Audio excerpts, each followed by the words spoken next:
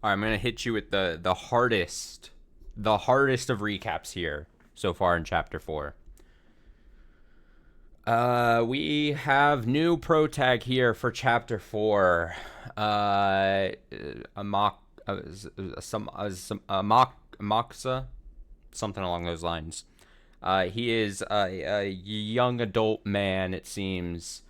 A police force investigative man. This is in the past, prior to all the other chapters.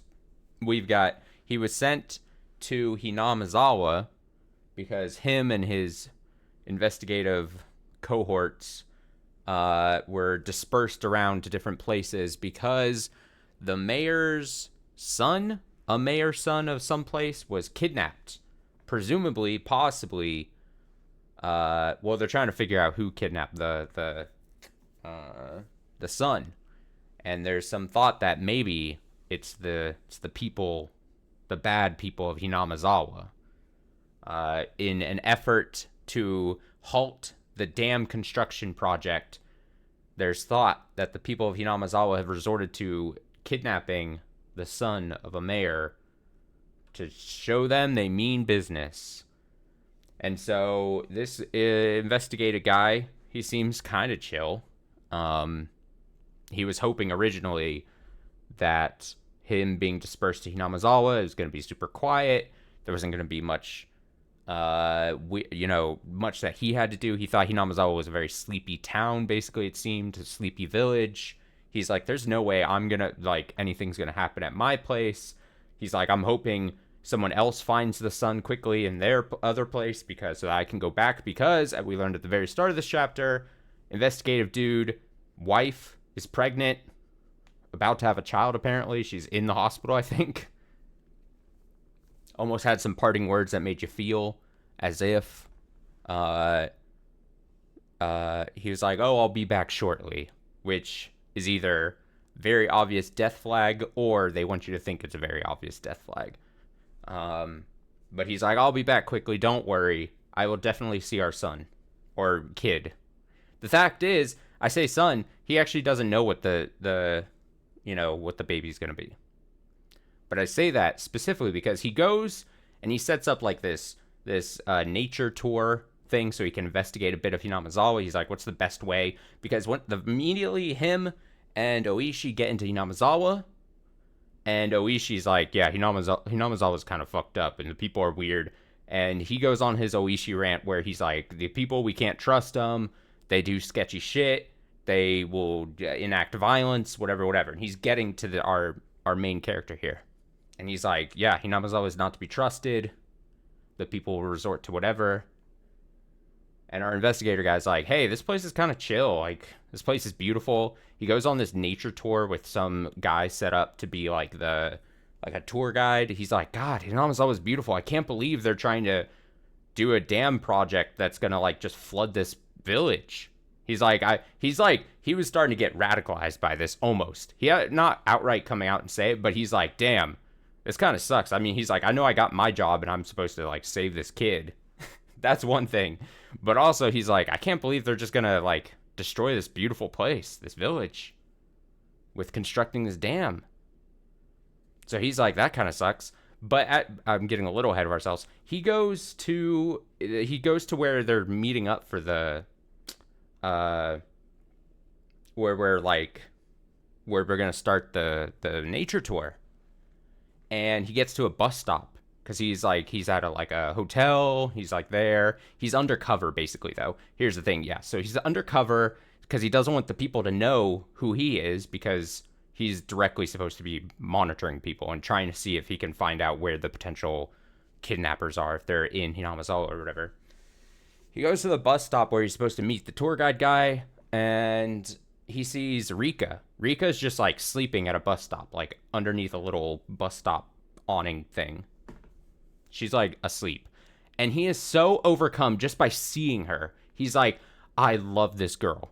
He's like, he's like, I don't know who this is, but she is so fucking just her majesty is something. I forget the exact words he was using, but it was like, he was like, God, she's just amazing. He's like, he sees her And she goes, Nipa, like twice. And he goes, I know that I'm going to have a daughter. And not only do I know I'm going to have a daughter, I hope she's as beautiful and as wonderful as this Rika person is. And it was kind of like, I was like, hey, I'm a Rika enjoyer too in general, but like it was a little overkill. But it really hammered the point where he was like, I fucking love Rika. So that's the thing. And then Rika, she goes, Nipa, Nipa, and he goes, Nipa, Nipa. And she's like, hey, can I go on this tour with you guys? The tour guide and our investigator guy. And the old tour guide guy was like, I don't know about that. He's trying to do his work, whatever. He's trying to, he paid for a whatever. And the guy's like, of course you can come. Of course you can come to the fucking tour guide. I would love to go on this nature tour with Rika. This person I am now just consumed by, apparently. Just her presence and her aura. And Rika's like, great. So we had a montage of basically them having fun in nature. And then basically they get towards like the end of the tour. And the guy and Rika are just having like a moment together. They're overlooking the whole village on this like high mountaintop looking thing. And he's like, God, this is where he's like, I can't believe they're trying to do a project and they're going to flood this village. And Rika turns to him and he's like, well, they're not going to. And he's like, huh? What do you mean? And then his inner monologue, he's like, I mean, it's one thing. He's like, in his inner monologue, he's like, well, it's one thing for a kid to just hope that, it's not going to happen. But he's like, I kind of work for the government, kind of. I sort of know that this is going to happen, whether they put up a resistance or not to it. And she's like, no, we know it's not going to happen. She was like, we know, us, the village, know it's not going to happen. And he's like, what are you talking about? And then she flipped. As we've seen with the previous chapters, almost a force so dominating and scary to whoever our main characters have been, she basically almost, in a way where it was described as almost being possessed again by another person, someone who wasn't this Rika he was spending the whole day with. It was like a different person. The way she acted, the way she talked, her voice changed almost slightly, like different, like more stern, and he was scared. And she's like, no, it's not gonna fucking happen. And I forget exactly what she was saying, but it was basically like, she was like, it's not gonna fucking happen. We're not gonna allow it to happen. Anyone who thinks that's allowed to happen, they'll have another thing coming, basically. And he's like, what the fuck? He's like, what happened to the lovely Rika person I knew? And then she like trips and falls, and then she like almost snaps out of it. And he's like, what did I just witness? And he even is so confused. He's like, Rika, what was all that? And she's like, Nipa, what are you talking about? And he's like, what the fuck? And so he was afraid.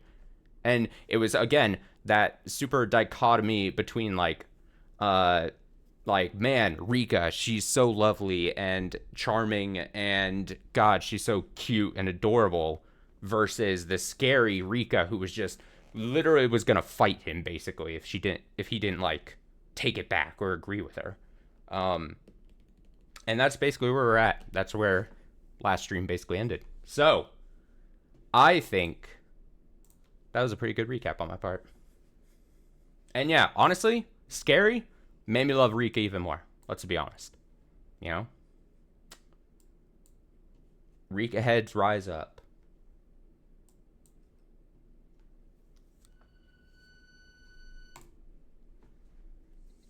Allegedly, I was informed at some point that chapter 4 is like much relatively shorter than most other chapters. We may already be almost, or by the end of tonight, halfway or more than halfway through this chapter.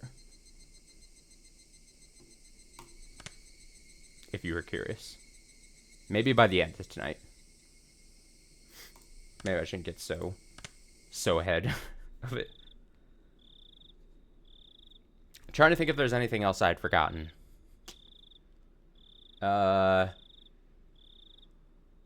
Oh, we saw in the tip section. I guess I can just go over this. We saw young character. So we see like younger, like this is, it's kind of hard to see because it's very small here, but very young, Mion. I almost said Mino or Minnow again, like Mino. Mion. So she's doing that. There's the doctor. He was with her. They were doing things. They were actually checking up on her grandmother. What's her name? Oryu, because she's alive at this point, and running things slightly. I think you're starting to see potentially where like the torch is going to be passed from Oryu to Mion here, even from a very young age, because Oryu looked and seemed not in the best of shape. Seemingly, I think that's what he was doing. He was checking up on her. But at least we see that, they knew each other from even years ago. We got, I think, a little just the slightest of background about, like, Mion's mom, who I guess is not obviously in the picture anymore. Things of that nature. So let's go. What is our main character gonna do now? The phone suddenly rang.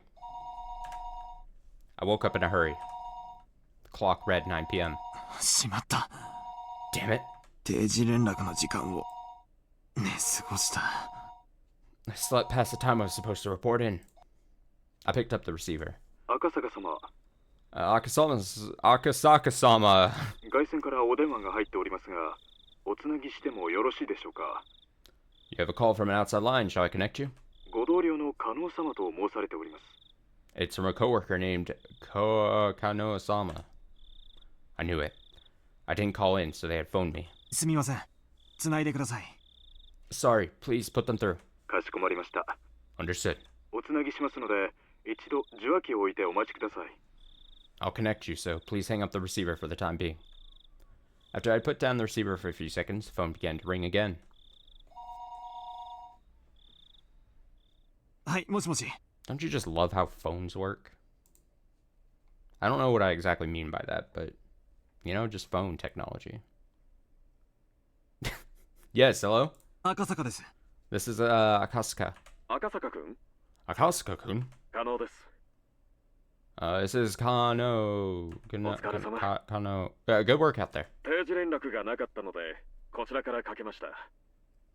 You didn't call in for your regular report, so we called instead. そちらの状況はどう？ What's your situation? Leaving the lecture for later, my senior coworker got straight to the point. 今日はひなみ沢村へ実島に行きました。 Today, I went to the village proper. 観光客を装うことで、村長以下の何人かの種同盟の要人との接触に成功。 Oh, he's recapping it just like I just basically did, kinda, sorta. Under the guise of a tourist, I managed to establish contact with the mayor and several other core members of the Guardians. I think the tour guide guy, the old tour guide guy, was the leader. I think there was a line dropped where he ended up revealing, like, I am the leader of the Guardians. Again, the Guardians being the official term of what this village, the core of village people. I made a joke about the village people at some point, and then it was like the people who take it upon themselves to defend the village from basically outsiders. 何も聞き出すには至りませんでしたが、好印象を得て、明日以降へのつなぎを作ることができました。 I wasn't able to ask them anything, but I left a good impression and was able to make a bridge for my investigation from tomorrow onwards. そう。 I see. なかなか手際がいいね。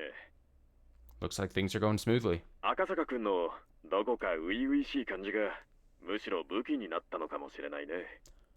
Akasaka-kun, you seem rather naive sometimes, but that might have worked in your favor. まずは上守備ってところかな。 I guess you made some good progress for now? 比較するほど経験がないので、上守備かはわかりませんが。 I don't have the experience to make a comparison, so I don't know if it's that good or not. とりあえず、今日のところは順調だと思います。 I think things went well for today, though. 県警での情報や地元警察の公安での情報と照らしてどう？ Did you find out anything from the prefectural or local offices? 鬼ヶ淵死守同盟は白っぽい？ Does it look as though the Onigafuchi Guardians is unrelated to this incident? I still didn't know. I should have been able to say that immediately.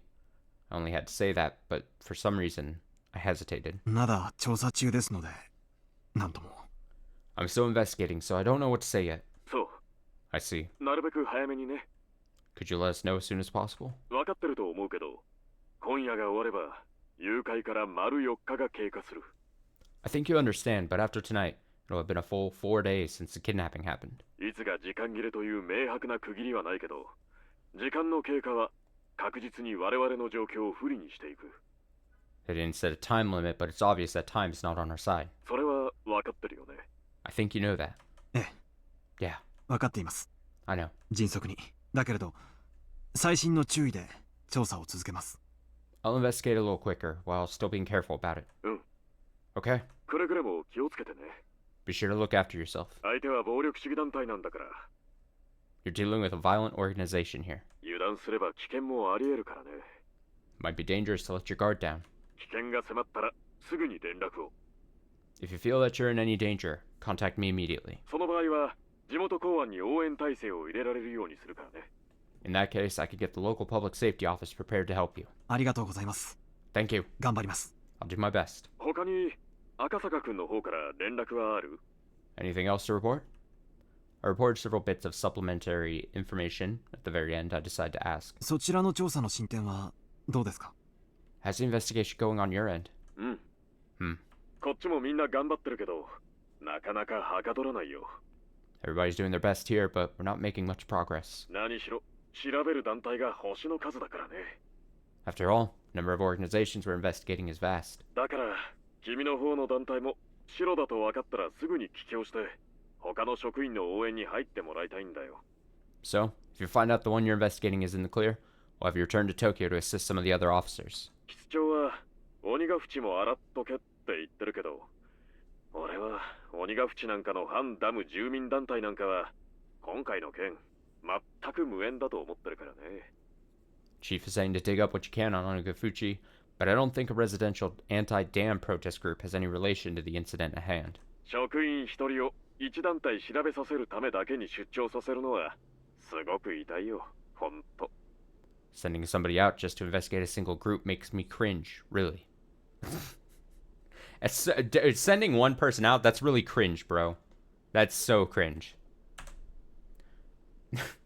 At this point, he was just complaining. He was telling me to stop taking time enjoying my trip, to finish up and get back real quick. なるべく早めにケリをつけるようにします。 I'll try and resolve this as soon as I can. うん、よろしくね。 Thanks. I'm counting on you. じゃあ他に何もなければ切るよ。 Well then, if there's nothing else, I'm hanging up. はい。 I love to tell anyone who I'm talking on the phone with, hey, if there's nothing else, I'm gonna be hanging up now. And they just have to deal with it. Okay. 特にありません。 That's all I have. Honestly, if I'm this guy, I'm gonna enjoy my trip. I got sent out. My wife, they know my wife is about to give birth, is pregnant, and they're forcing me to like miss out on top of that for a stupid job or whatever. I'm gonna be like, all right, you're gonna send me to Namazawa. I'm gonna enjoy my time here. I might die, but I'm gonna enjoy my time here.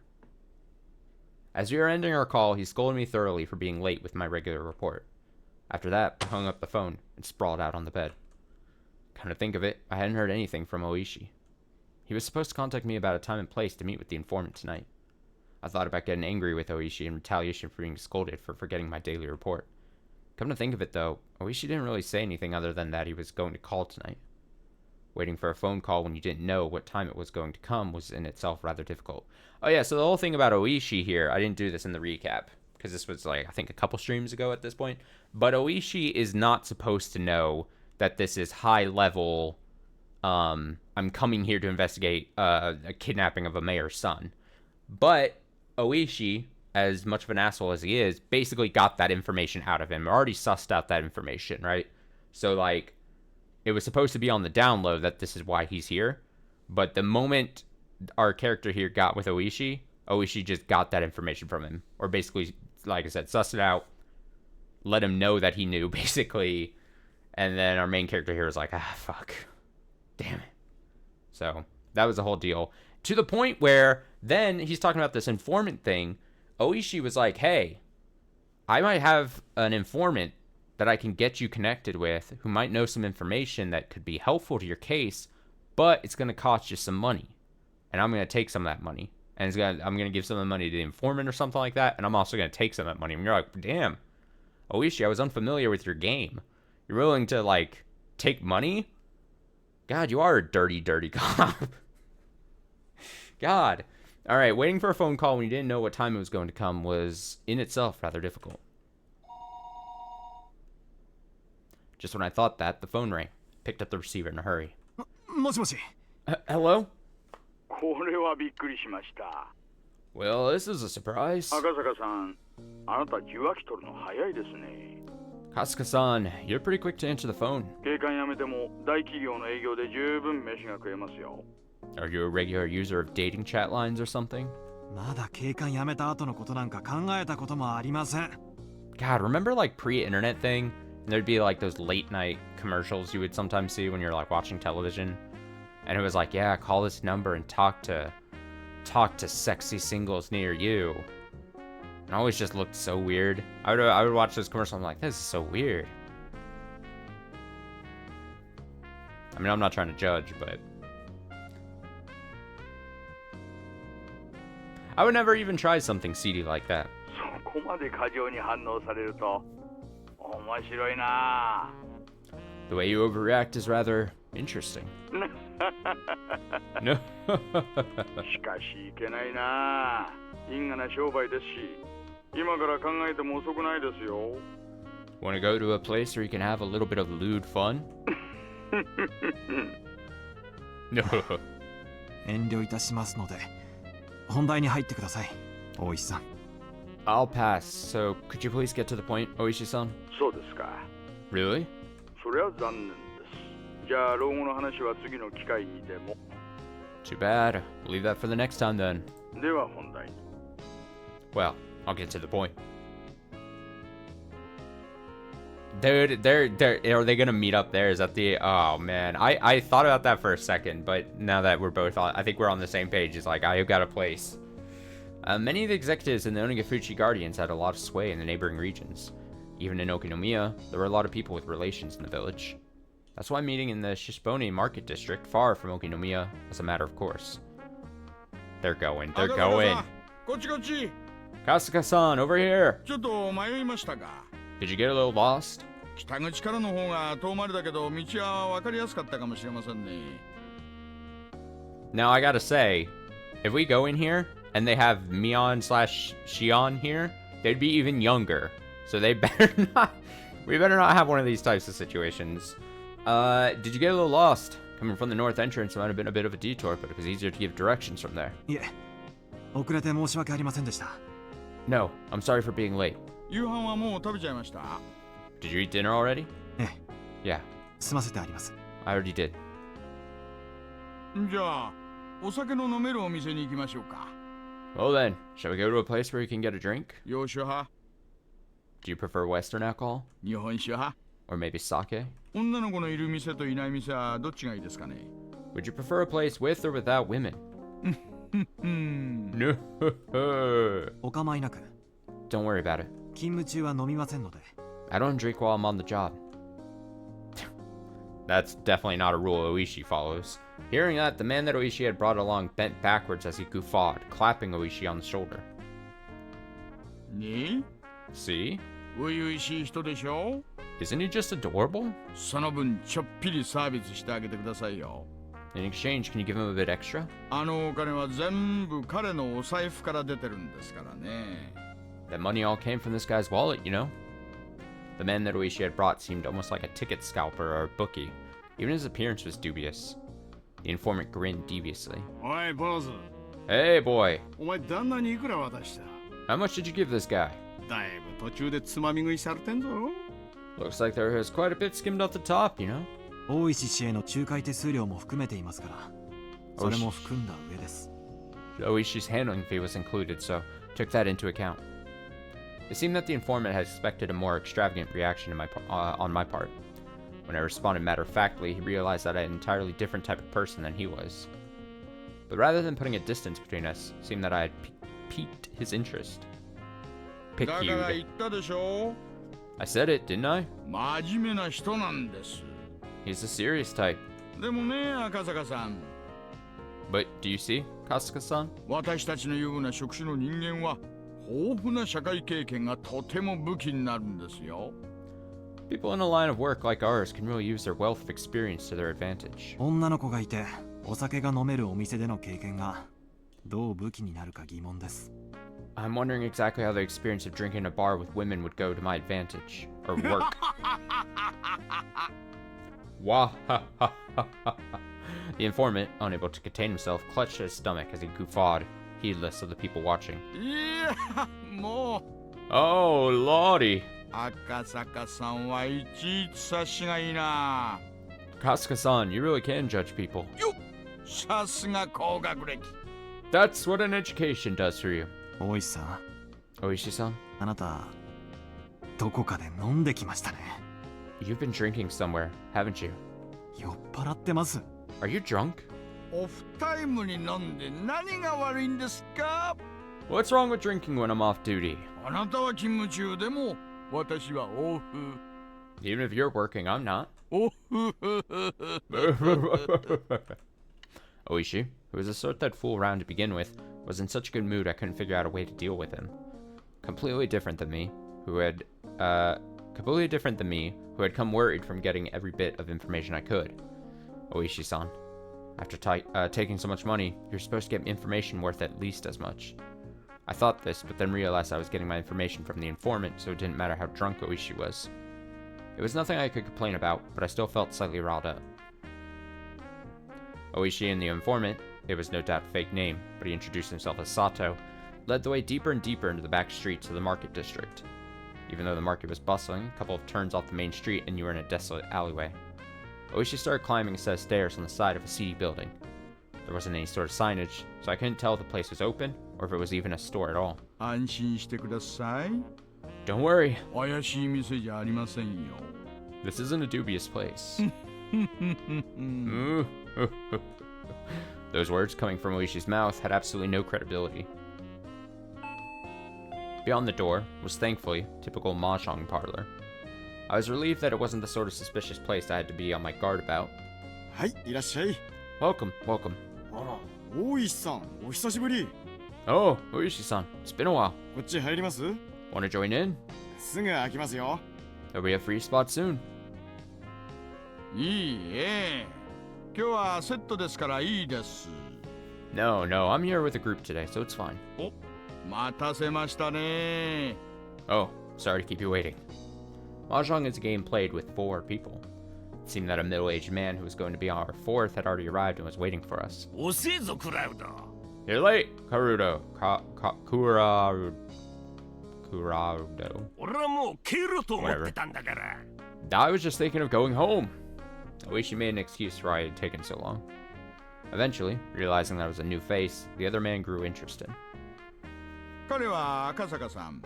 That's Akasuka-san. 東京からはるばる出張されてきた将来有望な新人さんです。 He's a rookie who came all the way from Tokyo on assignment. We have high hopes for him. 坊主、 Boy, お前麻雀はできんのか？ can you play Mahjong? まあ学生時代にそこそこに。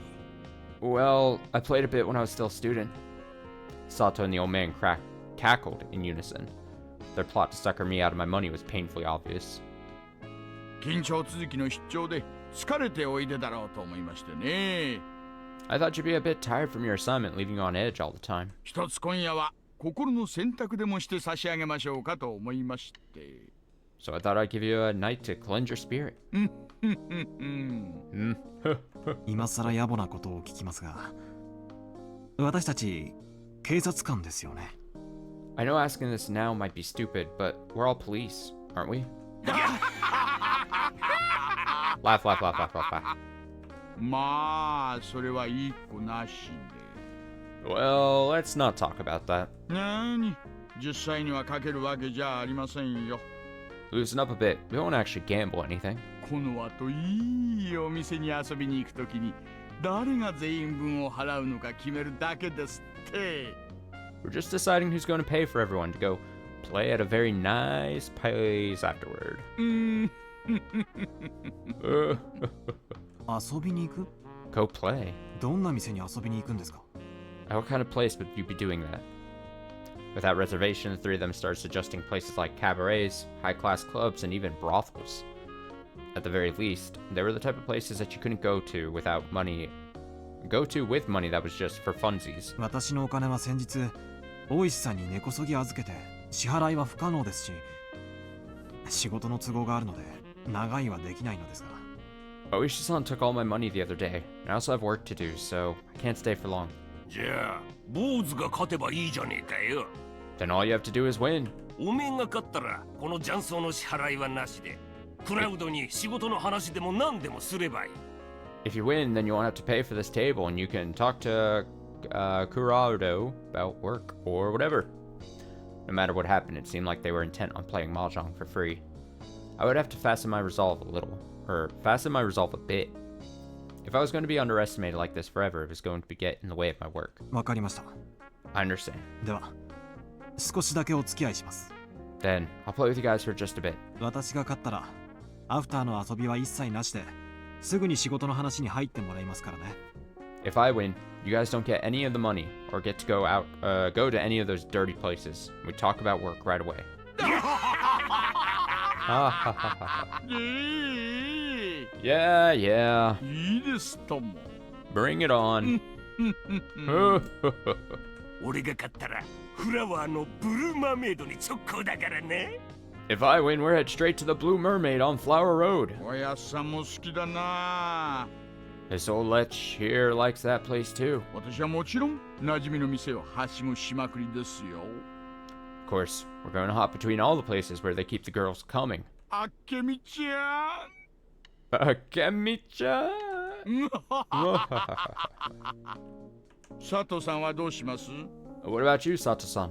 私は静かに飲めるお店でいいですよ。 I'd prefer a place where we can drink quietly. 静かにバニーさんとでしょ Like a nice quiet place with a bunny girl? Mwahaha. この間飲みに行った時、あんたバニーさんの尻尾を引っ込めちゃったでしょ。 Last time we went drinking, you pulled the tail right off that bunny girl, didn't you? あれ結局弁償だったの？ Didn't you end up having to pay for that? マスターに縫製代とか言われて一本ドンペリ開けられたな。The owner started a bottle of Dom Perignon on my tab and called it a tailoring fee. Debauchery. What a lively table this was. I could tell the other customers are glaring at us while we loudly continued our crude conversation. Speaking of which, the fact that they assumed I was the same was a bit disheartening. I wish she had taken all the money I'd brought, so everything I had left was out of my own pocket. In addition, there wasn't that much left of that either. If I kept on hanging around him like this, through his goading, my wallet would disappear into the night. I had to somehow win and return the conversation to my job. But these people, no matter how you looked at it, were pretty good. Sorry. Yuki. That's his wife. I'm sorry, I'm blowing all our money on this. Ah. そんじゃこれでリーチっと。 Well, then I'll just call Richie here. Well, the old man and Sato-san probably won't fall for this silly Richie. I wonder if Akasakun will spit out what I need. クラウドのリーチなんざどうせこの辺だろ。 At any rate, Kurado's hand is probably holding something like that, huh? この辺なら通るだろ。 In that case, this one ought to go through. それ There! Ho ho, oh ho. The old man's pretty good. He's quietly trying to use one of my safe tiles to complete his hand, isn't he? I do not understand how to play mahjong at all. I tried learning once, and I gave up very quickly. Too confusing for me. It seems that Akasaka-kun has at least learned the ropes when it comes to guarding against someone's Richi. But that will be his downfall. どうした坊主。 What's wrong, boy? サクッと切らねえかい。 Would you hurry up and discard? よくわからなかったらクラウドと同じもんを切ってりゃ安全だぞ。 If you're not sure, anything that Kurado's already thrown away should be safe, no? Ooh, Akasaka-kun's really fretting over this one. It was glaringly obvious that he had a safe tile to discard, but he didn't want to throw it away because he would move him further from completing his hand. They're so nice when they're young and innocent. Okay. Come on, hurry up and throw out the kicker.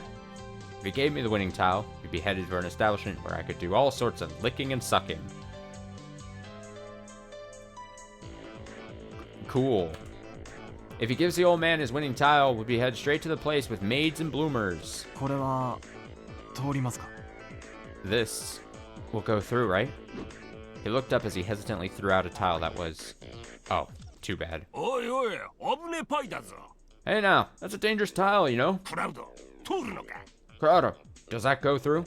いい、通りますよ。Yeah, it will. It seems this time you were lucky. But as long as the round kept going, I could still win off the draw. New hoo hoo.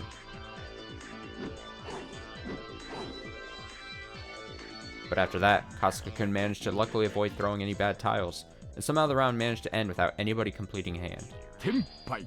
Tenpai. 天敗。 Tenpai. 当然。 Noten. Satsu-san had keenly anticipated that two players were in Richi and had decided to play it safe. What a cool-headed way of playing. Now let's see, what kind of hand did Kasuga-kun have? When the round ends with nobody winning in Mahjong, anybody in Tenpai has to show their hand. But if you're not in Tenpai, you have no obligation to reveal it.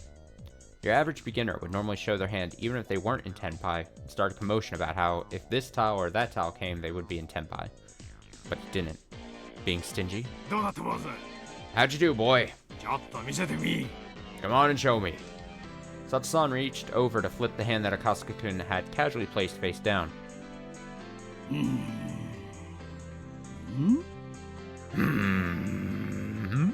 なんじゃこりゃ。 The hell is this? He was nowhere near Tenpai. Was Akasuka-kun totally bad at this after all? Right then, as the old man compared the tiles from Akasuka-kun's hand to the discard pool, a puzzled expression crossed his face. 坊主、 Boy, おめえ、この辺りで張っとるだろ。 you were in Tenpai right around here, weren't you? どうして切った？ Why'd you break your hand? マンズの高いあたりが急に高騰しましたので抑えました。 The higher Manzu tiles suddenly got more valuable, so I held them back. 大石さんのリーチに対して安全性が高まったのにです。 Even though the chance that they were safe tiles had increased with respect to Oishi-san's Rishi. 筋でさばけば無難なのにわざわざ抑えた方がいる。 I'm just like, I wish I knew what was happening. It would have been safer to read the discards, but there was a player who went out of their way to keep the tiles out of play. おう、 Oh? クラウドの天敗など鼻から論外。っていうわけか？ So, Hararu's Tenpai was no good from the start, in other words. 相当高度な引っ掛けでなければ私の宝珠を期待したぬるめの手かと思って。 If it wasn't such a high-level trap, I would have thought that you were waiting for me to throw out the winning tile. それよりもダマで張ったあなたの方がとりあえずは問題でした。 But the more concerning thing is that you were in Tenpai and didn't say anything. いつ天敗したのに気づいた？ When did you realize I was in Tenpai? この辺りですか。 Around here? ノンタイムで4連続で切ってますよね。 You threw out 4 tiles in a row immediately. 初めは食い替えかと思いましたが私をチラチラ見ていたので期待しているんだと気づきました。 At first I thought you were just discarding redundant tiles, but I noticed you glancing over at me and realized you were waiting for something. Kasuga-kun, you. 赤坂さん、あんた麻雀始めてどのくらい？ Kasuga-san, when did you first start playing Mahjong? 高校から大学くらいまでの間しかやっていませんよ。 I never did, except in high school and university. さあ続けましょう。 Now, let's continue. 佐藤さんはテンパイしなかったから流れて次は私ですね。 Since Satsu-san wasn't in Tenpai and the round ended without a winner, then I'm next, right? おや The next stealer. Seems like Kasuga-kun is really aware of how the game flows. We thought we were just going to eat him alive, but looks like that isn't going to be so easy. 大石さん Oh, this is what I look like? 想図が濃すいですね。 Face reveal? Oishi-san. Looks like you're going for the bamboo tiles. 回しますか。 Why is it? Kind of looks like a shitty battler ripoff, honestly. Should I put some in play? この坊主。 This boy. クラウド、降りるな。 Kuroto, don't back down. あと3つ。いいハエが来ればな。 As long as I get 3 more good tiles. 佐藤さんはうまくいきそうです。 Sato-san, think you can do it? くそ Damn it. 食いたんで引きずり下ろすか。 I'll just force you to go for a cheap Tanyo. Tanyao. チーだ。 チーですか。 A straight? じゃあすみません。それポンです。 Well, sorry. I'm going to pawn that tile. Ooh, watch me as I pawn that tile. Oh, now, going to call 3 of a kind after you declared a straight? Trying to override and interfere? 坊主おめえ離れしとるな。 Boy, you're getting pretty used to this. まさか。 Oh, no. 私が生まれる前から打ってるような方々とは比べようもないですよ。 I couldn't even compare to you guys, who have been playing since before I was even born. あ、それです。ロン。 That's game. Ron.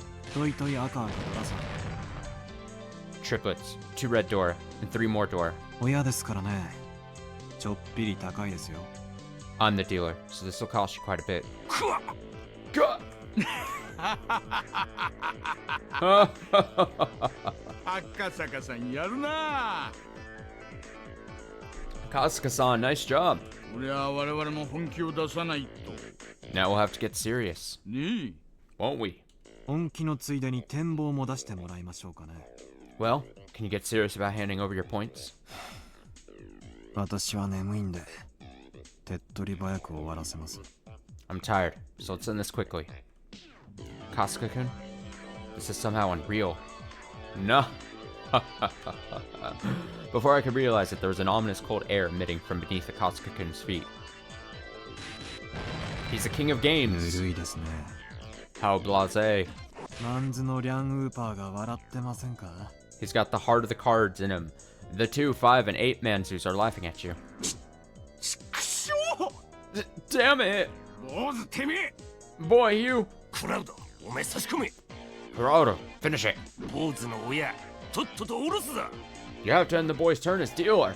悔しいですが、どうやらそうした方が賢明なようですね。 I hate to admit it, but that seems like the best option. 出た。 There it is! ローだ。 Ron! 太陽ドラ1。 Simple straights, 1 door. すみませんね。頭っ鼻です。 Sorry, head bump. ロン、 Ron, ピンフ。 straight. 頭っぱねだ。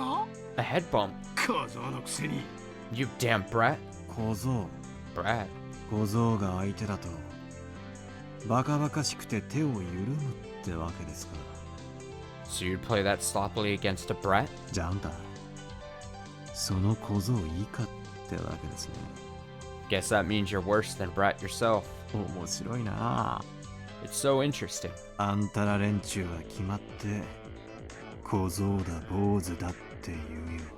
The way you guys call people things like brat and boy. あ、赤坂くん。 Akasuka-kun. 赤坂くんですよね。 That is you, isn't it? なんだか、ムードが変わりまくりなんですがね。 It feels like you're a totally different person. 私をかもって今晩はいいお酒を飲むおつもりだったんでしょうが、 You thought that I, being a sucker, would let you drink some good booze tonight? どうやら皆さんの当ては外れそうです。 Seems that you were a little off the mark. の Ron. 単品3色赤1ドラ1。 Triple straight, red door, and another door. おお。 Whoa! 張ってやがったか。 He actually did it! だからあんた、ぬるいよ。 That's why I'm saying you guys are slacking. いくらダマだからって、こんなにぬるい三面なんだから、読んでくれなくっちゃ。 No matter how you look at it, you have to be able to read such an obvious three-way weight. Kasuka-kun chuckled as he rested his chin in his hands. That pose was so fitting it was almost scary. おいクラウド Hey, Kurodo! 話がちげえぞ。 This isn't what we discussed. 初々しいカモがネギ背負ってきたって言ったのは誰だ。 Who the hell said he was a naive sucker right for the picking? いや Oh, 誰でしょう。 who could it be? おいさ、まずいよ。 Oh, Ishi-san, this is bad. このままじゃ負けるよマジで。If he keeps going like this, we're seriously going to lose. Kasuga-kun, for you to make me get serious. Looks like you really want to be milk dry. ポン Pon, ポン pon. 気前がいいですね。もう一回ポンです。 That sounds nice. One more time. Pon. God, he's so cool. Kasuga-kun was almost singing at this point. The tiles he had open were all pin tiles. You can't be serious. Are you really going for the flush? ポン Pon.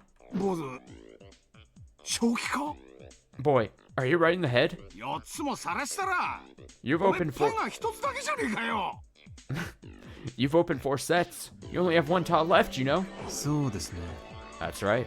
知ってます？ Did you know? 短期待ちって一番読まれにくいらしいですよ。 Waiting on a single tile is the hardest thing to read. バカかてめえ Are you an idiot? そこまで染めて晒しといて今更出ると思うんじゃねえ With that much of your hand revealed, you don't think we'd give you a tile you need, do you? 読めてますよ赤坂さん。 I know what you're doing, Akasuka-san. それ均一でも本一でもないんでしょ。 That's not a flush or a half flush, is it? 4つポンした時点でトイトイは成立してますからね。 The fact that you called pawn 4 times means you're already in position for an all triplet hand. あんた今絶好の単独トップ。 Right now, you're far and away in the lead. こいつは均一と見せかけてトイトイで食おうという挑発手でしょ。 You're trying to show a flush and goad us into giving you triplets, aren't you? そう思うならピンズ切ってみます？ If that's what you think, want to try throwing out some pins? 大石さんの牌の左5つ The left 5 tiles in your hand, Huishi-san. さっきから切り損ねてるピンズですよね。 They're pin tiles you're reluctant to throw away, aren't they? それを端から順に切ってみたらいいんじゃないですか？ Why don't you try discarding them in order from the left? You must be joking. Is he a mahjong god? If not, he had to be the main character of a manga or something. At that moment, the old man sent me a sign under the table. The message was simple and clear. クラウドやれ叩き潰せ Kuraudo, do it. Crush him. こんな若い子に様は好きじゃないんですがね。I don't like to cheat against kids like this. あほここまで舐められて今さら引けるか Idiot. After being disrespected like this, we can't pull back now. もう知りませんよ。ではどうぞ。 Well, I'm not responsible for what happened, you know. Go ahead. 行くぞ坊主 Here we go, boy. リーチだ Riichi, オープンで行くぞ we'll go open. ピンズの一数値待ちだ I'm waiting for a 1, 4, 7 of pins. Most likely, the tile that Kasuga-kun was waiting for was one of those tiles. With this, Kasuga-kun was no longer capable of winning the hand. When I drew from the wall, I switched out the tile that Kasuga-kun would draw. The tile that I put in was the 1 pin, one of the tiles that the old man was waiting on. Kasuga-kun discarded it a little while ago, so there was no threat of it being the one he needed. おい坊主の番だぜ Come on, it's your turn, boy.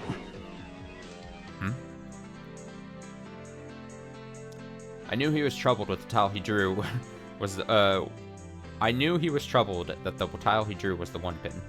Of course, he couldn't discard it. 坊主 Boy. 分かってると思うがオープンリーチに振り込んだら100万払いだぜ You must be aware, but if you discard into an open reach, it's worth the limit, you know. 言われるまでもありませんよ。 You don't have to tell me that. The tile that came from Akasuga-kun's hand was an honor tile. Whew, ain't that something. There's only 1 north wind tile left, isn't there? You were counting on a really rough wait, weren't you? But with this, Kasuga-kun's fate was decided. カズ Brat. 命拾いしたな You're lucky you're safe.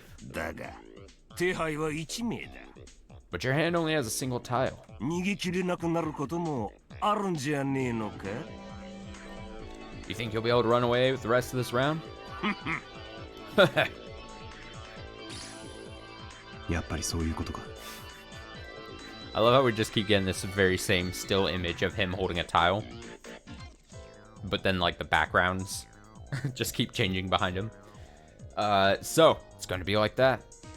Kasuga-kun glared at the old man with a discerning eye. This guy had pretty good instincts. Did he figure out we were cheating? Let's stop it. Let's stop this. Kasuga-kun is a step or two ahead of us. Fool? You think we can stop after we come this far? Next, make him draw it. The next tile Kasuga-kun would draw was a 7-pin. With that, it would be settled. No matter which one he discarded, he'd play right into the old man's hand. An unavoidable full payout. When I drew my tile, I sneakily swapped Akasuka-san's Achu. Crash. What? Kasuga-kun suddenly sneezed, collapsing the wall of tiles in front of him. Hey, what are you doing? すみません。ついくしゃみをした拍子に山を崩しちゃって。Sorry, I accidentally knocked over the wall when I sneezed. バップ払いですね。There's a penalty for that, right? 上だから4000オールですか？ I'm the dealer, so 4,000 to everybody? それとも、バップは積み棒に？ Or should I pay a deposit?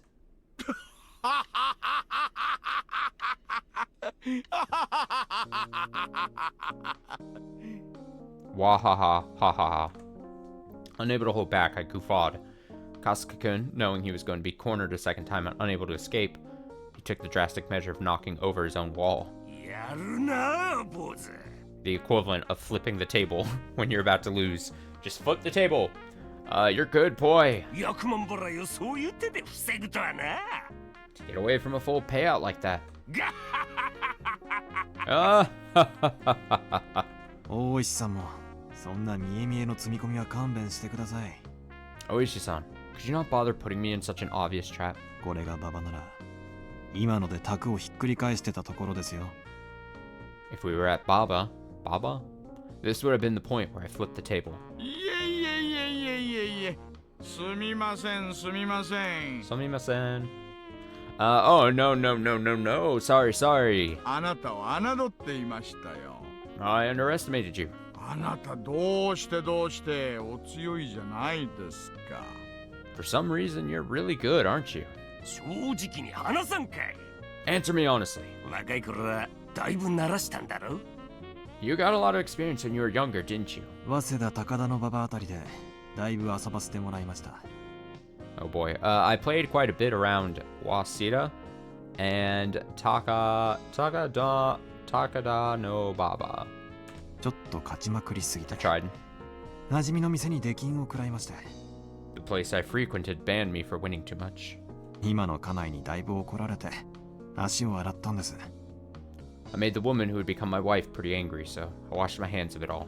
勝ちまくりすぎて Raise the stakes so too high? あんた当時はどのくらいの勝率でやってたの？ How much were you playing for at the time? メンツにもよりましたが、歌舞伎町あたりで打つときはほぼ負けなしでした。Depends on who I was playing with, but I had an almost perfect record playing in Kabukicho. 特に相手があれ系の人のときは命かかってましたからね。Especially since when I played against a certain crowd, my life was on the line. 20 times? What kind of stakes are those? Did you have Yakuza at your table? Or pro baseball players? なんだ。What's this? クラウド。 Geraldo! このタク。 You buffoon! お前どっからこんなプロ雀士みたいなの引っ張ってきたんだ。 Where did you pull this guy from? He's practically a professional! もうやめ。 I give up. もう。 Jeez. 坊主。おめえの勝ちだ。 Boy, it's your win. 降参。 I surrender. ありがとうございます。光栄です。Thank you very much. It was an honor.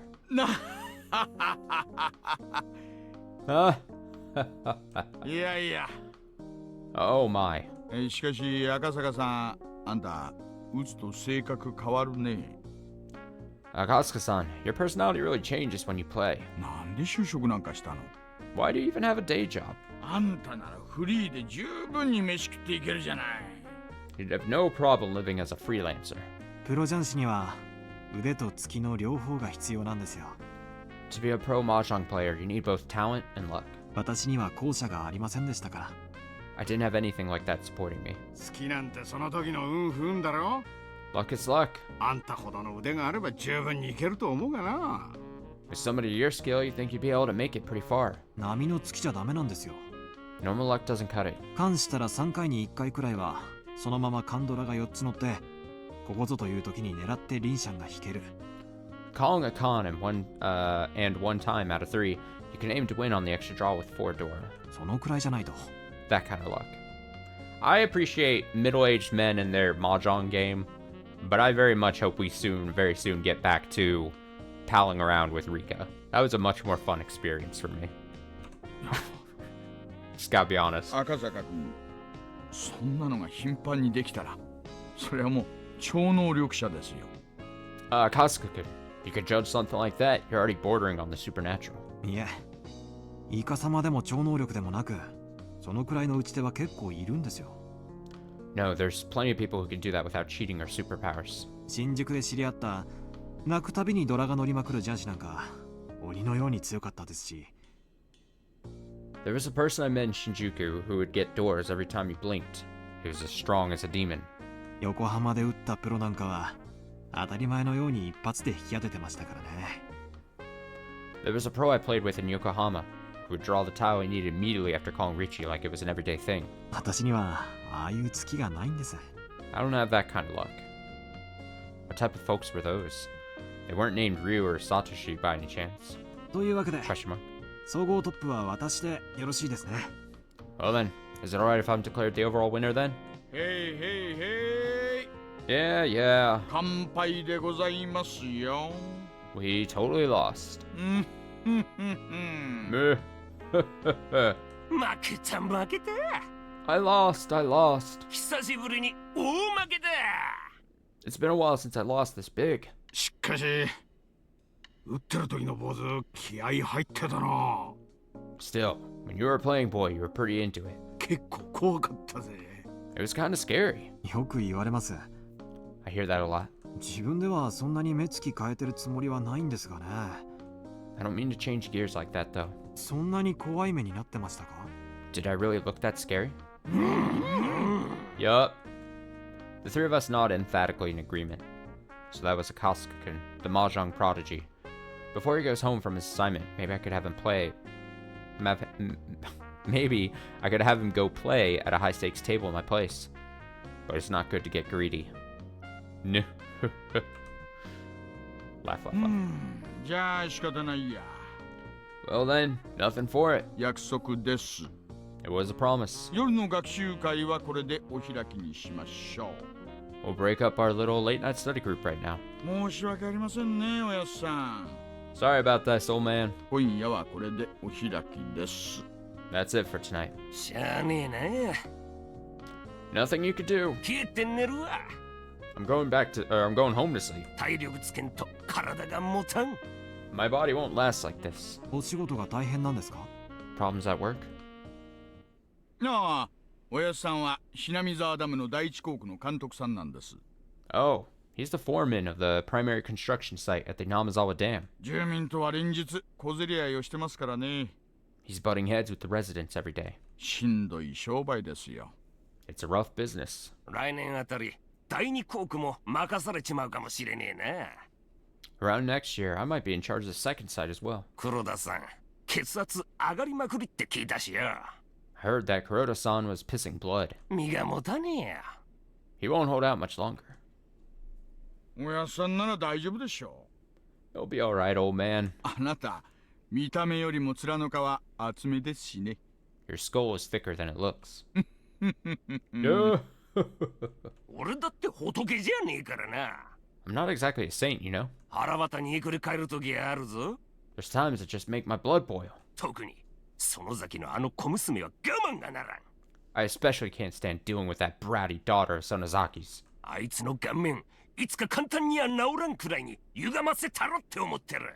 I think one of these days I'm going to rearrange your face. Damn, fighting words. まあまあまあ。 No. でも給料はいいんでしょ At least the pay is good, right? かなり破格の給金だって聞きましたよ。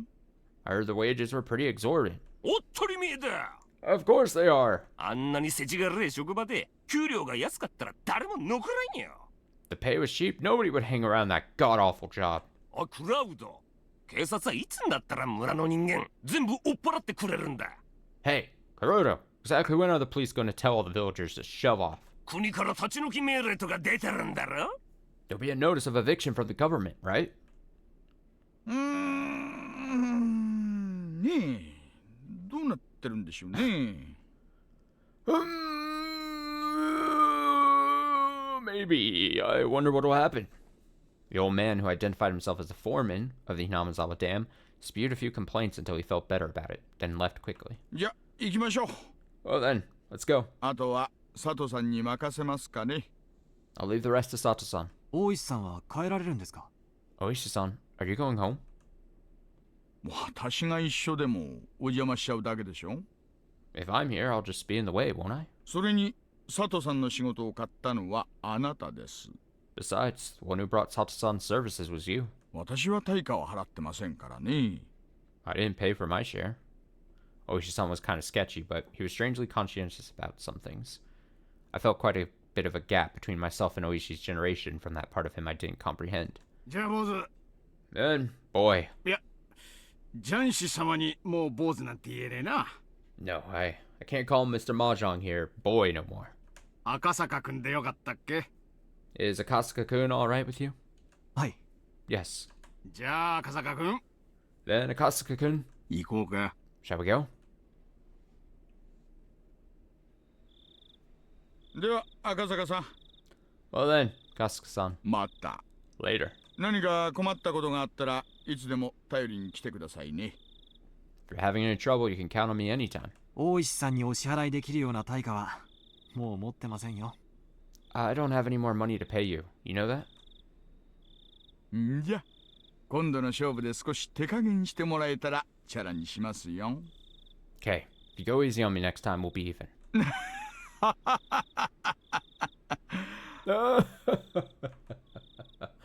Oishi, seemingly still not having had his fill of playing around, but without overstaying his welcome, disappeared into the night. Get out of here, Oishi.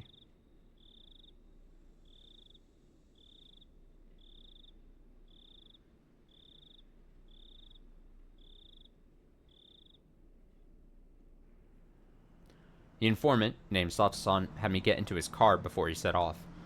He favored narrow roads and made numerous short left turns. 左折法による尾行確認ですか？ Checking if we're being followed? 詳しいな。 Yeah, you know a lot about this. Checking to see if we were being tailed by making left turns was a rather classic technique. If it was just a single pursuer, you could confirm it that way. But if you're being tailed as a team, this archaic method wouldn't let you shake them. Of course, doing it anyway was better than not. 赤坂くんが何者かは旦那から何も聞いてないんだが。 I didn't hear anything from the boss as to who you were, Kasuga-kun. やっぱり警察関係かい？ Related to the police? 尾行確認に詳しいなんて、あとは探偵者くらいしか思いつかねえね。 If you're familiar with checking for being I keep wanting to say tailed, the only other possibility I could think of is something like a private detective.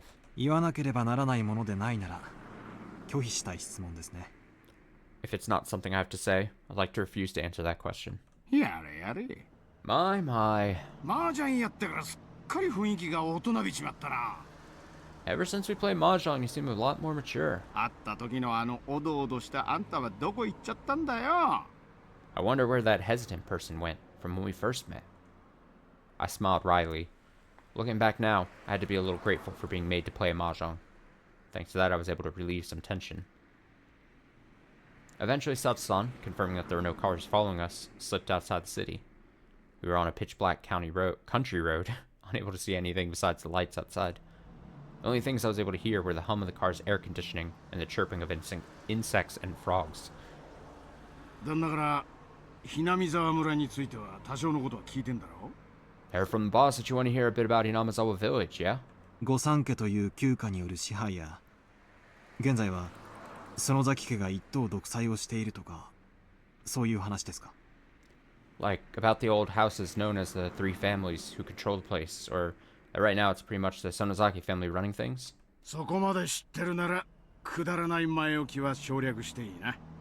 If you know that much already, cut out the introductions. ではお願いします。 Then, if you would. 犬飼大臣の孫の誘拐に鬼ヶ淵死守同盟が関与しているか否かを。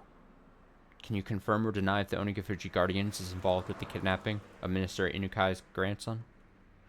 Satsu-san checked the rearview mirror one more time to confirm there wasn't anybody behind us before speaking. 昨夜、園崎本家で親族会議が開かれたそうだ。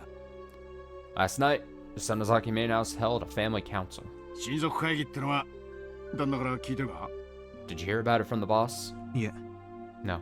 普通に親族会議って言ったら、まあ親戚が集まってお茶でも飲むようなもんだよな。 If it was a normal meeting, then it would just be all the relatives coming together over a nice cup of tea or something. だが、園崎本家の親族会議っていうのはそんなのんびりしたものとはわけが違う。 But a family council held by the main house isn't quite so relaxed. Hello. A family council held by the Sonozaki main house. That would be a meeting between those who truly controlled Hinamazawa village. They wouldn't be talking about private family matters. It'd be about the village as a whole. About organizing activities against the dam project. Among other things, everything would be decided there. In reality, they were deciding the fate of the village. At the head of the meeting was Oryu Sonozaki, more or less called Empress Sonozaki, as the ultimate decision maker of the clan. She was to be feared and respected. Infirm with her old age, she was often unable to stand on her own, but her words carried enough weight to sway the fate of the village. It seemed that lately she had grown weak, and on days where she wasn't feeling well, remained bedridden. Family councils that occurred while she wasn't feeling well took place with her on the floor. God, I wish I could be in a meeting and just lay on the ground. I'm just gonna lay on the on the floor for my next work meeting.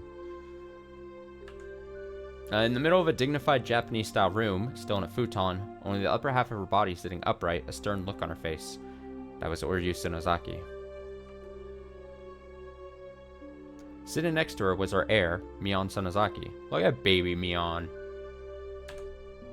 She was still young. No, young wasn't quite the right word. We saw the Oryu sprite during the tips at the end of last stream. It was her for a second, I think, and young Mion and Irie doctor guy. She was still young. No, young wasn't quite the right word. She was a girl who remained childish. Her role was to merely sit beside Oryu Sonozaki, sometimes responding to her requests. However, she was the only one deemed worthy to succeed Oryu. She had the same hawkish eyes, enough to give pause to anybody who was so much as looked at them. Much was expected of her in the future, this granddaughter of the Sonozaki's leader. And, also on either side of her, sat several other important members of the remaining three families, the Kimiyoshi family and the Furude family. First on the list for the Kimiyoshi family was of course the mayor of Hinamazawa village, Kichiro Kimiyoshi. And lined up beside him were several more of his direct relatives. Opposite to them sat the other of the three families, the Furude family. The Furude family was only comprised of the family of a Shinto priest, so the only ones sitting there were said priest, his wife, and their daughter Rika. Rika was doted on by many of the older folks in the village, and it seemed that Oryu was no exception. While the stress from just attending a family council was said to be enough to shorten your lifespan by 3 days, it seemed like Rika was the only one exempt from that. Because she's all-powerful. No matter how charged the atmosphere was around her, she paid it no mind, instead humming along as she doodled in a sketchbook. I guess not important enough. If I was ever a character somehow in a visual novel and I didn't get a sprite, I'd be so upset.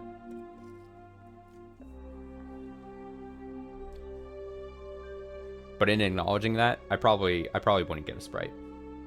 I would somehow not get a sprite in a visual novel all about my own life somehow. In fact, the night before, lying on her stomach while humming and doodling, she nonchalantly tucked her legs into Oryu's futon like it was a kotatsu. All this was the three families. And all around the room, lined row upon row, were relatives of the Sonozaki family. The only ones who were afforded cushions to sit on were direct relatives. The others were left to sit in the seiza position directly on the tatami mats. With Empress Sonozaki enshrined at their center, they were almost like a giant snake coiled around the room. It was decided that everybody would sit in order of their rank. The number of people from the Sonozaki family was overwhelming. The fact that the Sonozaki family held so many seats at a meeting where everything pertaining to the village was decided made determining where the balance of power was held in the three families as clear as day. The number of members in attendance from each of the families directly reflected how much influence they had in ruling Hinamizawa. その会議で何が話されたんですか? What was talked about at that meeting? Sato-san, after remaining silent for a while, quietly began to speak.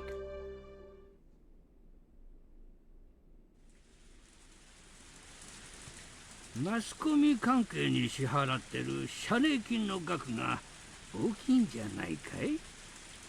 Wasn't our monetary gift of appreciation to the media a little large?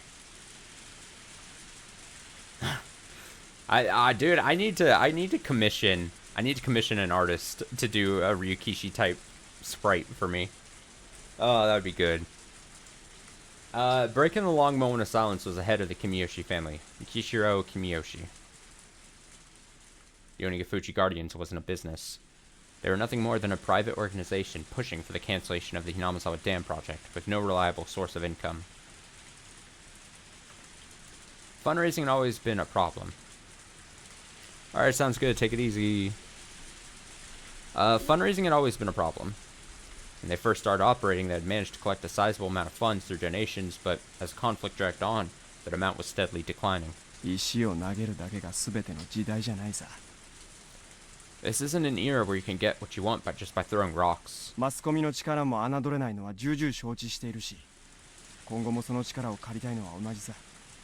very important you don't underestimate the power of the media, and we want to borrow some of that down the road. The expressions of the people related to the Sonozaki family were sullen. As the one who suggested that they should borrow the power was the family head, Oryu Sonozaki. The battle wasn't just about force of arms. In this civilized age, there were civilized methods of fighting. Oryu suggested that, creating a strategy incorporating the mass media. Oryu's foresight was spot on, and the effects of that plan, while at first unclear, slowly began to manifest. If a physical confrontation at the construction site was meant to delay progress on the dam by even one day, then the propaganda war using the media was aimed at attacking the dam project itself. At first, there were those who had doubts about that strategy, but there was nobody who would call those results into questions. But in order to maintain those media ties, a colossal amount of money was required. As long as the amount of funds they had was abundant, things would turn out fine.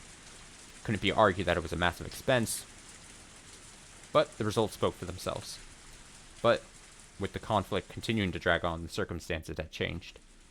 The head of the Sonozaki family, no, the one who sat at the pinnacle of the Hinamizawa's three families, Oryu, had suggested the idea herself, so it was already untouchable, and continued to be allowed to drain from that budget. Nobody acknowledged that it should be so allowed, but nobody could say anything. That was the price of dealing with the mass media. Domo, Oryu-san. What do you think, Oryu-san? The only person who could object to a plan proposed by the head of the Sonozaki household herself was probably Mayor Kimiyoshi. Oryu, with a hard-to-define expression on her face, as if she had severed herself from the fetters of mortal emotion, simply listened quietly to Kimiyoshi's words. But really, it was hard to tell if she was quietly listening or didn't even have the intention of listening at all.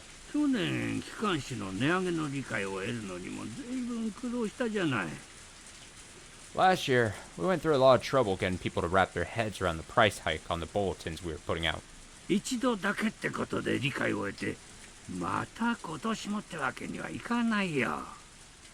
convinced them it was just the one time. Just wouldn't do if we had another one this year. Right, Furude-san? The mayor looked to the priest and his wife from the Furude family for affirmation. The priest gave a vague expression, avoiding a prompt response. But his wife gave her answer without a second thought. That's right. 特に貧しい家には大きな負担になっています。 The cost of the bulletins are a particularly harsh burden for the poorer families. みんな自分たちの村のためだからと耐えていますが、これ以上の値上げはやめた方がいいでしょうね。 Everybody's dealing with it for the sake of the village, but it's best we don't increase the prices anymore. The bulletin was, as its name implied, a bulletin published by the Onikafuchi Guardians. It outlined the Alliance's activities, ideals, and resolve, but you couldn't deny the contents were rather piecemeal. That bulletin's main goal wasn't to inform people, but rather was something to sell to businesses and people living in the village or connected to it, and using those sales to collect funds. In other words, it had become something of a tax. Of course, it didn't have to be said that this was one of the main sources of income for the Onikafuchi Guardians. Originally, purchase was supposed to be voluntary, but in Hinamizawa, it had slightly become the opposite. In the neighboring towns as well, it seemed that many businesses were buying copies just to avoid butting heads with the Alliance. The priest whispered to his wife to not say anything unnecessary, but was struck down decidedly with a cold glare. Cowering from that glare, the priest shut his mouth. The priest's wife always held the power in their relationship. That was because she was the one who carried the Frude bloodline. The priest merely married into the family. He was nothing more than somebody who adopted the name just to join the three families. He should have been able to find a spot fairly high up in the hierarchy of things, but the lack of authority in his voice meant that he had still not gained any favor.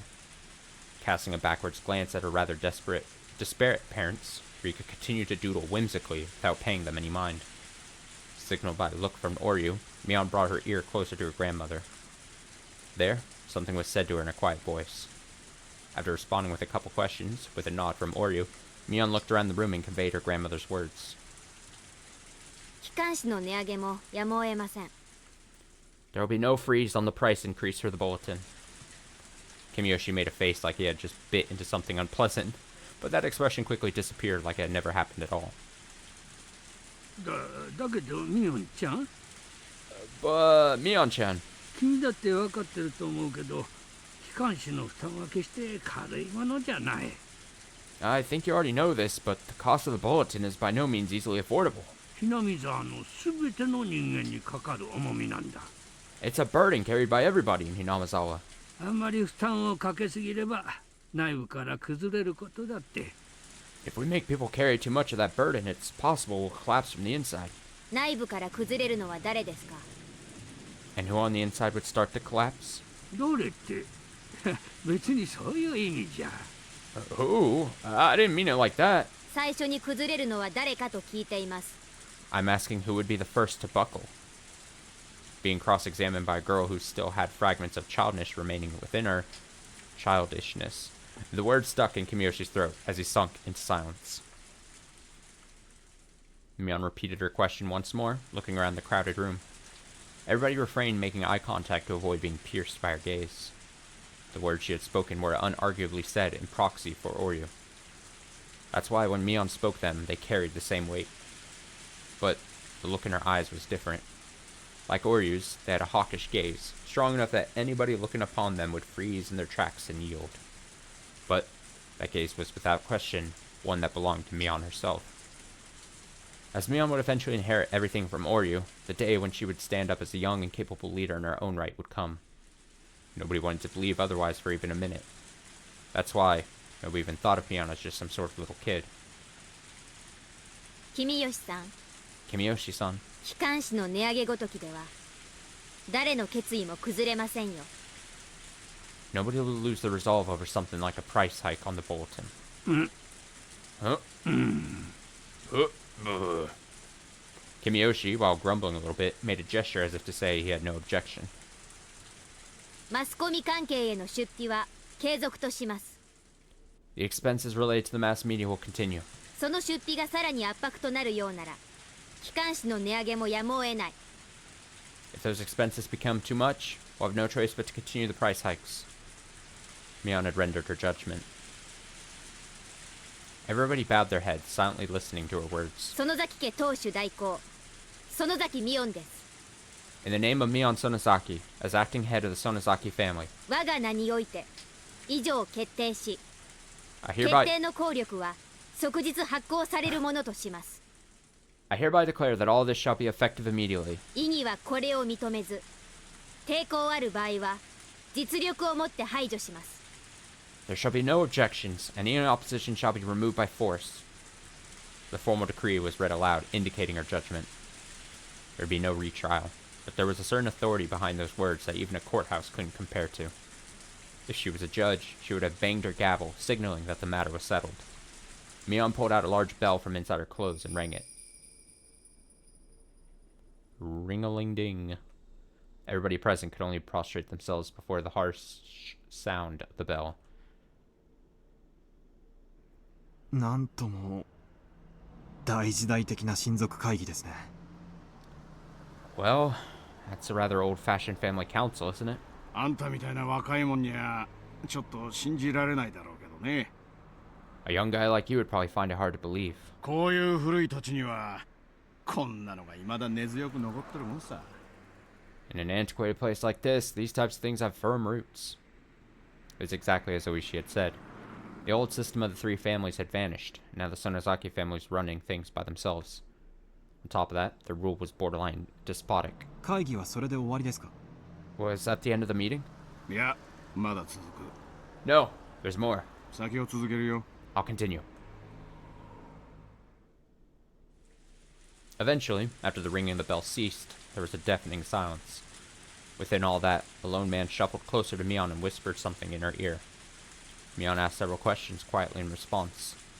When she was satisfied, she motioned for the man to leave.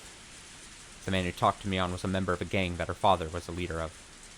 That organization had the entire area of Shishibone City under its control, so it was quite well known even here. Of course, this was talking about the criminal underworld, so it's not like it's just anybody would know. But just showing a patch with the gang symbol on it was enough to resolve any disputes in the neighborhood. Mion's biological father, Teoryu, was her daughter's husband. The power of that man's gang was the driving force that controlled the dark underbelly of the Onigafuchi Guardians.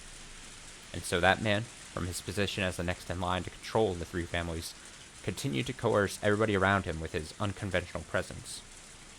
Mion exchanged a look with her father. Was it okay for her to tell her what she just heard directly to Oryu? It looked like she was asking him that question. Her father gently, but firmly, nodded his response. Mion also nodded, then sidled up to Oryu and informed her of something. Eventually, Mion finished conveying her message, separated herself from Oryu, and fixed her posture, waiting for Oryu to signal her response. It wasn't often that Oryu showed any emotion. That's why, when she started to laugh quietly, a vague sense of uneasiness crept over everybody in the room. そら、難儀なこともあったものよの。 That's quite the conundrum, isn't it?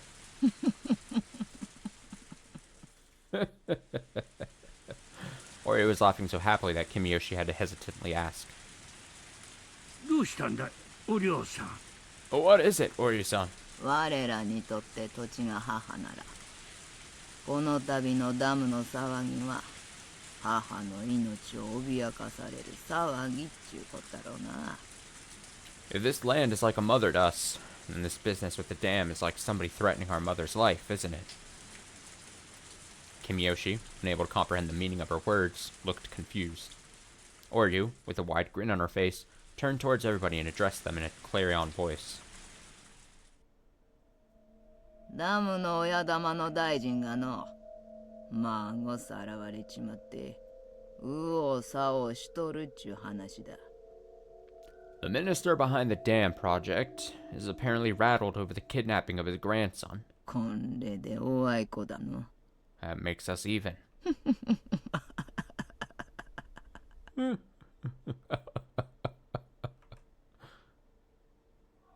バカな。 That's absurd. Information on the kidnapping of Minister Inukai's grandson shouldn't have leaked from anywhere. How did they know? Even we didn't know much about the kidnapping incident. Exactly how did an antiquated household so far away from Tokyo come to know of it? It was a tranquil place, but I couldn't help but have an uneasy feeling about Hinamazawa village. At some point, I mentally filed this place away as unrelated to the incident at hand. That mental paperwork had just blown away in the wind. どうして鬼ヶ淵主導名が知っているんだ。 How did the Onigafuchi Guardians know about that? Sato-san, unable to come up with an answer, fell into silence. すみません。 I'm sorry. 続きをお願いします。 Please continue. なあ。 Sure. 犬飼建設大臣のお孫さんがさらわれた。 The Minister of Construction's grandson was kidnapped? お嬢さん、それは本当かい？ Ori-san, is that true? The major of an incident was nowhere to be seen in the newspapers or on TV. That major of an incident. That makes sense. But in Hinamizawa, there was nothing strange about Oryu knowing something that the rest of the world didn't. 我らの痛みは母を失う痛みじゃの。 Our pain is the pain of losing a mother. それに値するとは思わんが、孫を失う痛み。 I don't think it completely makes up for it, but the pain of losing a grandchild.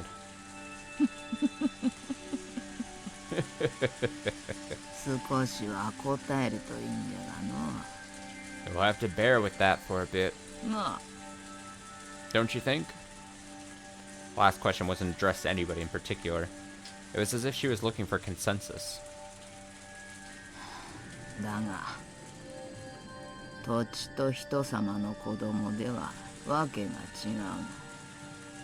Still, land and a human child are different things. 隠すのは構わんが、怪我だけはさせたくないものやな。 I don't mind hiding him here, but I want no harm to befall him.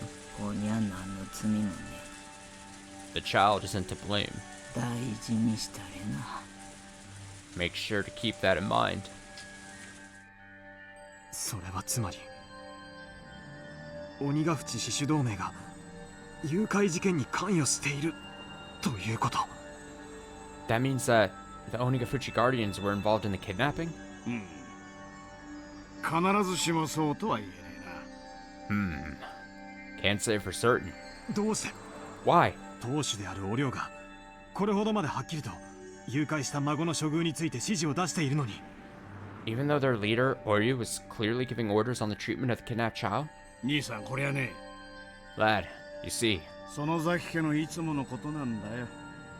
This is what the Sonozaki family always does. いつものこと？ Always does. それはどういう意味です？ What do you mean by that? Let's say there was a particular problem, one that wasn't exactly favorable for the Sonozaki family. If Oryu shows concern over that particular problem, hearing that, somebody who attended the family council would be helpful. As a result, Oryu's wish would be granted. However, neither Oryu or anybody else would know who actually did it. With that kind of clever little ploy, the Sonozaki family was able to manipulate events even though they had their hands laid out on the table. では親族会議に出席していた誰かが犯人ということですか？ Then, that means that somebody who was at the family council was the culprit? あるいはそもそも犯人なんかいない可能性だってあるよな。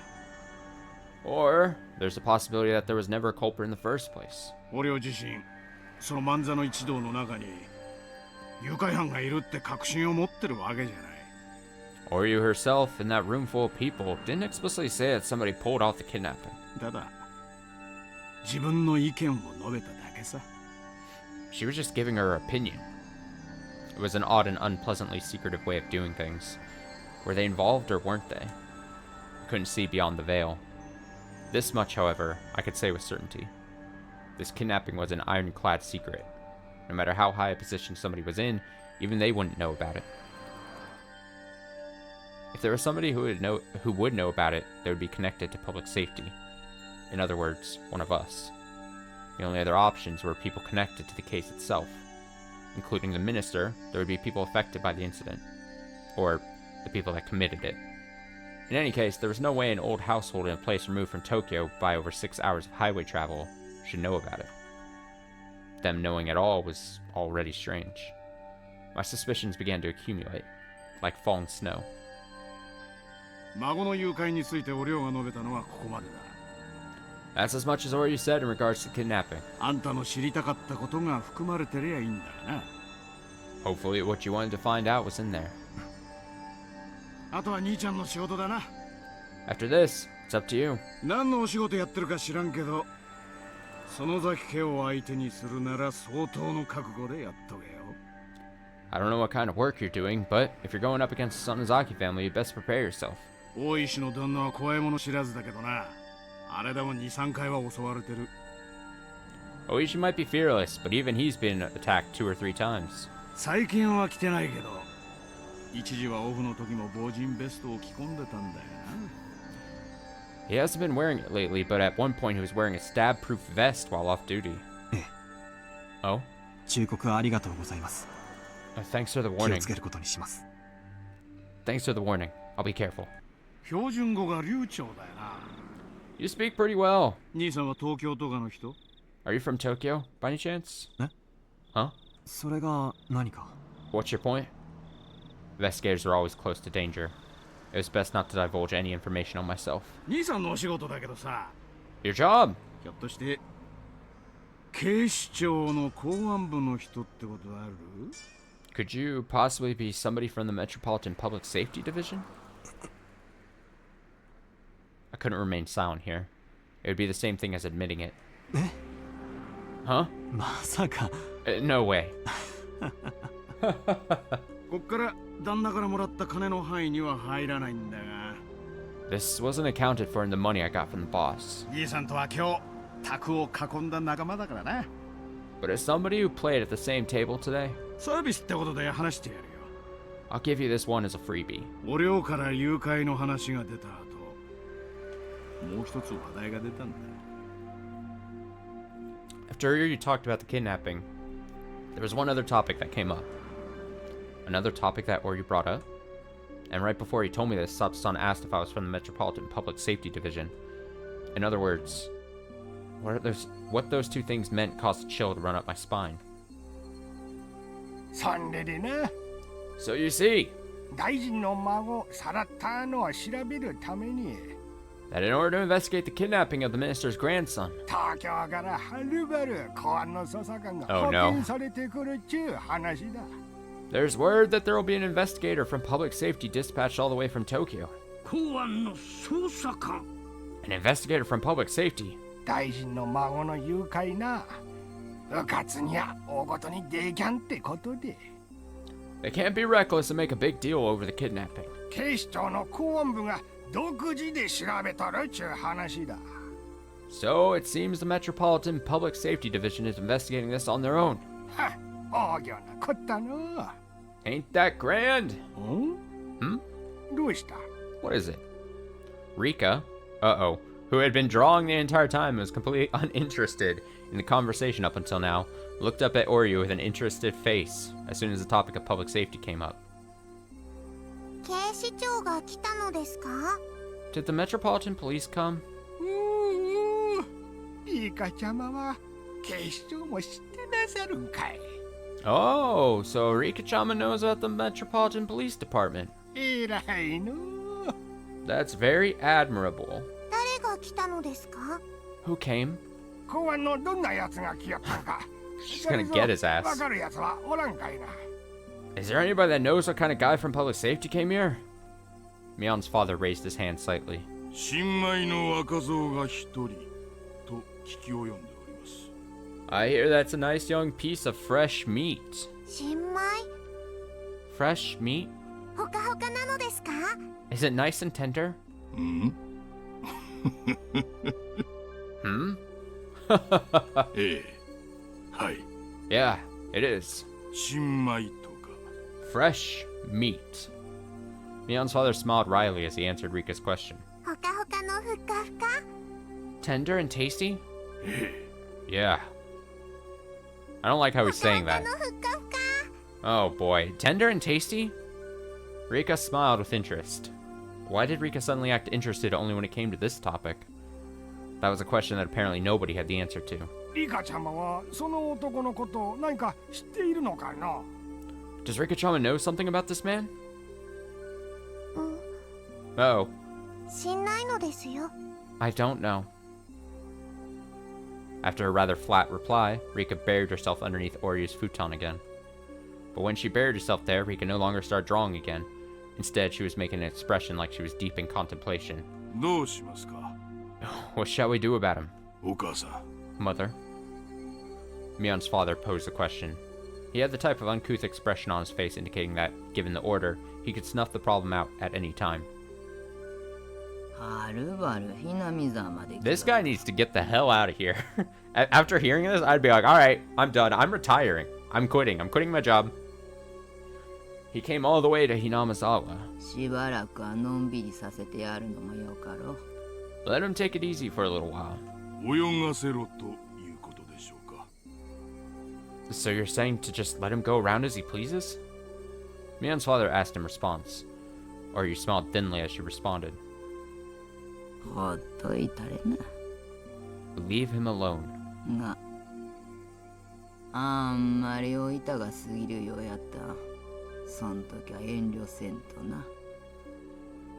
But if he starts causing too much mischief, when that happens, don't hold back.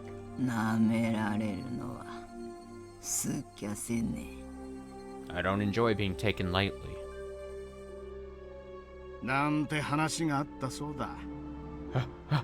I gotta get out of here. Is what they talked about apparently.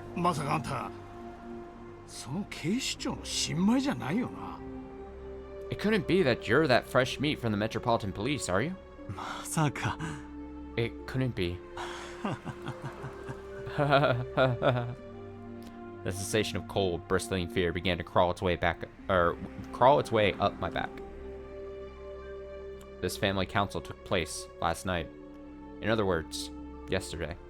Then, today, when I was dressed up as a tourist headed towards Hinamizawa, my cover was already blown. When I remembered the first person I met when I got to the bus stop, I couldn't breathe. Rika! The person at the family council who expressed interest in the man being dispatched from the Metropolitan Police, Rika Furude. And then, the person who was waiting for me at the whole time in the bus shelter, Rika Furude. It was an unthinkable image. No, it was a delusion.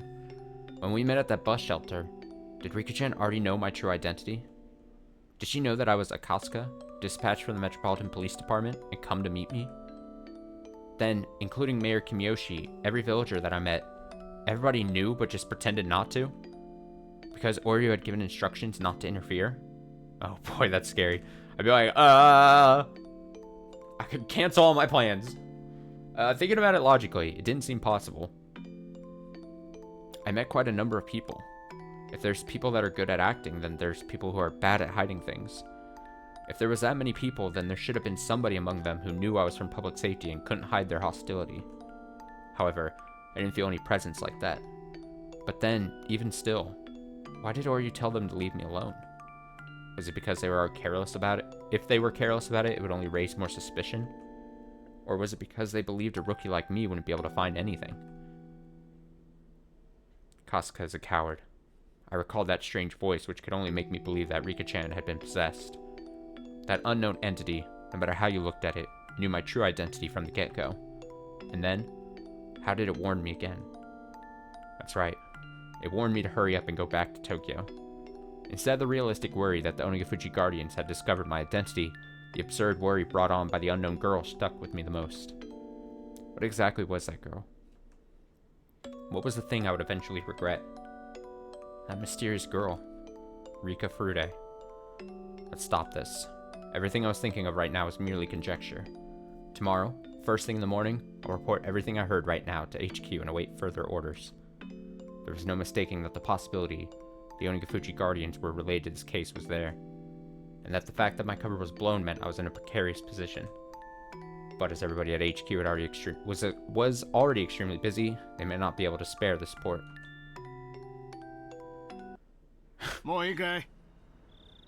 Is that everything?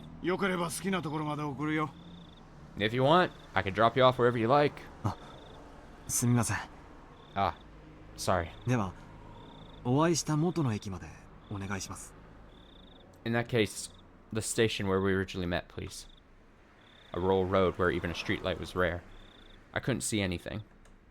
I wasn't aware of anything but the asphalt that was lit up by the headlights. Outside of that light, was it simply darkness? Or was there something lurking there, waiting to strike? I had to think I drew the short straw here. I wanted to go back to Tokyo. For some reason, the voice of the girl warning me to go back to Tokyo still lingered in my head.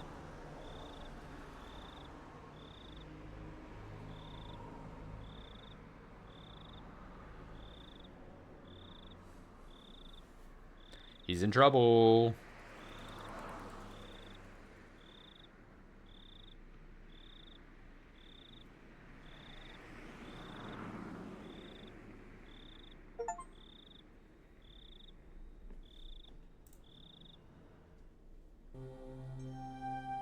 What's in the box? The investigation runs aground and the glint in the demon's eye.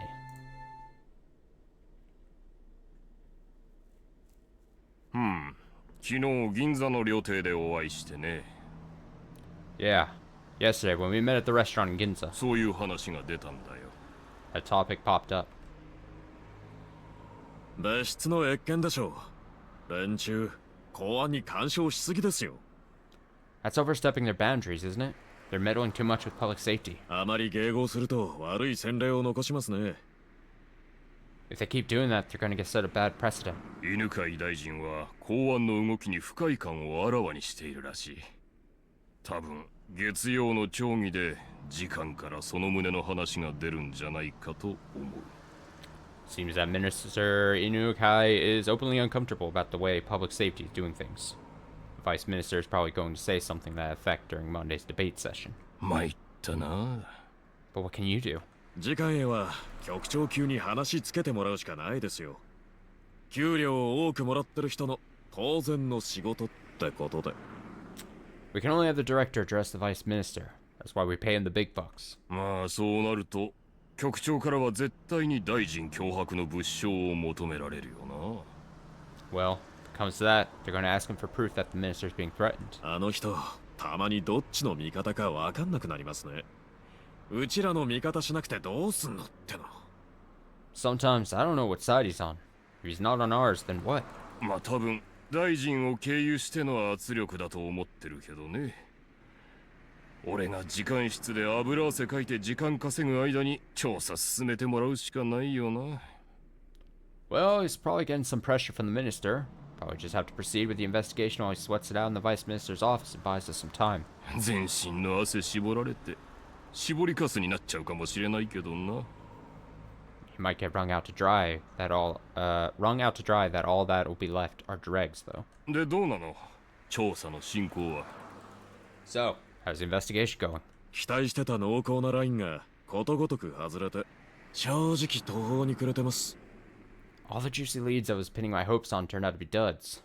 Honestly, I'm at a loss. 最近の大臣発言をまとめると、ひなみ沢ダムの計画の話が目立つっていう報告を聞いたけど、それはどうなの？ There are reports that the Hinamizawa Dam project has been showing up a lot lately in the minister's press releases, so what about that? 目立つっていうか、本当に微細な程度の違和感ですね。Well, you say showing up, but it's really more of a very slight feeling that something's strange. たまたま県議連でのスピーチだったから、時事ネタを話しただけかもしれないし。Thought there was going to be more. He just happened to mention it during his speech at the XX Prefectural Forum, so it just might have been something that he was mentioning because it was relevant at the time. 確か地元団体が過激に抵抗してるってやつだっけ？鬼ヶ淵死守同盟。 If I remember correctly, a local organization there was protesting quite violently, no? The Onifuji Guardians? 確か赤坂君に調べてもらってたよね。I think Akasuka-kun was investigating that. 僕は連中には今回の事件は起こせないと踏んでいます。ですが、疑わしいところのほとんどが真っ白な以上、疑いの枠から外すわけにはいかないかもですね。I think those guys could possibly be behind what's happening now. Even if we can't say there's anything overtly suspicious about them, it might not be prudent to remove them from the picture. 赤坂君からはその可能性は否定できないとの軽い報告は受けています。Akasuka-kun reported in passing that he couldn't deny that possibility. なら調べてみる価値はあるんじゃないの？しらみつぶしなんだから、残る疑わしい団体がそこ一つならやるしかないでしょ。Then, isn't there merit in investigating them? We're going through everything with a fine-tooth comb, so if they're one of the suspicious groups that are left, we'll eventually have to. まあ、調べる団体はそこだけじゃないんですがね。Well, they're not the only group we should investigate, right? 鬼ヶ淵と同じ程度のレベルで疑わしい団体になると、もう相当の数になりますよ。If we're just talking about groups that are as suspicious as Onifuji, There's quite a few of them. 人手も時間も残業代も全然足りません。We don't have the men, the time, or the money for it at all. 赤坂君からさ、もうちょっと詳しく聞いてみてよ。俺はちょっと要注意に感じるけどな、その死守同盟。I'll try asking for more details from Akasaka-kun. Feel like we should pay some extra attention to his guardians. 彼、村人とうまく接触できたって連絡してきました。現地の警察とも連携できてるみたいですね。He has reported that he's established a rapport with the villagers. It also seems like he's collaborating with the local police. 赤坂君との連絡密にしてください。それで彼からの情報が引っかかるようであれば、増援を送ることもありということで。Keep your contact with Akasaka-kun on the down low. Also, if there's anything in his info that merits investigation, it's possible we can send reinforcements. わかりました。Got it. すいません、片岡市長。局長からお電話です。Ah, sorry, Chief Kataoka. There's a phone call from the director. こっちに回しますか。Should I transfer it over here? ああ、いい。そっち行きます。No, it's okay. I'll head over there. もしもし Yes, hello?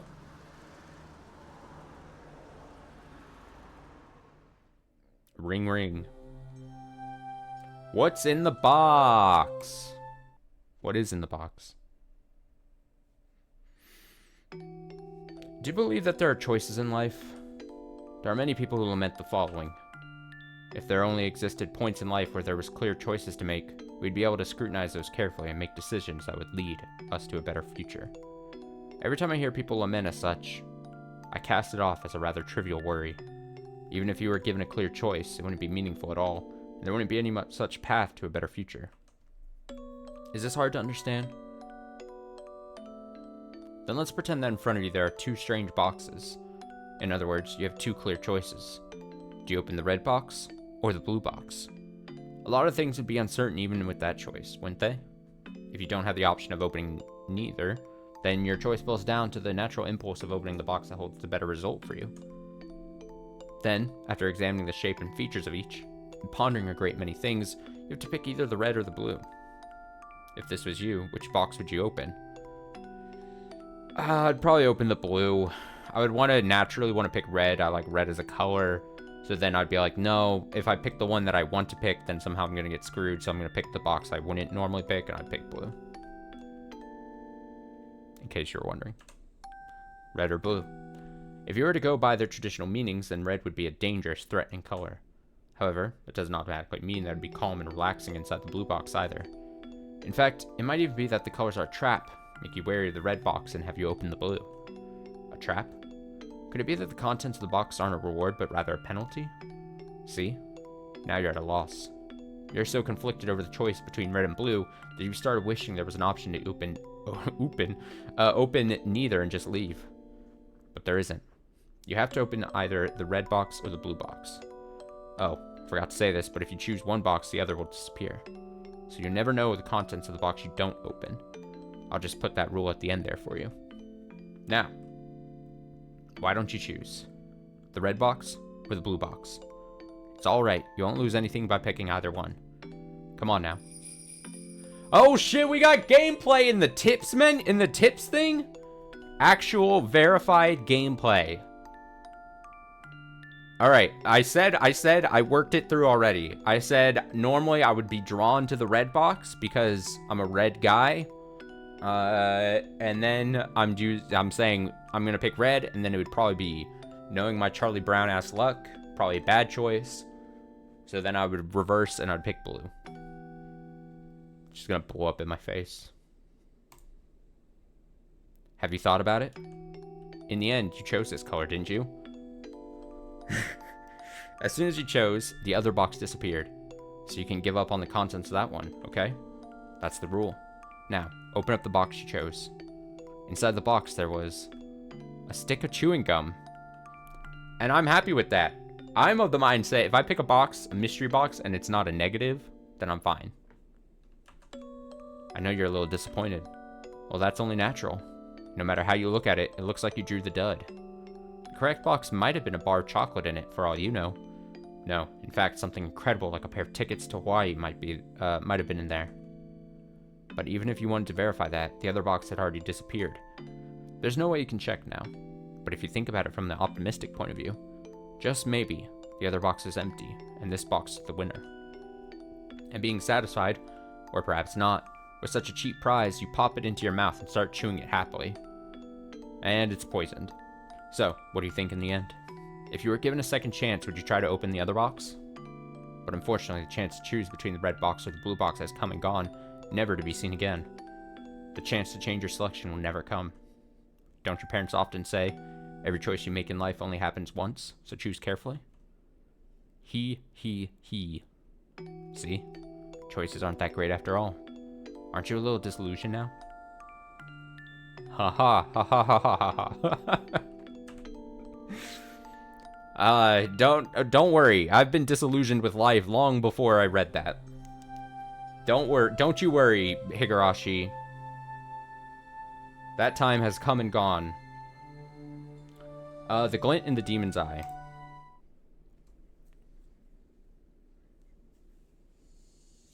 Eh, はい。それで、お通夜が明日の午後6時からになりまして、告別式が明後日のお昼、12時から13時までになりまして。Uh-huh, yes. So the wake will be from 6 p.m. tomorrow and the service will be the day after from noon until 1. 会場は沖宮セレモニーホールになります。The venue will be the Okinomiya Ceremony Hall. そっか。I see. 池澤助役のお孫さんの葬式じゃ、何にも挨拶なしってわけにもいかんね。It's Deputy Mayor Ikezawa's grandson's funeral we're talking about. We have to pay our respects. ミオ、代わりに出てえな。Mia, I'll have you go in my stead. うん、了解。Okay. 和服で行く？ Okay, got it. Should I wear mourning clothes? 香典はいくらくらい？ How much should I bring for the funeral offering? 学校の服でえんね。前のボタンちゃんと留めてくんねよ。You can go in your school uniform. Make sure you button it up properly. 香典は5万。10万包んだれな。For the money, 50. No, 100,000 yen. 世話になったかな。They've done a lot for us. Mion quietly whistled in awe at the exorbitant amount of money her grandmother was offering. 池澤さんはな、沖宮の事務所長だった頃からしっかりした人だったね。役人は挨拶って言っても絶対に玄関までしか来ん。Ikezawa-san's been a prudent person ever since his days as head of the Okinomiya Municipal Office. Even if those government types paid me a visit, they'd always stay outside. でもな、池澤さんはわしがお茶を勧めるといっつも上がってくれて、ちゃんと話を聞いてくれた。人の話を最後まで聞く、本当に鏡みたいな人だったね。But whenever I offered Ikezawa-san a cup of tea, he'd come inside and carefully listen to what I had to say. He's always lent a proper ear to what people had to say. Others should learn from a person like him. The two guests made a show of nodding, making it clear they were paying attention to Oryu, as Oryu reminisced. The sight of them trying not to get on Oryu's bad side was humorous enough to elicit laughter from Mion occasionally. で、池澤助役のお孫さんはいくつで亡くなったんね。How young was Deputy Mayor Ikezawa's grandson when he died? 11歳だそうで。11 years old, apparently. Oryu closed her eyes and shook her head lightly, lamenting the loss of such a young life. 確か孫は一人だ言うてんな。If I recall correctly, he said he only had one. かわいそうにな。Tricked me there. If I recall correctly, he said he only had one grandchild. How sad. 親より先に死ぬほどの親不幸はあるめな。There's nothing worse for a parent than outliving their offspring.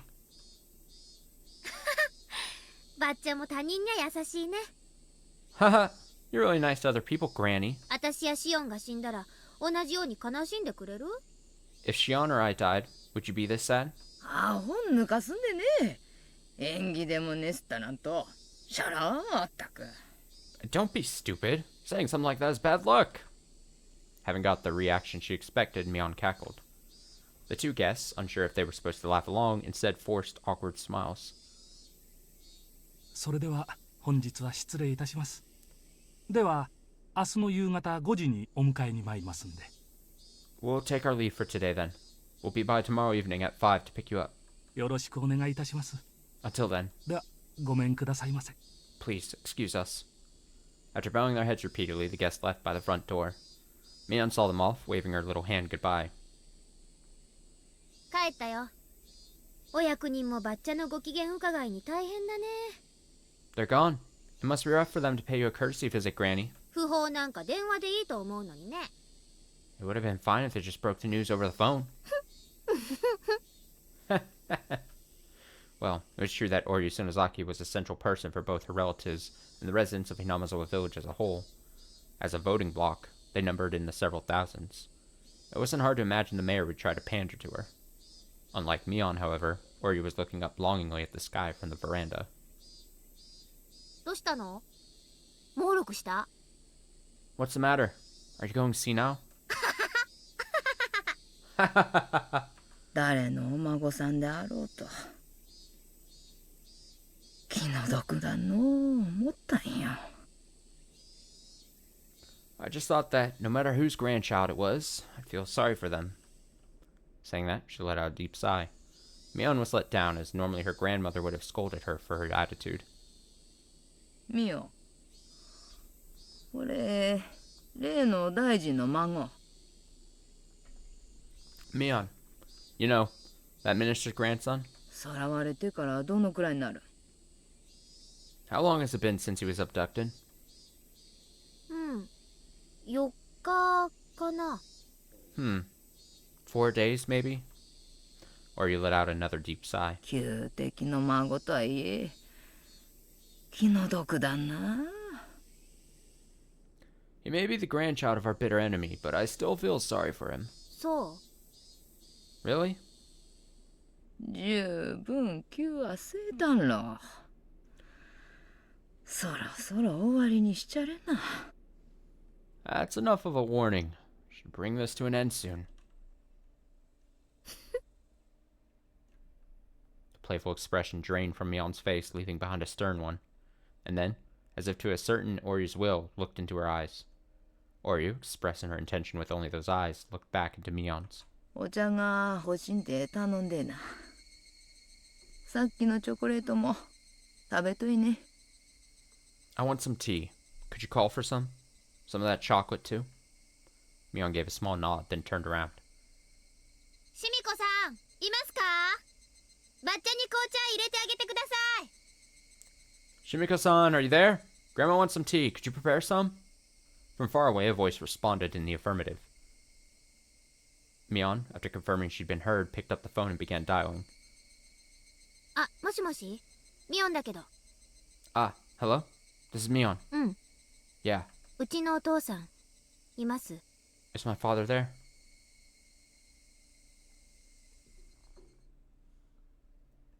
Okay. Okay. It's still quite early. God, we finished that section in less than 2 hours. Speed reading? Let's go for another section. Let's see. I could do the thing, the other BRB for our BRB that I set up. I assume it's working now.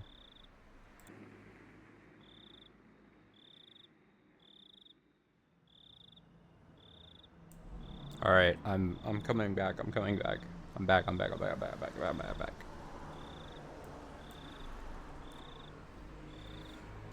I still hadn't worked out the 100% the audio on that one BRB thing, so hopefully fucking Hall of the Mountain King, or the fuck it's called, didn't just blow out potential speakers.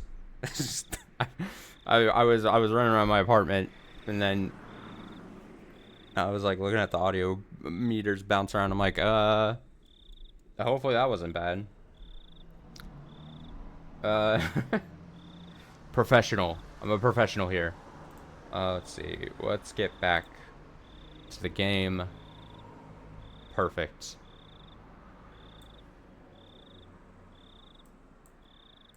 So let's continue. The next section. I had a restless night's sleep. I did nothing but turn over repeatedly during a night that seemed like it lasted for eternity. Okay, so the dude knows he's in trouble. The dude knows, not only does Rika probably know, and he's got sketched out by Rika, but the most powerful forces in the village probably know about his existence and who he is. The whole village knows who he is. He was gallivanting and having a nice little nature tour, all blissfully unaware that if he stepped out of line somehow, could have been the end for him. So, how does he proceed now, the next day? Again, I'll offer what I would do in that situation. I would quit. I would put in my resignation. I'd be like, this is not worth it. I would love to see my child be born. But something tells me that's not what he's going to do. Because that wouldn't make for a good story now, would it? I did nothing but turn over repeatedly during a night that seemed like it lasted for eternity. Even then, I eventually fell asleep at some point, not realizing how high in the sky the sun had risen. I shook off the urge to go back to sleep. It was then that I noticed that the phone was ringing. The time was almost 10:30 in the morning. It was clearly too late for a wake-up call. Akasaka-san desu ka? Akasaka-san. Ohayou gozaimasu. Oishi desu. Good morning, it's Oishi.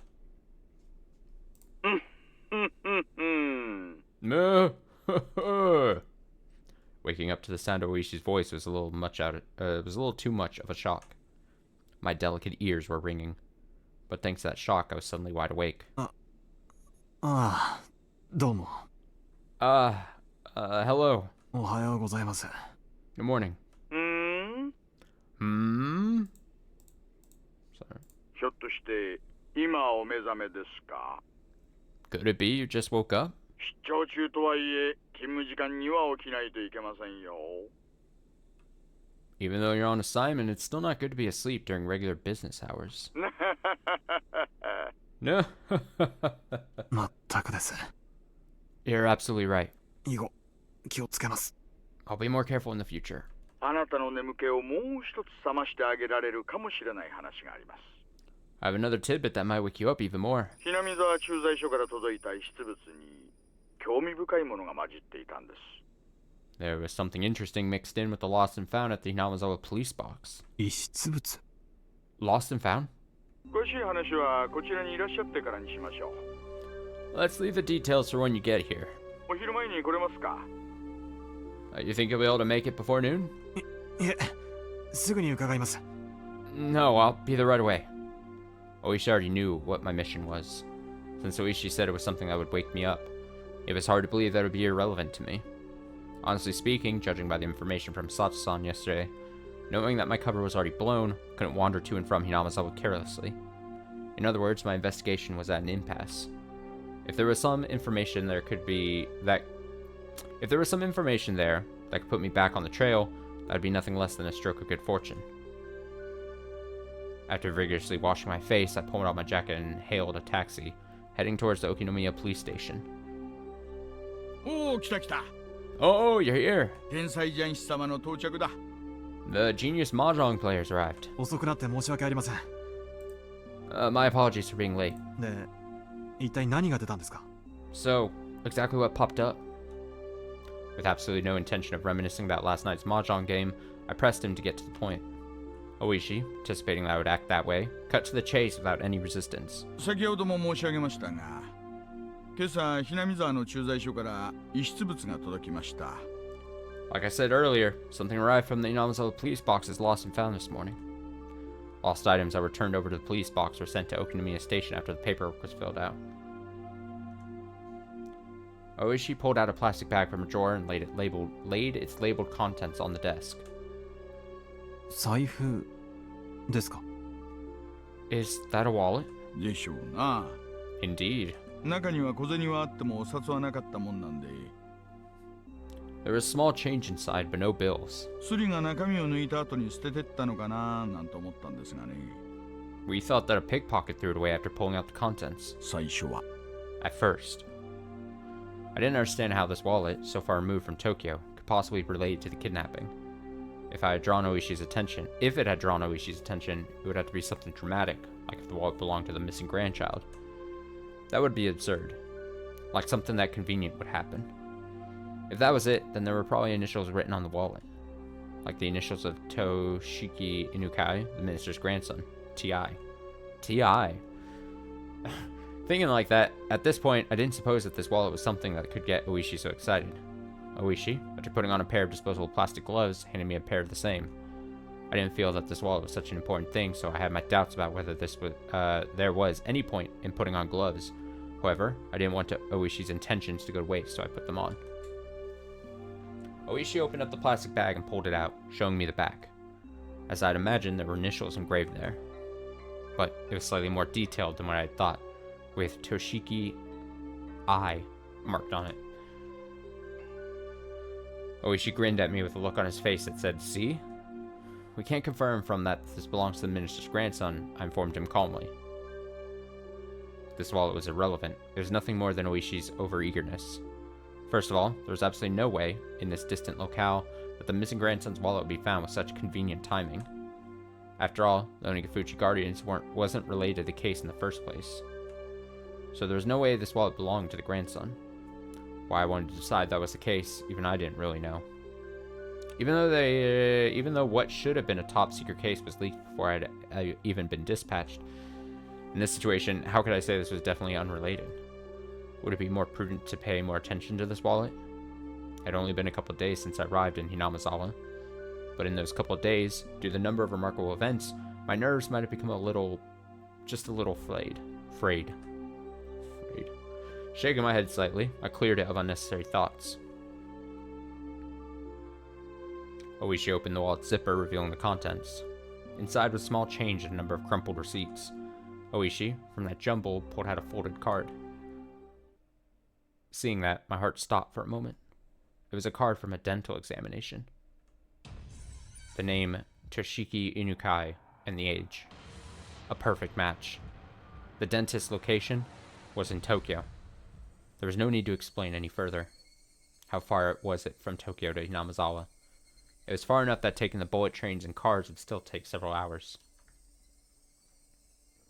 Why would a wallet with a dental examination card from Tokyo inside show up in Hinamazawa? Could it belong to a tourist who came from Tokyo? Or maybe a villager on vacation to Tokyo just happened to pay a visit to the dentist? No, it had to have fallen into somebody's bag by accident. In my mind, I desperately struggled to find a possible excuse as to why this wallet didn't belong to Toshiki Inukai. It was as if it just wouldn't do for this wallet to belong to him. However, weeding out any possibility for error one by one, the haze surrounding the wallet in front of me faded, gradually letting it come into clear focus. See?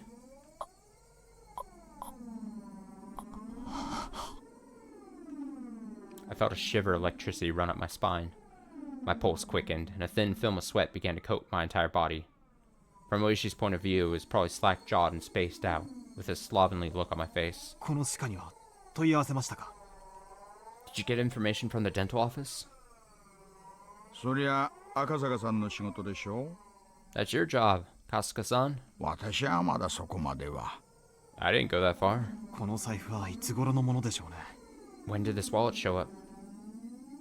拾ったのは村人です The person who picked it up was a villager. 昨日のことだそうで They did so yesterday, it seems. じゃなくて、この財布はいつ頃落ちたものでしょうね。Not that. I mean, when was this wallet dropped? ここいらに雨があったのはちょうど先週7日前 It rained here last week, exactly 7 days ago. 中身が水にやられた様子はないから最長で6日前からでしょうね Doesn't look like the contents are water damaged, so the longest it could be would possibly be 6 days. この財布の存在は署内で誰が知ってます？ Does anybody else at the station have knowledge of the existence of this wallet? 初期対応のひなみ沢駐在所の警官 The officer who first encountered it at the Hinamazawa police box. それから遺失物対応で係が 2,3 人 And also the 2 or 3 people in charge of lost and found. あとは私とあなた。 Other than that, it's just me and you. 内緒の事件と関係があったらまずいでしょ。 If it's involved in a classified case, it'd be bad to talk about, wouldn't it? ベラベラとは喋ってないつもりですよ。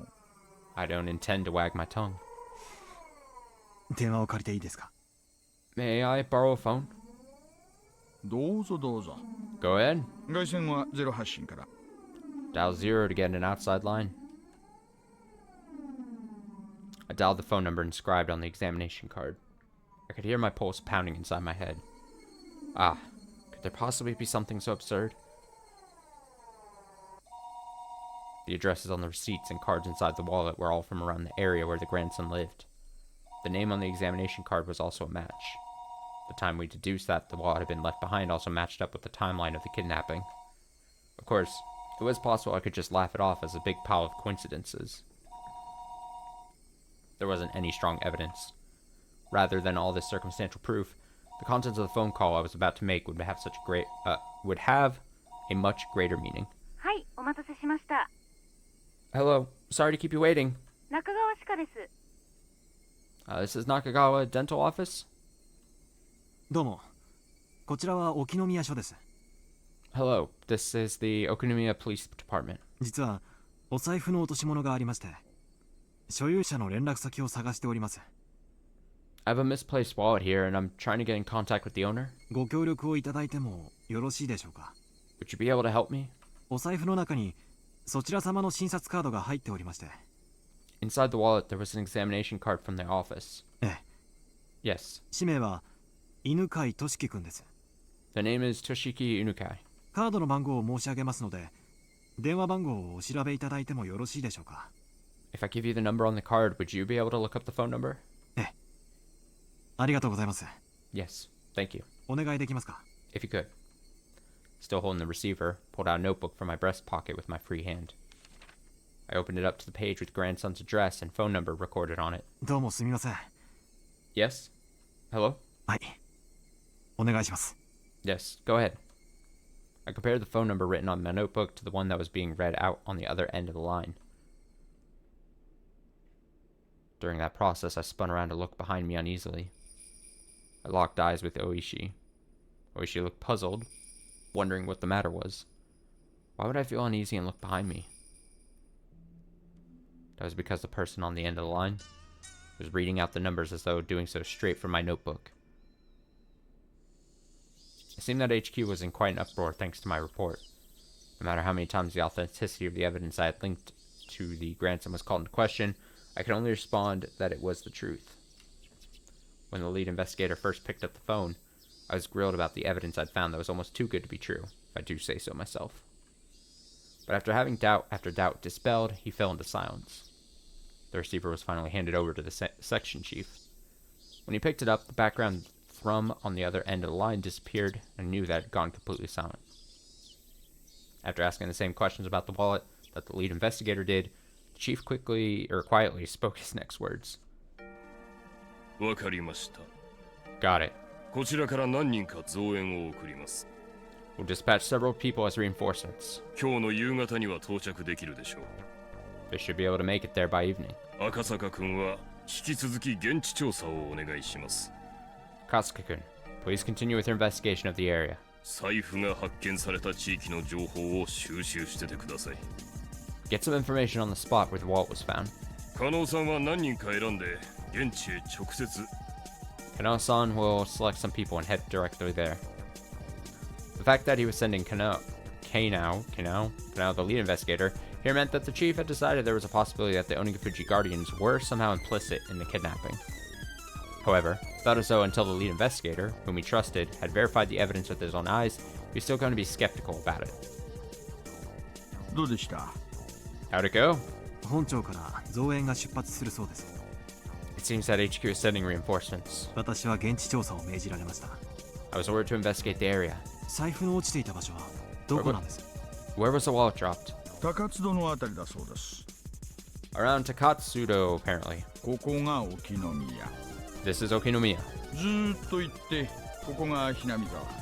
All the way over here, this is Inamizawa. でさらに上流にぐーっと上がっていくとこの辺が高津戸です。Then, even further upstream, way up around here, is Takatsudo. Oishi explained where the wallet was found by pointing to locations on the map on the wall. This place called Takatsudo was even more remote than Hinamazawa was. 高津戸界隈はほとんど民家なんかありませんよ。There's hardly anybody living in the area around Takatsudo. 昔の廃村です。It was deserted a long time ago. 無人の家屋が点在する、なんとも寂しいあたりですね。It's littered with abandoned houses, so it's really quite desolate around there. 大石さん。Oishi-san. 高津戸へ案内してもらうことはできますか? Could I ask you to guide me to Takatsudo? 構いませんよ。Yeah, I don't mind. 赤坂さんお一人ではなかなか自由にひなみ沢に出入りはできないでしょうからね。Can't really get in and out of Hinamazawa as you please by yourself after all. 無論、また野球帽とマスクをしてもらうことになりますが。Of course, I'll have to make you wear the cap and mask again. That Oishi had agreed to accompany me was very reassuring. This music is... If Sato-san's... It's gonna be energetic. If Sato-san's info was to be believed, my cover had been blown. I wasn't sure the villagers had realized the fresh meat dispatch from public safety was a tourist that had visited the village yesterday. In other words, me. But deciding that they hadn't noticed would have been overly optimistic. Given a cursory thought, Takatsudo, where the wallet was found, couldn't be ruled out as a hiding spot for the kidnappers. The Takatsudo area didn't have any residential buildings, nor was it alongside a highway. There wasn't a reason for even locals to go out of their way to visit it. It was exactly what you would call a long-forgotten ghost town at the end of the road. You couldn't ask for a better place to hold a kidnapped grandson. Also, you couldn't get to Takatsudo without passing through Hinamazawa first.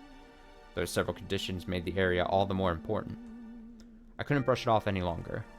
There was no longer any doubt that Onigafuchi guardians, or somebody hired by them, were involved in the kidnapping. If that was the case, then the fact that this wallet was found might have already been leaked to them. They even knew so much as how the Public Safety Division was operating. The case of the wallet couldn't be something they didn't know. In that case, there was a possibility that the enemy is lying in wait. Yeah, I thought that I immediately jumped to thinking this was some kind of trap. This is easily a trap setup. To dive alone into enemy territory surrounded by enemy territory, to at least required an amount of courage. Nay, recklessness that I just did not have. 大石さんの同行がなければ、そうおいそれと踏み込めない村でしたので。Without your company, Oishi-san, I wouldn't be able to step into the village so easily. ご協力いただけて、本当に助かりました。Thank you very much for your cooperation. 正直なところ、またお金を要求されるのではと思ってましたよ。Honestly, I thought you would ask for more money. No. それは正直を言えば、ひなみ沢なんか好き好んで行きたがないですからね。Well, if we're being honest, Hinamazawa isn't exactly a place I'd like to go. 運賃でも弾んでもらいたい気分ですが。I would at least appreciate it if you paid for the cab fare. でも、一緒にタコを囲んだ友人の頼みとあれば、断るわけにはいきませんしね。So it's not a request I can refuse from a friend that's played at the same table as me.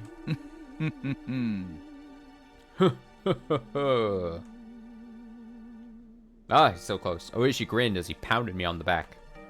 It struck me that he just didn't want to jump ship rather than having any sort of sense of duty towards his job. Even so, that didn't really matter. Right now, I really appreciated the gesture. では、早速出してもらえますか? Well then, shall we hurry up and get going? If the enemy knew that the police had obtained the wallet, then they would probably have moved the hostage to a different place. There wasn't a moment to lose. But Oishi, without regard to the fact that we were about to head out, began to remove his jacket. 何をしてるんですか? What are you doing? まあ、用心ですよ。Well, just a precaution. 家中の栗を拾うなら、相応の用意が必要と思いましてね。If you want me to poke the beehive to get your honey, I have to be rather well prepared, you see. あなたも来ます。You want to put one on too? What Oishi pulled from the drawer below the desk was a stab-proof vest. Stab-proof vest. His name was Toshiki Inukai, the grandson of the Minister of Construction, Inukai. There was only one reason for him being here. If you didn't include gym or art class, his grades were above average. That was a result of having private tutoring sessions twice a week. If you admit the fact that he still couldn't do pull-ups, there wasn't much else that would make him hate school. Of course, he understood full well that his grandfather was a cabinet minister. But he also knew that not too many people were that interested in their relationship. He didn't like to go out of his way to bring up his grandfather, or to call him the Minister of Construction. And finally, he at least tried to know a little more about what kind of work the Minister of Construction did than your average Joe. What that entailed was that when you tried your best to make life better for the masses, sometimes you made a few enemies. This boy who got kidnapped. I'm not going to go full out on my theory here, but I was thinking in the last couple of days, I was like, we know the name that, this Inukai name they're giving him. But I was like, for a second, at some point in the last few days, I was like, what if like there's some secret to who he like actually is, or what if he ends up somehow becoming like a more important character? You know what I mean? It seems like they're building this, I don't know what to call it. I don't want to say like mythos around him, but they're building like this thing. We're characterizing him, and maybe that's obviously just because we're just doing that because that's who he is. He's kidnapped and whatever. But I was like, what if he becomes like somehow either is an established, already important character, we just don't know that correlation yet, or he becomes one. Just where my mind was the last couple days thinking about this game. This kidnapped boy. What that entailed was that when you tried your best to make life better for the masses, sometimes you made a few enemies. He knew that all too well from the time he'd spent as class representative. His grandfather had many enemies. He knew that he might personally catch some of that fallout, so he had to be twice as cautious. He was taught that by his parents. That's why, the moment he was kidnapped, he instantly knew that this was one of those occasions. He understood that he was being treated as Toshiki Inukai, the person, but rather as Toshiki. That he wasn't being treated as Toshiki Inukai, the person, but rather as Toshiki Inukai, the grandson of the Minister of Construction. That he wasn't personally at fault, but this was the result of some unavoidable trouble with his grandfather's work. It made a little difference, but when he realized it wasn't because of anything he did, he was able to relax, if only a little. Of course, at first he was struck with a terror befitting his age, wondering what was going to happen to him. But after a while being tied up and only able to stay lying down, he began to ponder a great many things. First, he thought about the reason he was being abducted like this. He understood the answer to that easily. He was taken hostage to coerce his grandfather, the minister. There was no doubt about that. He didn't know exactly what the Minister of Construction did, but it was easy to imagine that there was much to be gained from threatening him. He respected his grandfather more than most. He earnestly believed that his own grandfather was within the top 20 of the most important people in Japan. That was exactly why he wouldn't forgive anybody who tried to threaten his beloved grandfather.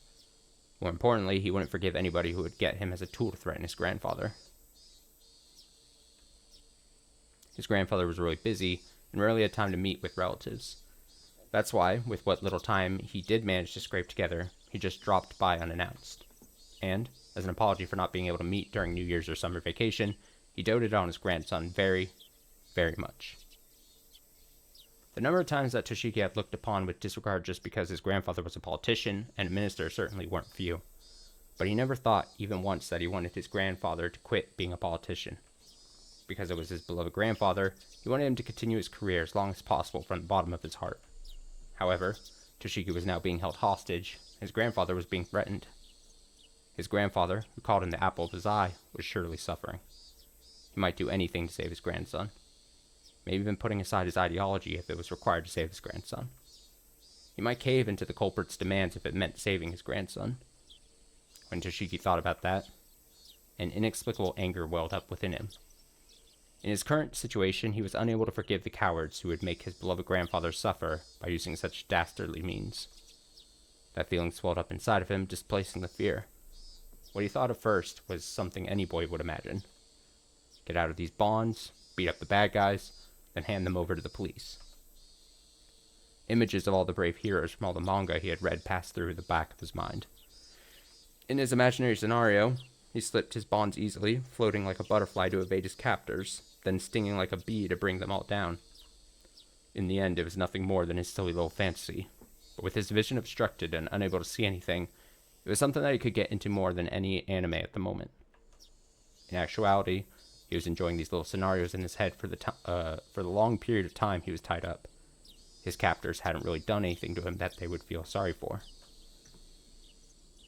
However, eventually he began to grow tired of his fantasies, and more realistic scenarios began to run through his mind, or his head. It was then he realized that none of them were a solution. Yes, he wanted to do something for his grandfather who was being threatened. That he was being held here to inflict pain on his grandfather was the thing that he could at least forgive, and also the most vexing. And then, he noticed. There was a much simpler way he could save his grandfather without having to beat up his despicable captors. That was to remove himself as a hostage from the hands of these villains. If he was to disappear from here, his captors would have nothing to threaten his grandfather with. The captors had restrained him, but they didn't treat him roughly, and they made sure he was fed well enough. Meaning at most he was nothing more than the means for their threat. They weren't looking to bully or kill him out of spite. If he behaved, no ill would befall him. Realizing that gave him a strong sense of courage. And carrying his train of thought this far, he let it run its course to its natural conclusion. Right now, at this moment, Takeshi Inukai had decided to escape.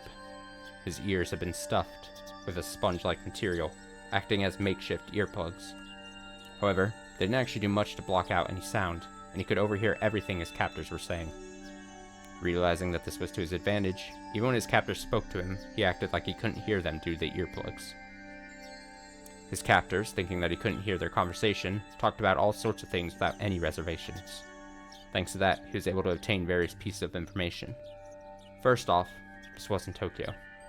It seemed that this was quite a distance away, on top of that in the countryside, nestled deep in the mountains. It also seemed that his captors were inconvenienced living out here, so he could deduce that this place was far removed from any sort of town. Finally, whenever they went out to buy food or other supplies, they would always take a car. That fact caused him some dismay, because he knew that the method he learned at school of running around blindly while shouting for help wouldn't work here. He paused his little mental escape scenario there. His ultimate goal was to find somebody who would help him.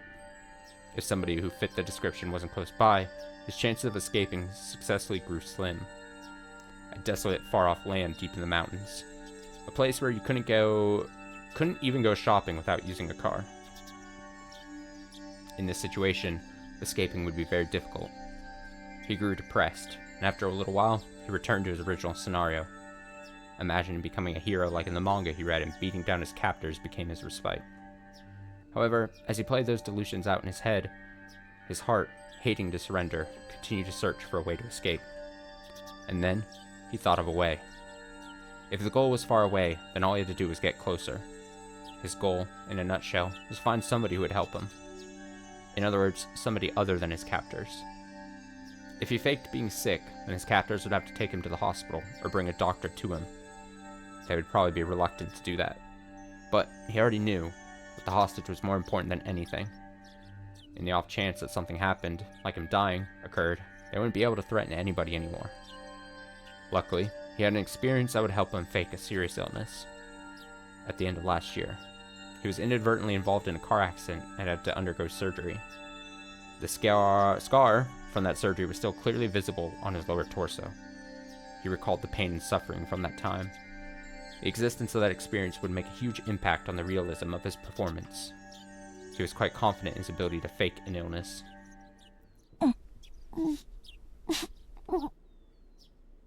Noises.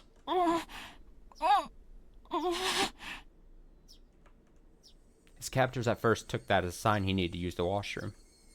Untying only his arms, they tried to bring him there while he was still blindfolded. But he didn't try to get up. His hands, now free, only clutched at his abdomen as he writhed in agony. Hey, what's wrong? Does your stomach hurt? He still had his earplugs in, so he had to pretend he didn't hear his captors asking the question. He was about to nod, so he hurriedly had to stop himself. What's the matter? Yeah, kid's clutching at his stomach. Must be a stomach ache or something. His captors looked down at his suffering form for a bit. One of them proposed a course of action, while another laid his doubts that Toshiki might be faking it. 坊主。 What's wrong, boy? 腹痛むんかい？ Your tummy hurt? そいつ耳を塞いでるから聞こえてないぜ。 His ears are plugged so we can't hear you. 参ったな。 Well, that's a problem. 腹痛に効く薬なんかあらんね。 You got any medicine that works on stomach pain? 薬局行って買ってくるか。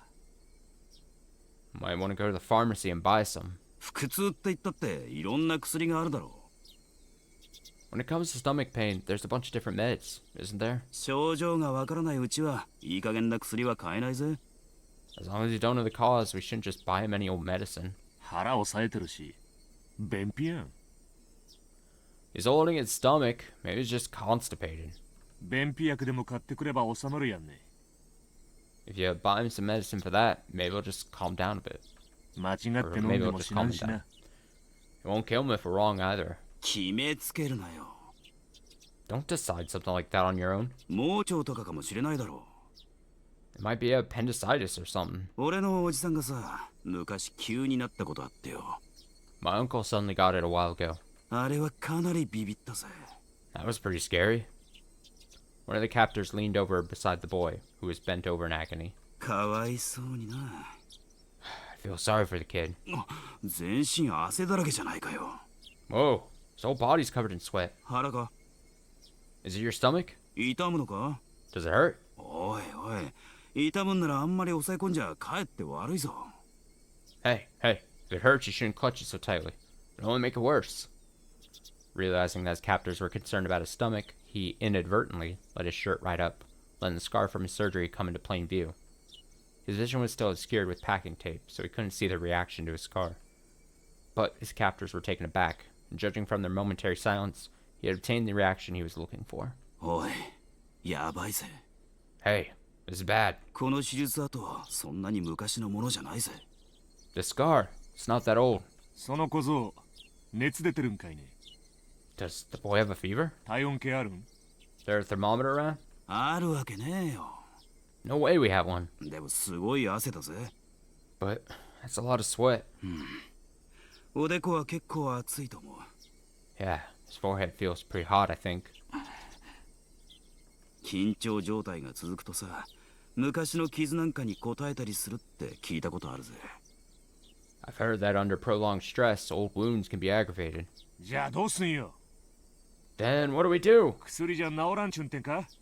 Are you saying the medicine won't work? 何の手術跡か知らねえけど。 We don't know which surgery the scar was from. とにかくまずいだろ。 But in any case, this is bad. 下手すると命に関わるぜ。 In the worst case, it could be fatal. まずいんて。 This is bad. これは本当にまずいんて。 This is really, really bad. 医者に見せた方がいい。 Maybe we should have a doctor take a look at it. このままじゃ突然ぽっくりいっちまう可能性だってあるだろう。 At this rate, there's a chance that he might suddenly die on us. Toshiki Inukai, with those few words, knew that the situation was progressing exactly as he had envisioned it, and snickering to himself on the inside, pressed his act even further.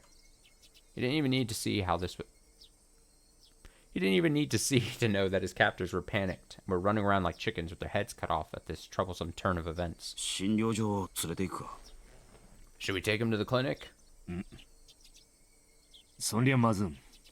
No, that's no good. 先生を連れてくる方がいいね。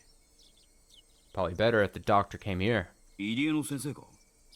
Dr. Irie, you mean? いいのか？ Is that okay? 大丈夫か？ Will that be alright? 人質に何かあったらまずんね。 It'd be worse if anything happened to the hostage. しゃあない。緊急事態やん。 Nothing we can do. It's an emergency. One of the captors hurriedly left in the car. Another of the men, completely shaken up at this point, wiped the sweat from his forehead with a handkerchief. It looked like they were bringing a doctor. As long as the doctor wasn't an accomplice, the doctor was his goal. He was someone he should seek help from. His captors, were probably wary of that happening. They would be prepared for it. This would all come down to luck. Some of the sweat emerging from his brow was from that nervousness. At that moment, the packing tape that was covering his eyes and ears was torn off. The burning light that he was seeing for the first time in several days hurt his eyes. After that, the gag that made it hard for him to breathe was also removed. 大丈夫か、小僧。 Are you alright, kid? 今、お医者を連れてくるからな。We're bringing a doctor to you right now. しばらく我慢してろな。 Just hold on for a bit.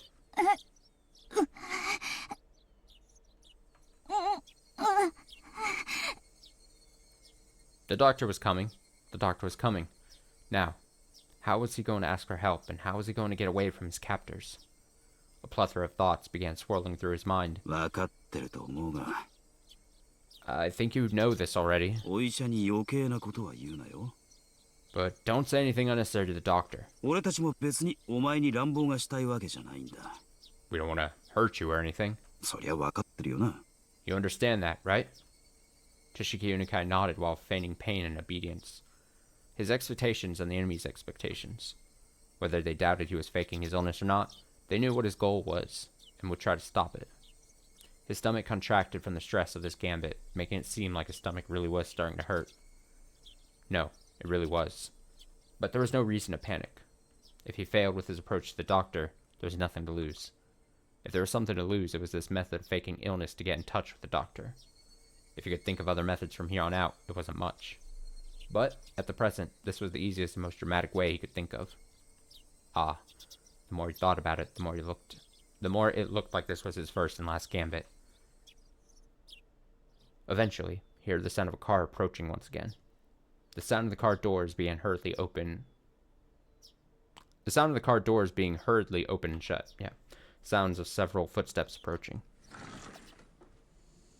A young man in a white medical coat.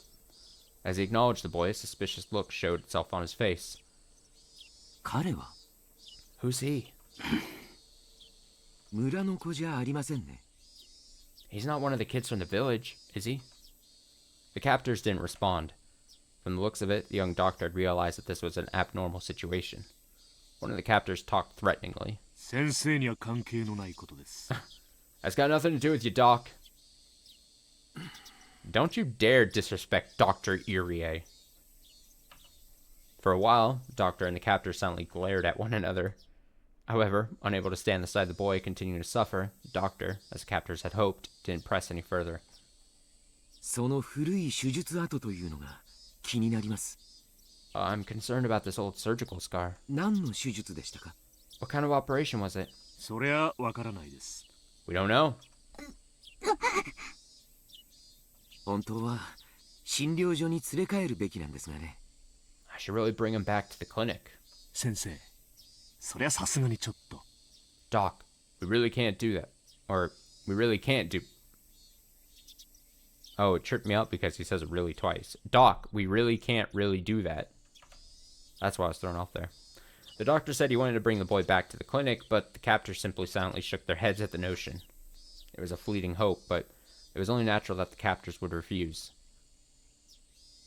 At that moment, his eyes met with the doctor's. Seeing that the boy's painful state was abnormal, the doctor suspected it was a serious illness. 大丈夫ですか？ Are you alright? 私は医者です。 I'm a doctor. この手術跡はいつ頃のものですか？ When was the surgical scar from? 去年の冬に事故で。 Last year, during the winter, from an accident. 事故？ An accident? そうですか。 I see. 参ったな。 This is a problem. He couldn't let the doctor figure out that he was faking it here. He had to somehow figure out some way to keep this going and tell the doctor that he was being confined and needed help. 患部を少し触りますよ。 I'm going to touch the affected area, okay? 痛むところがあったら言ってくださいね。 If it hurts, tell me where. Just scream out in pain everywhere he touches. I would just, every time I got poked in the stomach, I'd be like, ow! Ow! Ow! Just, everything hurts.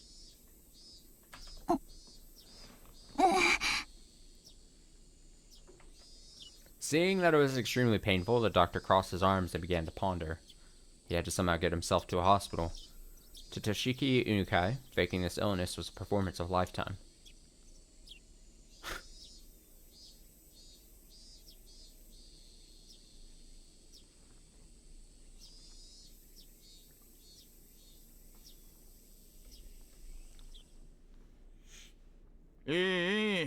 皆さんもご苦労さんなことです。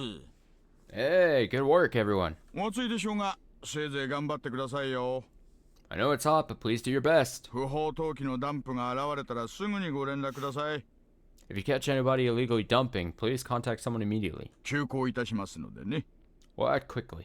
ご協力感謝しますよ、大石さん。Thank you for your cooperation, Oishi-san. どうぞ。Please. A gap wide enough for a single car was opened up in the barricade. Oishi, showing his gratitude or perhaps a threatening attitude, with a short beep on the horn, rolled the car forward through the checkpoint. This time, my appearance was the very embodiment of the word suspicious. A baseball cap, mask, and sunglasses. On top of that, even though it was sweltering, I was wearing a hoodie. Any respectable police officer would be loath to not stop me for questioning. I had meant to be overcautious, knowing full well that my face was known. But it might have already been too late for that to have any use. Using that as an excuse, I doffed the unbearably hot hoodie and windbreaker, ripped off the mask and hat, and threw them in the seat behind me. ありゃ? Oh my. いいんですか? Is that okay? こんな小細工したところで With a cheap little disguise like this, どうせ割れているでしょうか they probably figured it out anyways. そりゃまあそうでしょうな。 That just might be the case. Oishi, probably thinking that my unexpected behavior was funny, continued to laugh. The beautiful and pristine scenery of Hinamazawa spread out before me. The village itself would have been quite beautiful if it weren't for the complicated circumstances surrounding it at the moment. I would absolutely love to take Yuki here for a drive one day. Come to think of it, I didn't get a chance to call her last night. I played around with the idea in my head, but in reality, this village wasn't all sunshine and rainbows. I had heard everything at the prefectural headquarters. At the heart of this village, the intelligence network that the three families wielded was, due to blood ties and regional relationships, unbelievably well organized. Their net spread not just around Hinamazawa itself, but encapsulated the entirety of the city of Shishibone as well. When I first heard that, somewhere in the recesses of my mind, I didn't take it completely seriously. How could a local organization out in the boonies here have something so grandiose? Couldn't deny that somewhere in the back of my mind, I had ridiculed the thought. But not only were they really threatening the minister, but they had demonstrated they had a complete grasp on our movements, which were supposed to be top secret. They were almost like the secret police that controlled a small Eastern European country like in some spy novel. The villagers here wouldn't bat an eye at getting their hands dirty if it meant fighting the dam project. I also heard something like that at the prefectural headquarters. Ah, now that you mention it, when I first arrived here, Oishi also said that this place was a war zone, didn't he? The residents of this village were at the same time freedom fighters, although by definition they were no different than guerrillas or militia. They weren't protected by the Geneva Convention, but they also didn't have to adhere to those rules either. This place was more of a quagmire than any legitimate battlefield. A secret war was unfolding. I could drive along because Oishi was with me, but if I was to leave this car for even something as trivial as looking for a vending machine, there was a chance I wouldn't return. Even though a single shot hadn't been fired, this was a battlefield. No, the reason why bullets weren't flying was simply because it was hard for a civilian to obtain a gun in Japan. So they were probably just equipped with weapons other than guns that were easier to obtain. That was why Oishi was wearing that stab-proof vest, wasn't it? 赤坂さん、緊張してます? Akasaka-san, are you nervous?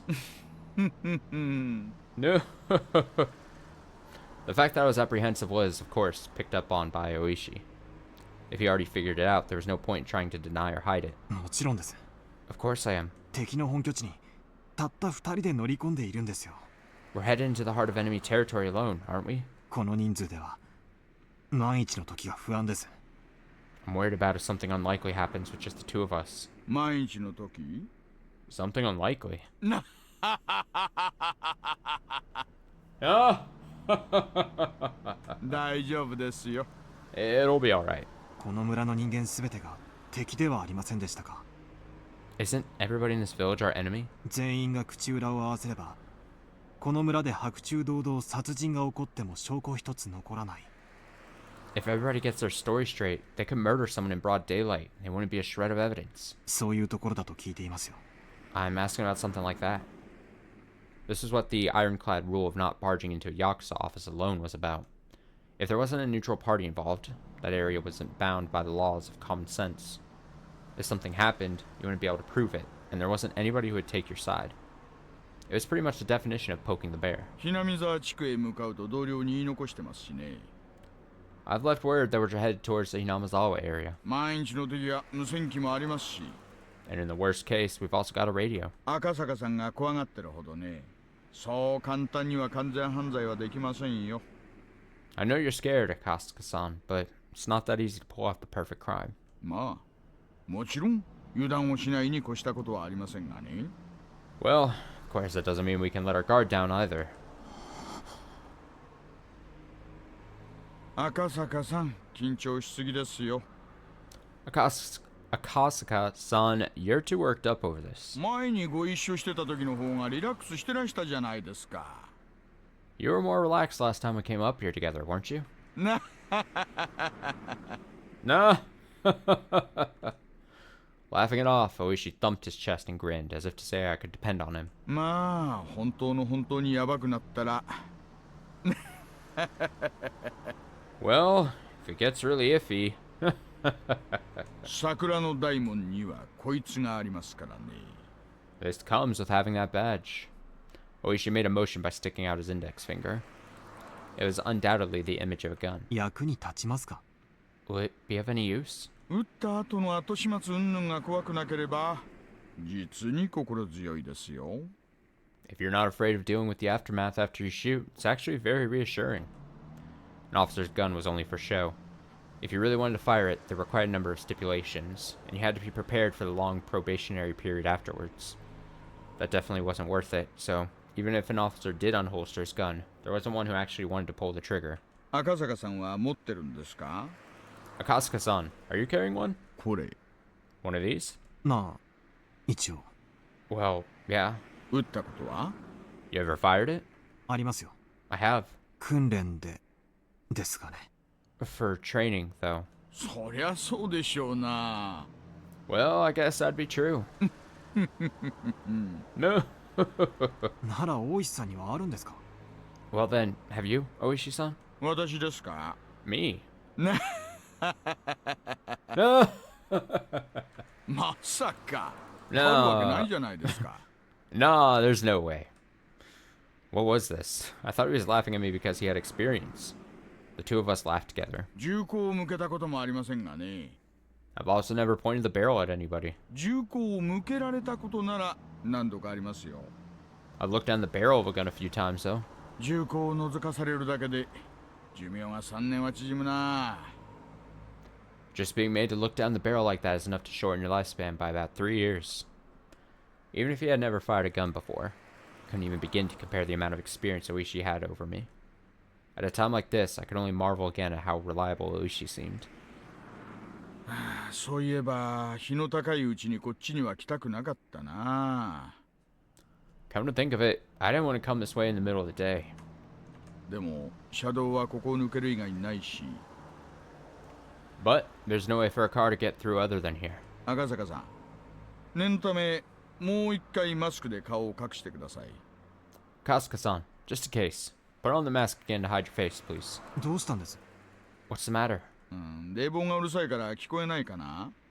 Can you not hear it because the air conditioning's too loud? 切りますよ。 I'll turn it off. 窓を開けてみてください。 Try opening the window. When I opened the window, a blast of hot air blew inside. And then, I could hear angry yelling coming from far away. At that moment, the forest gave way on either side of us, and our view expanded suddenly.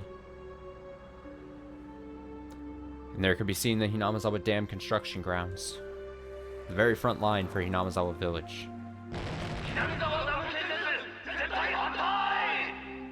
We're absolutely opposed to the construction of the Hinamazawa Dam! The crackling blare of someone's voice sounded over an enormous loudspeaker. The roar of angry voices continued to rumble. The incredible volume had become a veritable sound cannon, spewing out its ammunition. The prefabricated office was surrounded by 2 sets of high fences laced with barbed wire. Lined up in front of those fences were riot police and their vehicles. And surrounding it all were the villagers. They howled over their protests against the dam as a single entity. お、今日は少ないですね。 Oh, there's not too many of them today. ついてます。 We're in luck. 少ないんですか? That's not too many. ええ、多い時だと道路までいっぱいになりますよ。 Yeah, when there's a lot of them, the crowd reaches as far as the road. うちうち車も通れません。 You wouldn't even be able to inch forward in a car. At first, due to their overwhelming intensity, it looked to me like there was more people than there actually was, but upon closer inspection, there were at most 50 to 70 of them. But the 6 or 7 propaganda trucks lined up that looked like they belonged to a band of thugs were a strange enough sight. The villagers were also wearing helmets and bandanas, as well as covering their faces with masks, adding to the oddity of it all. The propaganda trucks, after braying their chorus, had their volume turned up even higher and began to flood the area with sutras. To say that the noise was downright violent wouldn't be an understatement. From this distance, it was still this loud. The glass in the office was probably rattling from the noise. あれをガンガンやられるとたまんないんですよね。 They can't do anything but, but take it. 昨日の連中、全員耳栓してて、それでも耳がおかしくなるそうです。 Those riot squad guys, every one of them is wearing earplugs, but they're still having their hearing damaged. 気の毒な話です。 Poor sobs. 騒音規制でなんとかできないんですか? Can't you do something about it with the noise ordinance laws? うちの県には騒音規制に関する規定ね、ないんですよ。 Our prefecture doesn't have any laws regarding noise ordinance. それにほら、お経でしょ? Also, those are sutras, right? 宗教活動規制できないし。 We can't regulate religious activities. 連中も頭いいんです。 Those guys are pretty smart. No. Is what I think Oishi said. Actually, no matter how tightly the window was shut, the booming sound of the sutra still filled the car. I couldn't even hear what Oishi, who was sitting right next to me, was saying. As the car approached the line of propaganda trucks, the blare became difficult to bear. It wasn't enough to just plug my ears with my fingers. I had to hold my head to keep my skull from splitting apart. If I had seen this terrifying energy sooner, I would have probably understood what Hinamazawa village was much quicker. Now I knew. They wouldn't blink an eye at sacrificing themselves in order to protect their hometown. Ah, so goddamn noisy. Shut up, shut up, shut up! My head throbbed and felt like it was going to split apart. My eardrums crackled, and on top of it all, I felt like I was going to throw up. With the road crowded with the throng of squatters, the propaganda trucks, and the riot police's vehicles, it was in no way easy to get by. Even if you tried to shoot the squatters with the car horn, they were also wearing earplugs, oblivious to noises from the outside world, and wouldn't easily move. The car would only inch forward at a snail's pace. Even then, the car eventually got through, starting to leave the tumultuous noise behind. ほら、昨日一緒に麻雀やったメンツにお年寄りさんいたでしょ。 Hey, the old guy that was playing mahjong with us last night. 覚えてます? Remember him? I remember that there was an older person who didn't exactly mince words. The guy that Oishi called Old Man. いらっしゃいましたね。 There was someone like that. 彼ね、第一航空の現場監督さんなんですよ。 You see, he's the foreman of the main construction site. あそこのプレハブの中でイライラしながら仕事をなさってるんでしょうね。 He's probably holed up in that prefab building, trying to work while irritated out of his mind. お気の毒なことです。 Poor fella. あれが毎日ではたまったものではないでしょう。 You wouldn't be able to stand if it's like that every day. Yeah. Yeah. 耐えかねて辞めちゃう人が後を絶ちません。 There's no end to the number of people who can't handle it and quit. まあ、その度にお給金がアップしてるんで、なんとも言えませんが。 But every time that happens, their wages go up, so I won't say it's in vain. No. Even having to deal with all that noise and hostility, they still made a wage that Oishi found enviable. ちくしょう、こいつら。 Damn it, these guys. 聞こえてるのか聞こえてないのか。 Can they hear or can't they? A group of squatters were in the way of the car. Oishi, sufficiently annoyed, laid into the horn, but there was no indication that they were moving anytime soon. In this din, could they not even hear a car horn? Or did they hear it and were being malicious? If there were any riot police nearby, they would have made people move, but it just so happened there weren't any around here.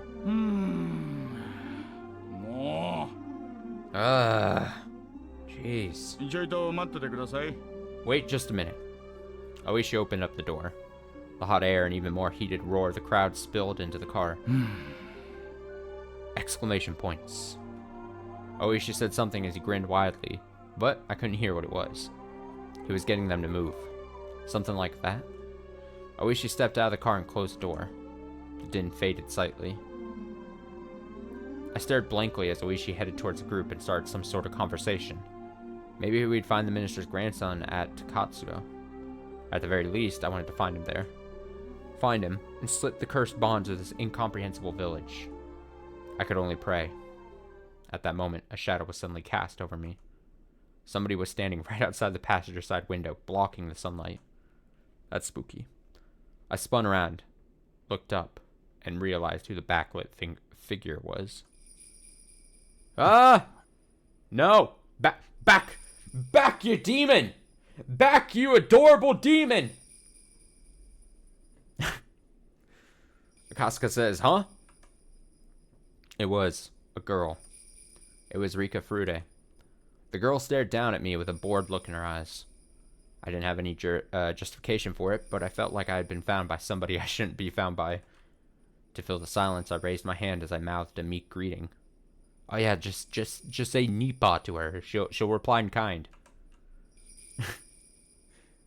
Of course, there was no way she heard my small voice in this clamor. But even then, she should have seen me wave my hand in greeting. In spite of that, she simply stared down at me with a cold look on her face. Oh, she's turned. There's no coming back. There's no coming back.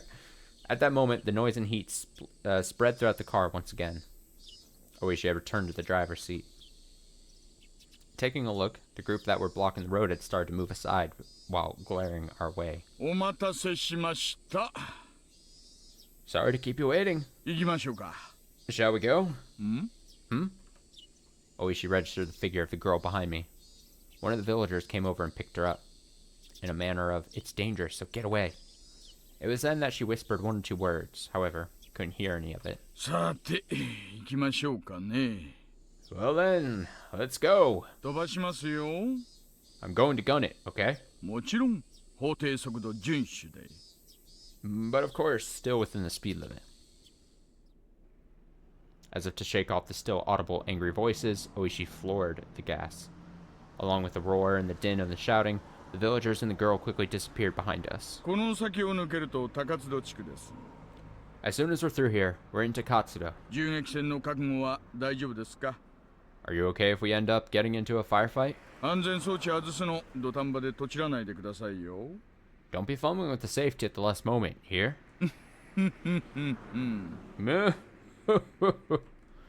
Oishi laughed mockingly again.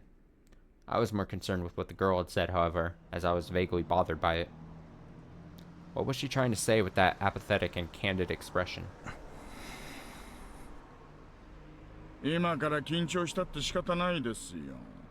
Suppose it's normal if you're nervous from here on out. But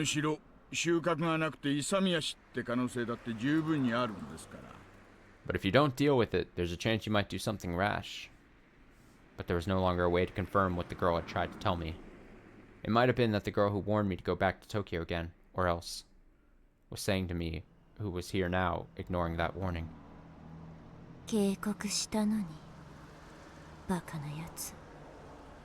Even though I warned you, what a fool.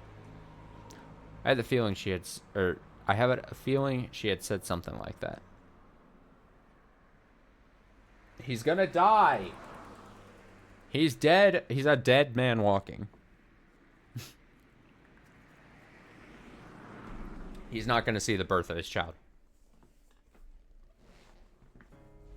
Somehow. If you were to call Inamazawa a rather lonely village, then Takatsudo was outright desolate. For an everyday city boy like me, I just couldn't understand why anybody would force themselves to live here. There were signs that people had, but they were all covered in dust or enveloped in ivy, indicating that it was all abandoned. People really lived in a place like this, didn't they? まあ昔の話でしょうな。 Well, that was a long time ago. こんな偏僻なとこじゃ年寄りには辛いですし。 A remote place like this is pretty rough for old folk to live. 若者だってもう少しまともな土地に住みたいでしょうしね。 And the younger people probably wanted to try living in a more suitable place. 後を継ぐ者がいなきゃ最後にはこうなるってことでしょうな。 If there's nobody left to take the reins, all that gets left is this. Even if I had no personal attachment to the village, seeing the disused buildings made me feel a little sentimental. It seemed that Oishi also felt the same way. こんなところで財布が発見されたんですか？ Was the wallet found over here? 財布の取得者もよくこんなに偏僻なところに通りかかったものですね。 The person who found it must have a good reason to come out of this desolate place. ああ、村人には山の中に畑を持ってる連中がいましてね。 Yeah, there's some villagers who have a field out in the mountains here. そういう連中は朝晩ここを通りますから。 They pass by here in the morning and evenings. 畑仕事の村人たちは早朝や夕方にここを徒歩で通ると。 The villagers who work in the fields walk by here every day? まさか。 No way. 行けるところまでは車で行くでしょうな。 They probably go as far as they can by car. 早朝や夕方にこんなところを走行して落ちているたった一つの財布を発見できます。 So in the early mornings and evenings they passed by here and just happened to find a single wallet? できたんでしょうな。 They probably did. 取得者はどこで取得したと言っていますか？ Where exactly did they say they found it? もう少し先を行ったところにある茂みです。 In a thicket, just a bit further ahead. 取得者はたまたまお腹が痛くなってちょいと茂みで用を足そうと思ったらしい。 The person who found the wallet just happened to have some stomach cramps. Was planning to use the thicket to do his business, it seems. それで偶然見つけたらしいんですよ。 It was there he happened to find it. 中にちり紙でも入ってるのを期待したんですかね。 Probably hoping there was some toilet paper in there. 話ができすぎているように感じます。 Everything about that story just seems a little too convenient. 財布発見の当初からそういう違和感が拭えません。 Right from the discovery of the wallet, I just can't shake the feeling that something's off. I expressed the feeling that I had from the start of the day, quite frankly. It seemed too good to be true, but it was unwavering proof. But it was too perfect. Sickeningly so. That was my feeling. できすぎってな、案外当たってるかもしれませんよ。 You might actually be onto something by saying that's a little too perfect. というと Meaning? 実は四課のお友達からちょいと聞いたんですがね。 The truth is, I heard a little something from a friend of mine in the 4th Division. 園崎お涼が大臣の孫の誘拐事件について言及したって話なんです。 Where Oryu Senozaki referenced the kidnapping of the minister's grandson. 言及した？ She referenced it? 大臣の孫ももう誘拐されてから何日にもなってかわいそうだ。 It's been several days since the minister's grandson had been kidnapped. Poor boy. そろそろ解放されるといいなと。 It'd be nice if they let him go soon. そう、お涼のばあさんが縁側でぼそりとつぶやいたってな話らしいんです。 It seems that old Oryu muttered something like that while on her veranda. で、そのぼそりが園崎家の裏の裏のあちこちに伝えられてるようです。 And a little musing was conveyed to the various people working deep behind the scenes at the Sonozaki family. Right. I had heard something earlier from Sato-san, the informant, that when the leader Oryu had a concern, somebody in the family would be considerate. つまりそれは実質上の人質解放命令ですか？ So, in essence, she gave the order to release the hostage? 私はそう見てます。 I see it that way. この出来すぎの財布発見は孫を警察に引き渡すためのイベントじゃないかと。 The wallet being conveniently discovered was just a ploy to hand the boy over to the police. どうして人質の解放を？ Why would they release the hostage?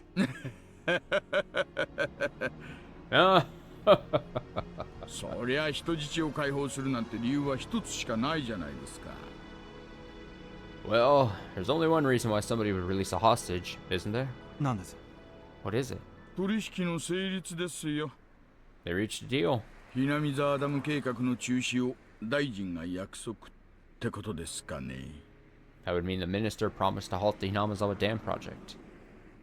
ダム計画なんて必ずなくなっちゃいますのです。 The dam project will definitely go away. At that moment, those words that the girl had said resurfaced in the back of my mind. In the end, it was turning out exactly as she had proclaimed. That young girl knew the circumstances. She knew everything about this kidnapping incident from the beginning to the end. Akasaka? Akasaka? The girl unexpectedly called my name. なんだい? What is it? 東京へ帰れ。 Go back to Tokyo. Huh? あなたはもう幾ばくもしないうちにこの村に来たことをひどく後悔することになる。 Before long, you will woefully regret coming to this village. それがあまりにもみすぼらしくて気の毒な姿だから。 That would be an incredibly pathetic thing to see. 今のうちから警告してあげているのです。 So I thought I'd warn you right now. どうして私が後悔することになる? Why would I come to regret it? いちいちうるさいな。 Stop whining. あなたの親はあなたが赤信号の横断歩道の真ん中にいるとき When you tried crossing the road when the don't walk sign was up? どうして危ないのかを全部説明し終えるまであなたの手を引っ張らないの? Did your parents finish explaining why it was dangerous before pulling you back to the sidewalk? 引っ張るでしょ。 They'd pull you back right away, wouldn't they? まず歩道まで連れ戻してからなぜ危険なのかを解くでしょう。 They'd pull you back before explaining why it was dangerous, wouldn't they? つまりはそういうこと。 In other words, it's something like that. The girl who knew everything from start to finish had warned me in the beginning. Go back to Tokyo. 赤坂の怖がり。 Kasuka is such a coward.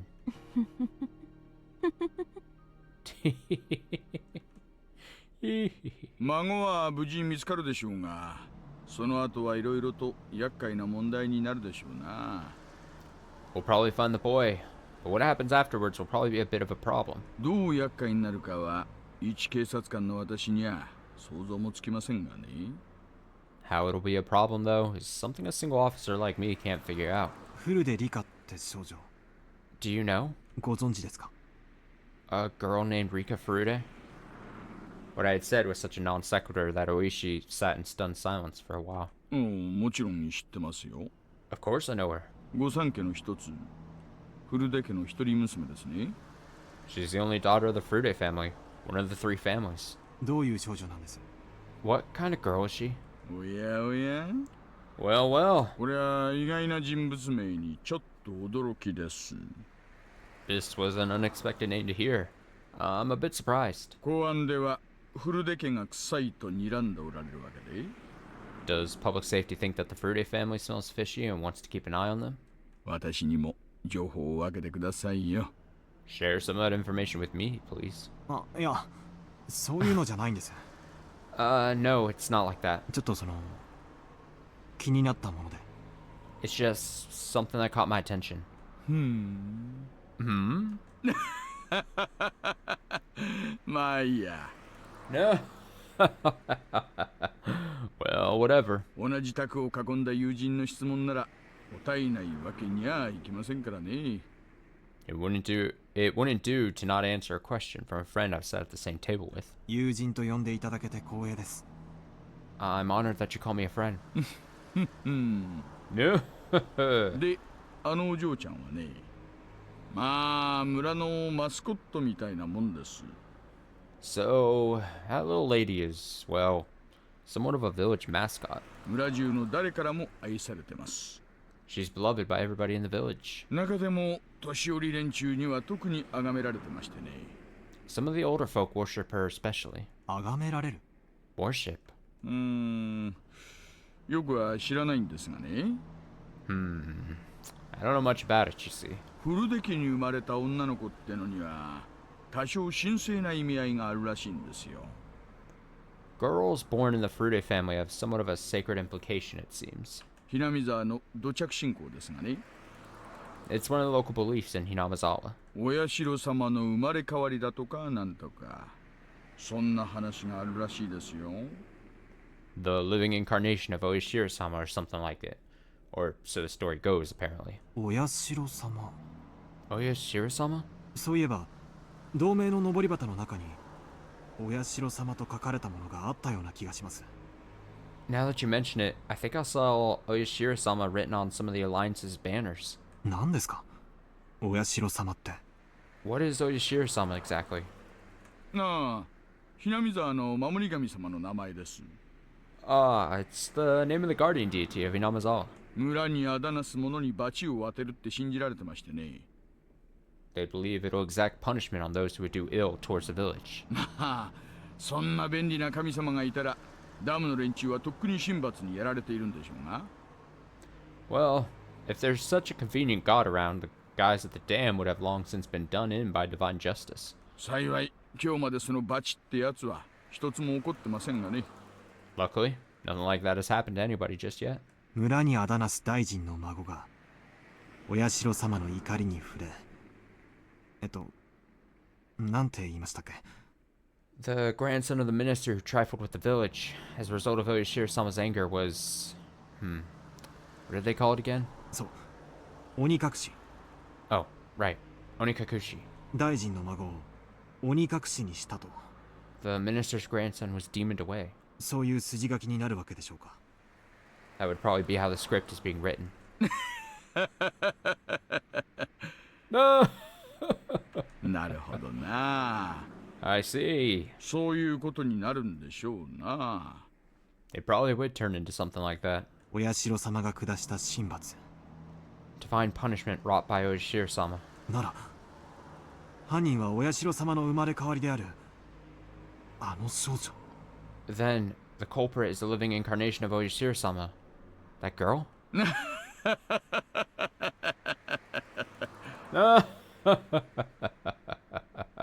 God, Oishi loves to laugh so much. Even I didn't know exactly what I was saying. The fact that Oishi laughed it off was a bit of a relief. Oishi's joyous laughter was so infectious that I began to laugh like an idiot as well. ありゃ。Oh. こりゃ珍しい。This is unusual. Oishi, after laying into the horn several times, rolled the window down and leaned out, waving his arm in an exaggerated manner. It was a car headed the opposite way. Until now, we hadn't run into any other cars except our own. And of all places, it was at this desolate location. It seemed that Oishi knew the owner of the car. The other car also chirped its horn and came to a stop. Irie-no-sensei! Dr. Irie! Konnichiwa. Good afternoon. The other car's window rolled down slowly, revealing a young man in a white overcoat. He was about my age, or perhaps a bit older. But you really can't judge somebody by their appearance. Oishi-san じゃありませんか。Why, if it isn't Oishi-san? こんにちは。Good afternoon. 珍しいところでお会いしますね。Fancy meeting you here. そりゃこっちのセリフですよ、先生。That's my line, Doctor. まさかこんなところで会うとはね。I never thought I'd see you here. No. どうしたんです What happened? いえね、ちょっとした往診です。Oh, nothing. Just a little house call. ありゃ、そうですか。Oh, really? 休館とかでしたか Was it an emergency? いえ、そんなに大したことではありませんでした。No, nothing quite that serious. よかったですよ。Thankfully. お医者の世話にならずに済むなら、それに越したことはないです。It's always for the best when the patient gets better without the need of medical care. ではこれで。I'll take my leave here. 急いで戻らないと、スタッフに怒られますんで。If I don't get back quickly, my staff will be angry with me. No! 診療所長さんも大変です。Being the head of a clinic must be tough. ではでは、お気をつけて。Well then, take care. The young doctor named Irie, after gesturing his farewell, drove forwards and soon disappeared around a corner. Oishi also drove forwards, but soon came to a stop again. He pulled out a worn map book from the dash. His expression didn't have an ounce of irreverence. He was perfectly serious. どうしたんです What is it? 今日は診療所は往診の日じゃないはずです。The clinic shouldn't be making any house calls today. よっぽどの急患か特殊な事情のある患者ということになりますね。It must have been quite an emergency, or otherwise a patient with some extenuating circumstances. Oishi flipped through the pages, opening up to the map of Takatsudo. After that, he took a look around and started to figure out what our current location was. その急患が怪しいということですか? Are you saying that emergency is suspicious? 言ったでしょ? Didn't I say? 高津戸地区にね、住んでる人なんてほとんどいないんですよ。There's hardly anybody that lives in the Takatsudo area. 今私たちがいる道はここ。The road we're on right now is here. 入江先生はこの道に対して、Dr. こっちの方向から走ってきたと。Dr. Irie came from this direction. Having no sense of our surroundings, I couldn't digest anything about the place he was indicating on the map. 私たちは財布の取得場所を目指しています。We're heading towards the spot where the wallet was found. ちなみに取得場所はここ。By the way, that's over here. でもね、But see? 高津戸地区にわずかにある民家に向かうには、そもそも道が違うんです。If you're heading to one of the few residences in Takatsudo, it's the wrong road. つまり、入江医師は民家のない方角から来たと。Meaning, Dr. Irie came from a direction where there are no residents? 山間の段々畑で農作業中に誰かが倒れたってのでない限りね。As long as somebody working in the fields between these mountains didn't collapse. 人が倒れて医者が呼ばれたら、普通は連れ帰って詳しく調べるもんです。But if somebody collapses and you call a doctor, normally you'd bring them back with you for a more detailed examination. でもさっきリエ医師は大したことはなかったと言いましたね。But just now, Dr. Irie said it was nothing serious. 車には他には誰も乗っていなかったようですし。It didn't seem like anybody else was in the car with him. I wish she didn't say any more than that. I also said nothing more. The doctor just now examined a patient close by. Only that. The noisy radio was suddenly gone quiet. Had suddenly gone quiet. The sky had just as suddenly turned an oppressive color.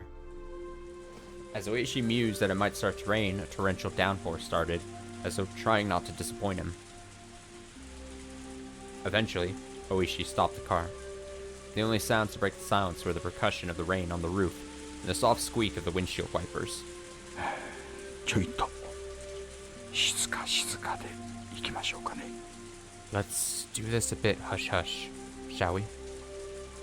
Saying that in a quiet voice, he exited the car without an umbrella, careful not to make any noise.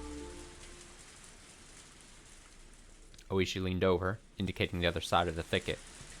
He was pointing to a prefabricated shed and a car that was parked beside it. The car looked obviously well cared for. It wasn't a vehicle that had been left there for several years. What's that shed? 営林署の機材小屋です。Contains equipment used by the forestry service. 夏場以外は利用されてないと聞きました。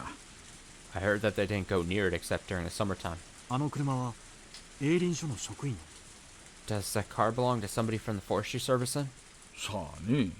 Don't know. 公用車には見えないですね。It doesn't look like an official vehicle though.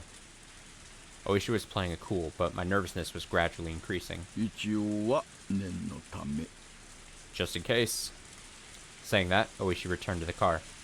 I thought he was going to get an umbrella, but he had grabbed the onboard radio instead. もしもし、大石です。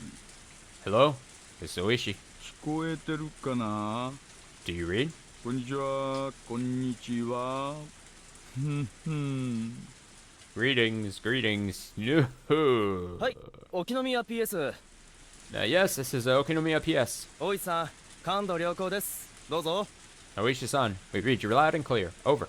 今、高津戸地区の営林署機材小屋前です。I'm currently in front of the forestry services equipment shed. 矢口に向かう方じゃないよ。南沢から高津戸に入る方の。Not the one in the direction of Yagauchi, the one in Takatsudo.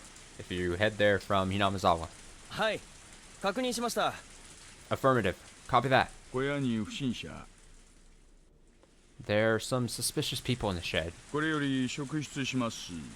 proceeding to investigate. 5分で連絡なかったら駐在所に連絡と大至急応援パトを送ってください。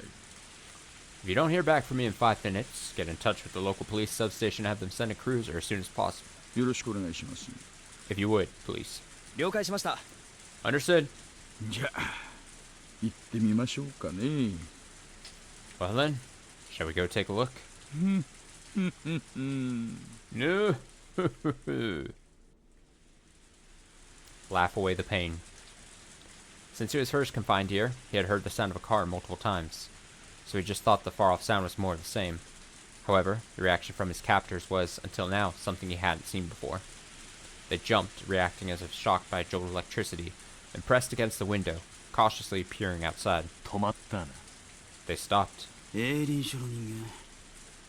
Somebody from the forestry service? This is bad. Nah. Looks like a cop to me. One of the captors lifted the boy by his collar and pressed a blade against his cheek. Hey kid, keep quiet for a bit. I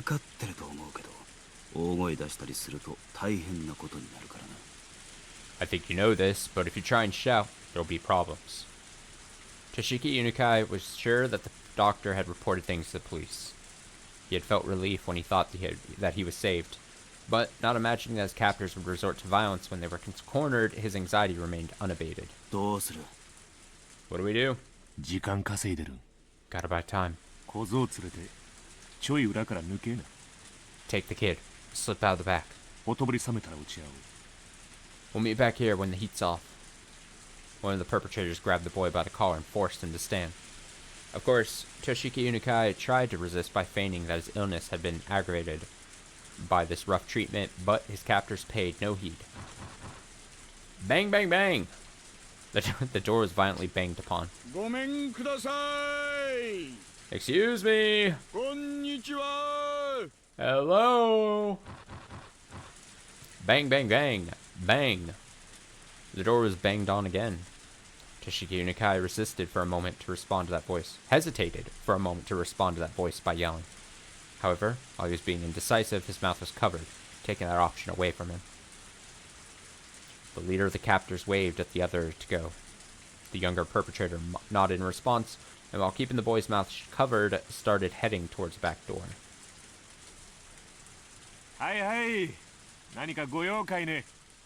Hello? You need something? How do you do? 警察ですがね。ここちょっと開けてもらっていいですか? This is the police. Would you mind opening the door?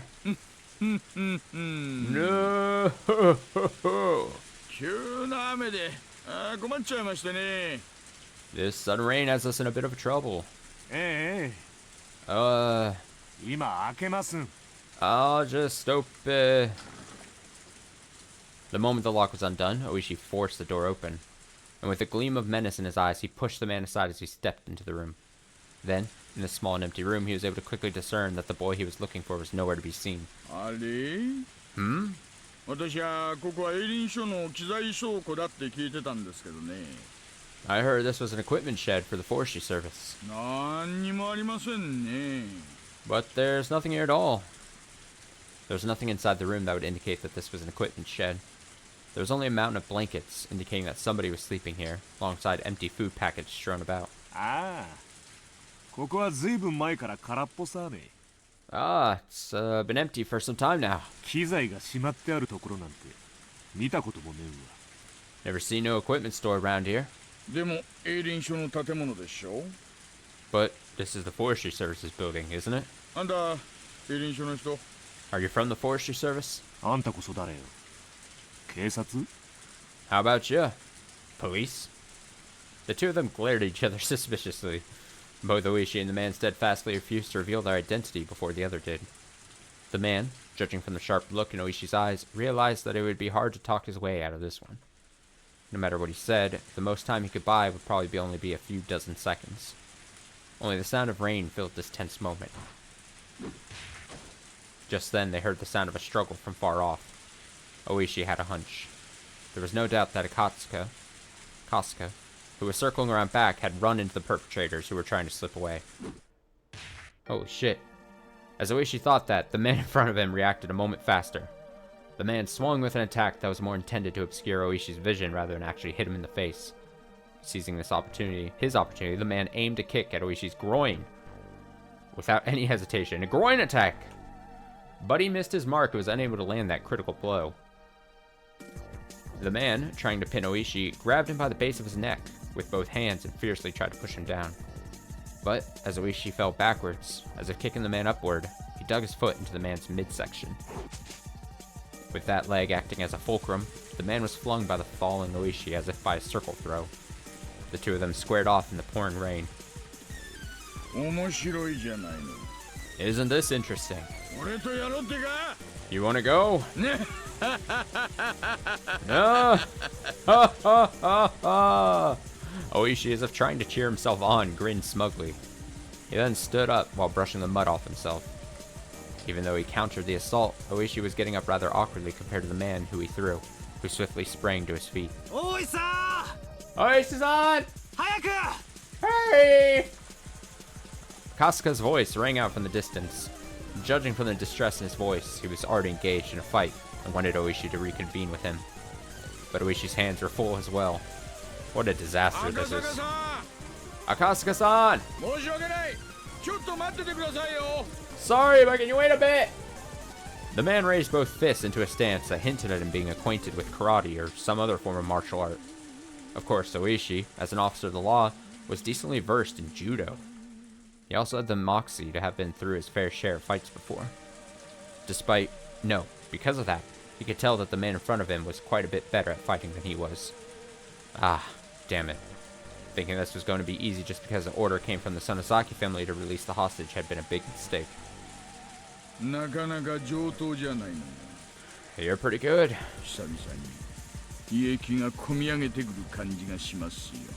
It's been a while since I got this worked up. No! Oishi played off the situation like it was no sweat. His opponent, seeing his attitude, took that to mean that Oishi wasn't going to go down easily. The man wildly charged forward, attempting to grab Oishi. If the man managed a successful clinch from his low stance, Oishi would be tackled to the ground and end up being mounted. Oh shit, he's gonna get mounted. It was something you saw often when children fought, but it really was a bad position, since you couldn't do much once you were in it. Oishi, responding to that move, also lowered his stance to collide with the man head-on. The moment they clashed, Oishi grabbed the man's lapel. As he yanked the lapel upwards, he smashed into the man's solar plexus with the elbow of the same arm. It was a move from Oishi's own personal brand of brawling judo. He then grabbed on with his free hand and attempted to throw his opponent with both hands. But the man lowered his center of gravity and swung his arms in a large arc, entwining them with Oishi's. Not only that, but he had forced both Oishi's elbows to the outside, and Oishi, now in an awkward position, was in danger of exposing his back, with his hand still clutching the man's chest. I love reading action. just a couple of dudes manhandling each other. This guy practiced Aikido or grappling, didn't he? Oishi, cursing the fact that his fingers were twisted from the man's shirt and couldn't get away, released his grip. But he was still in the awkward position of being bent over. And to top it off, at zero range.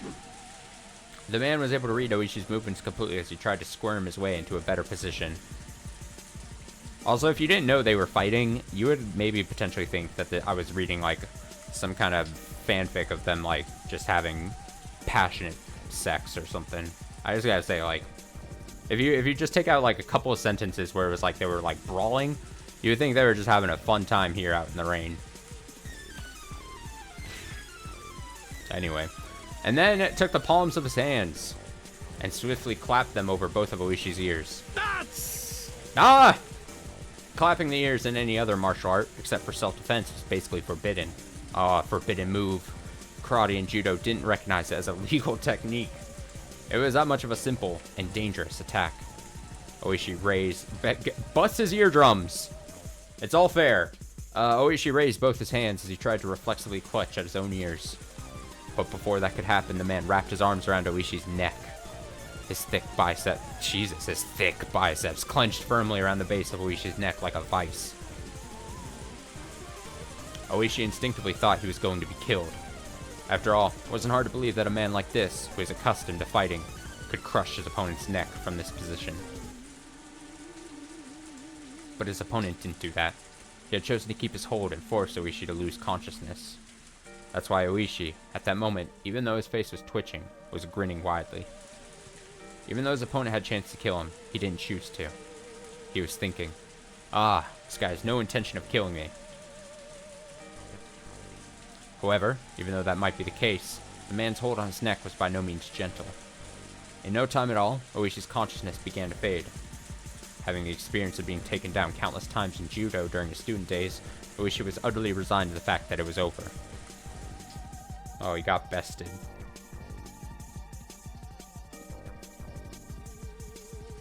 Akasuka was finally recovering from the intense pain of being kicked in a rather sensitive area. He had bumped into the captor carrying the boy by the back entrance. He had seen Toshiki Inukai's picture plenty of times, but wasn't able to immediately ascertain if the boy was in front of him was the real deal, with his mouth covered in packing tape. Also, with his limited experience, it wasn't hard for him to panic over how to deal with the situation. Of course, the perpetrator didn't overlook this momentary lapse. His kick landed squarely in a critical spot, with Akasuka not even having time to call for help.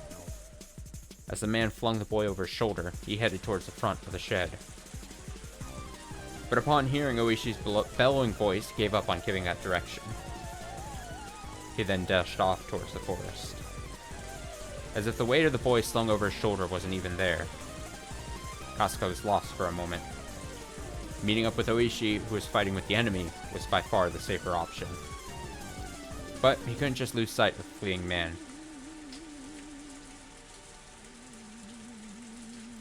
Akasuka stood up and chased after the captor's back. He ran through a short thicket, branches and fallen leaves crunching underfoot.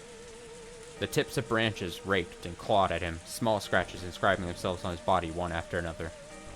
He kept on stepping into puddles of mud, and his shoes were soon filled with murky water. For Akasuka, traveling through this unexplored forest was, even though this was an emergency situation, extremely unpleasant. Stop! This is the police! As he said that, he regretted it immediately, as it was but a waste of breath. There wasn't a thief in the world that would politely stop when told to by the police. To a city boy like Akasuka, running through this forest was an arduous task. However, it must have been no easy task either for the man carrying the minister's grandson. He neither gained nor lost ground in his pursuit. Akasuka, upon realizing that, gained back a bit of composure. Just keep on chasing him. We are running in the same conditions. In fact, the man running with an awkward stride was at far more of a disadvantage. They couldn't run forever. Eventually, he'd definitely trip and fall. As long as he was being hounded, he would definitely stumble. And soon, his wish was fulfilled. Whoa! The man who had stepped in something and lost his balance was no longer able to bear the weight of the boy, dropping him. Akasuka, in all honesty, didn't care about the perpetrator at all, just as long as he could ensure the safety of Toshiki Inukai. So if the perpetrator ran off by himself, it was perfectly acceptable. But it seemed that Toshiki Inukai was important to the man as well, and didn't choose to just run away empty-handed. Akasuka didn't know what to do in this kind of situation. His first priority should probably be to ensure the safety of the boy, subduing his captor being less important. Grappling with the perpetrator wasn't something he planned on, but most likely it was either do or die. Akasuka's moment of indecision proved to be fatal. The man, aiming right between, or rather, for both of Akasuka's eyes, struck out with a jab. Not wanting that, Akasuka raised both his hands to shield his face. At that moment, the man kicked at his unguarded midsection. The pain almost felt like his vital organs were being squeezed out of his body, but he latched onto his opponent's leg. But his opponent didn't hesitate one bit. Leading with his seized foot, the man jumped at Akasuka, applying pressure and pushing him down. Akasuka was unable to withstand that and fell, but under no circumstances was he letting that leg go. The two men fell together in a tangled heap. The man was desperate to pull his leg free from Akasuka, but having fallen in an awkward position, was unable to. The two of them rolled around on the ground, floundering about trying to gain an advantage. But Akaska was holding onto his opponent's knee with both hands, and that opponent, who had complete freedom to move his upper body, were in two completely different situations. The man gained a positional advantage on Akaska, who was still latched onto his leg and couldn't move away, and pounded full force on his head with both of his fists. Not only that, he found a rock nearby and beat it against Akaska's skull. Oh my god. Thwack! Thwack! Thwack! The difference between being hit with a fist and being hit with a rock was vast. Akaska quickly thought of letting go of the man's leg to free his hands to protect his head. But if he let it go here, the man would get away. If he didn't dig in here, everything would be for naught. The boy he was trying to save was right there. He was going to save him and go back to Tokyo. If he could do that, then it was goodbye to this freakish village. Bam, crack, thud. Without looking, I could tell my forehead was split open and was gushing blood. But I didn't let go of the man's leg. How could I? I won't let go. When the man realized that no matter how much he beat my head, he wasn't getting away, he used both his hands to grab at my throat as if to crush my windpipe. I pulled my head back at a slight form of resistance, but it was of no use. The man's hands enveloped my neck and began to crush it like a vice. It was less about the pain of not being able to breathe, so much as it was choking so hard I felt like I was going to throw up. It felt like my stomach was going to turn itself inside out, but I could only endure it. Damn it, damn it, damn it. My throat hurts. I won't let go. I can't let go. I didn't want to be here. I wanted to resolve this and go back to Tokyo. Go back to Tokyo and talk to Yuki. All about our unborn child. We were going to talk about our bright future. I could have just quit my job. That's what I would be saying. I'd be like, damn, I should have just... I had no intention of loosening my grip. However, it loosened just a bit, and the man's leg came free. The man kicked as hard as possible, and I tumbled backwards. My head was spinning. I was unable to get up right away. No, couldn't even put any strength into getting up in the first place. Even so, I couldn't back down. If I let him escape now, this chance would never come again. Even just catching their scent was nothing short of a miracle. If we weren't able to get the minister's grandson back here, there wouldn't be another chance. The man tried to drag the boy to his feet, but the kid was displaying some unexpected resistance, allowing me to get up unnoticed. I grasped the rock the man had been beating me over the head with.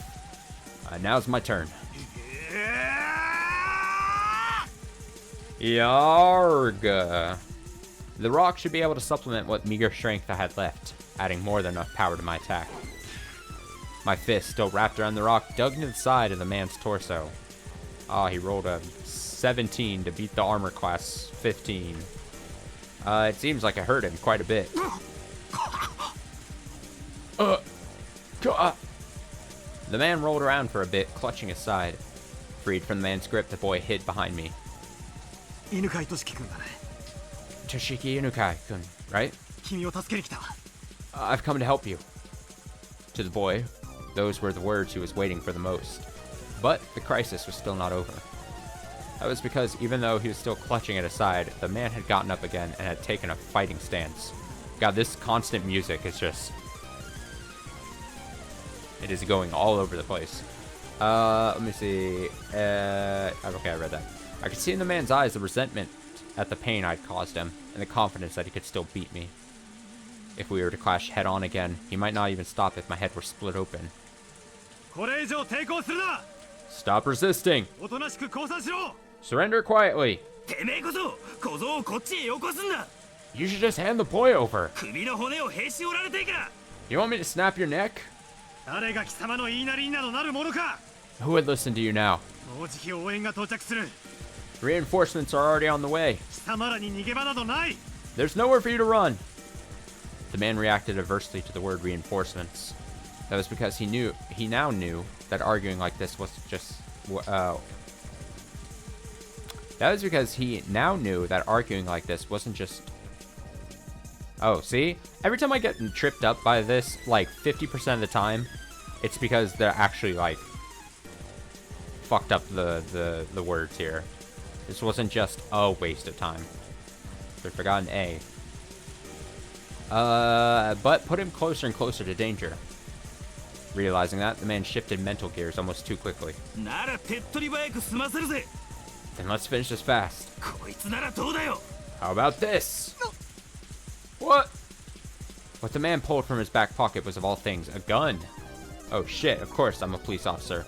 It's not like I don't know what a gun is, but having one pointed at me was something I never experienced before. Was it real? Chat, is this real? Of course it was. There's no way to be a replica in a situation like this. おとなしく両手を頭の上で組んで、そこにうつ伏せになるんだよ。 Put both your hands behind your head and lay down quietly. 乗るな悪党。 Don't get cocky, you villain. 誰がお前に従うか。 I won't do anything you say. くそバカが。 You stupid idiot. 撃たれなきゃこいつの恐ろしさがわからねえかよ。 Do you not know what this is without me shooting you with it? なら撃ってみろ。 Then shoot. 貴様の忠誠で応援がここに駆けつけるぞ。 Reinforcements will hear the gunshot and head right over here. バカが。 Are you stupid? 森の中で、しかもこの雨だぞ。 We're in the middle of a forest, and on top of that, it's raining. 銃声など書き消える。 They'll never hear a thing. As long as he still held that gun, no matter how much I yelled at him, I was at a distinct disadvantage. But I still had a fighting chance. If I were in his shoes, instead of wasting time yelling at each other like this, I would just shoot him and take the boy. That way was the fastest. It would suppress any sort of further resistance from him. But the man was demanding my surrender without having fired a shot, meaning that he either didn't want to shoot or couldn't. In other words, the man in front of me was soft. If I could buy even just a little more time, the factors that would lead to my victory were numerous. Oishi was probably on his way, and the reinforcements we called for before coming here should already be well on their way too. Not only that, they should have contacted the local police box. Without a doubt, somebody stationed in the village would be here much quicker than that. Damn it! Do I have to put a bullet in you to understand how dangerous this thing is? There's no escape. Don't add to your crimes. At that moment, I heard the rustling of foliage and heavy footsteps approaching. If Oishi was coming here, it was a whole new ball game. Oishi is not coming, I don't think. The man couldn't have more than one gun. Oishi-san! Over here! Over here! Huh? I thought that time was on my side, but I had failed to even imagine that the enemy could also have reinforcements. You could tell the man who had just appeared was one of the perpetrators just by looking at him. What are you doing? If you don't hurry up, the police will get here. Stop lollygagging. Damn it. What happened to Oishi-san? Ah, that chubby fella? He's down for the count.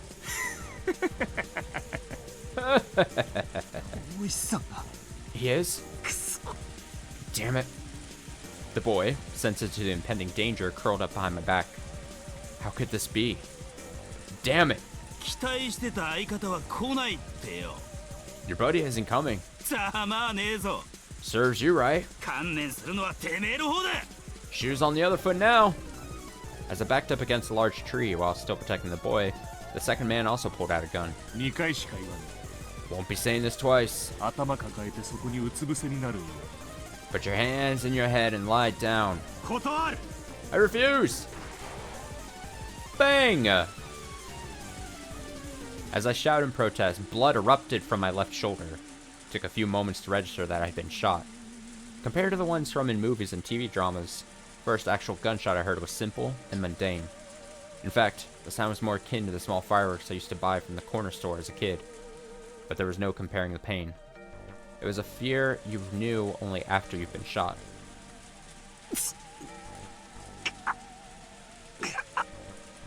This is gonna sound like a completely random aside here, but there's like a weird small part of me that at different points in my life, mostly more as like a kid, probably less now as I've gotten older and wiser, but more as a kid, like I kind of wished I had gotten shot at some point in my life. One, to know what it actually felt like, and then two, to like not die from it, and then I would be like there's a certain amount of, like, cred that you would have if you were shot, you know, and survived. You know what I'm saying? Multiple times as a kid, I was like, you know what? If I could get shot and survive and guarantee that I would still be living afterwards, I think I would allow it to happen. Not like I would organize it necessarily, but like if it just happened, I wouldn't be like 100% bummed. You know what I mean? I've thought about that before. Like, your coolness factor, like, exponentially rises once you've been shot and survived to tell the tale, you know? Anyway. Akatsuka here goes, Sir? Are you okay? Are you okay? The boy, in his confusion, tugged at my clothes, agitating the wound even further. Stop pulling on my... God, kid, stop! The kid starts yanking on his arm where he's been shot. Stop! He's got shot in the shoulder, and this kid starts pulling on his arm, and he's like, ow, stop! Please! I wanted to put on a bold face and reassure him, but my voice is hoarse and had the opposite effect. I'm alright. I've already called for backup. There'll be a full squad here soon.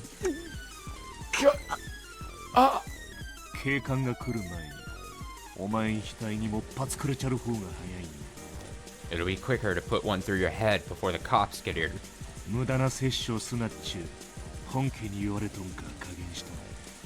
But the family said no needless killing, so I'm taking it easy on you. Don't mess with me, or I ain't holding back. This was bad. It was very, very bad. The second man was a completely different beast than the first. He had no signs of indecisiveness or mercy. If this man said he'd shoot, he'd shoot. He wasn't somebody that a man like me could buy time from. I really hate to admit it, but at the moment, the image of Yuki's smiling face crossed the back of my mind. I knew what that meant. I was warning myself to not throw my life away over a matter of pride. Of course, I didn't want to die here. I was just starting a new life with Yuki, and I wanted to see the face of our soon-to-be-born child. Why should I risk my life for some minister's grandson when I was at such a critical juncture in my own life? Ah, damn it, damn it! I need to stop rambling at myself. So what do I do now? Give up the boy and extend my own life? What a good idea. Everybody's life is precious. My own life was in danger. Nobody would blame me. Ah, god damn it, it hurts, it hurts. If I had known it would be as painful, I wouldn't have played the tough guy. My biggest miscalculation, though, was that the sound of the gunshot was far quieter than I'd imagined. If it was only that loud, it would be drowned out by the rain in the forest. It wasn't something that somebody far away could hear. Oh my god, I gotta choose? Oh shit, I have to choose a thing.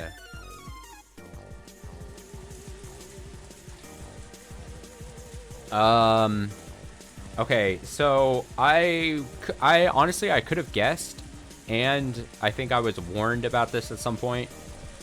I think it's like instant game over. This is the console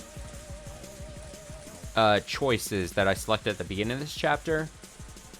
So I think I should save before I choose something bad. I don't know which choice is bad, but I'm thinking I should save just save for safety. Alright, so if I am thinking about my options here, plead for my life or watch for an opportunity. I'm gonna say probably being the coward is probably the better option. And I don't necessarily mean that in a negative sense, but like, we know that the direction, and he even said it out loud, the captor said like, hey, we've been directed not to needlessly kill, right? That is the direction.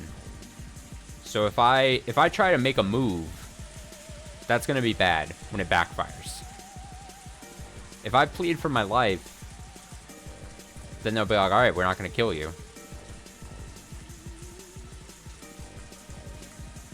I know whatever I pick here, I'm gonna probably end up picking the wrong one. That's just how this works here on this channel. I'm gonna say plead for my life. Damn it! Wait, just wait. I don't want to die.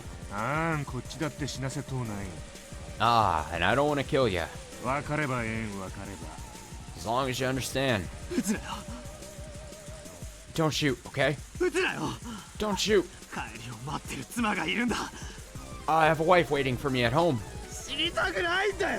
I don't want to die. I won't shoot as long as you don't yell or nothing. Just quietly put your hands on your head and lie down.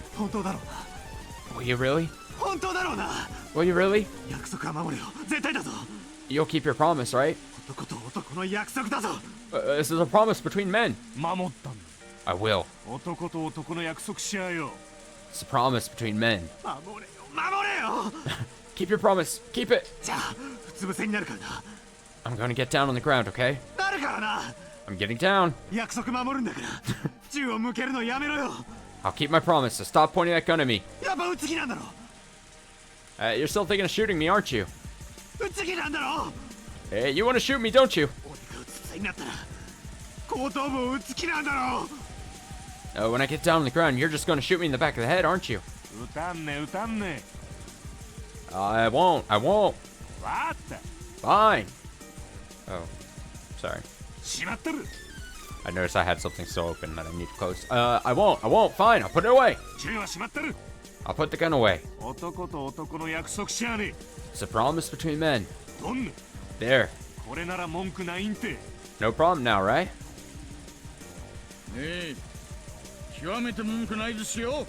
Yeah, absolutely no complaints. Whoa. Oishi from the top ropes. God. It was over in a flash. The moment he lowered his gun, Oishi didn't let his chance slip by. Oishi had been assessing the situation for quite some time from behind the two men. But since they had their guns trained on me, he didn't really have a chance to jump in. Seeing the look on Oishi's face indicating that he wanted me to create an opening, I took on that role completely. Oishi forcefully lifted the arm that was holding the gun. He then took the gun from the man's hand in only an instant. The other man, who was a bit slow in grasping what was happening, pointed his gun at them, but with his ally grappling with Oishi, he couldn't pull the trigger. If that man was the one that was wrestling with Oishi at the moment, he might have a shot without hesitation. But this man wouldn't shoot. He couldn't shoot. Oishi kicked the other man away, and while aiming the stolen gun with his left hand, pulled out his own. With guns akimbo, he was aiming at both men at the same time. I do believe that's checkmate. It was perfectly played. But, heedless of the guns pointing at them, the men shouted scram as they scattered away at full speed. It was over in an instant. Those two running away without putting up a fight was honestly unexpected. Oishi, quietly clicking his tongue in admonishment, slipped both guns into his pants pockets. Tisk. Those guys know their stuff. What do you mean?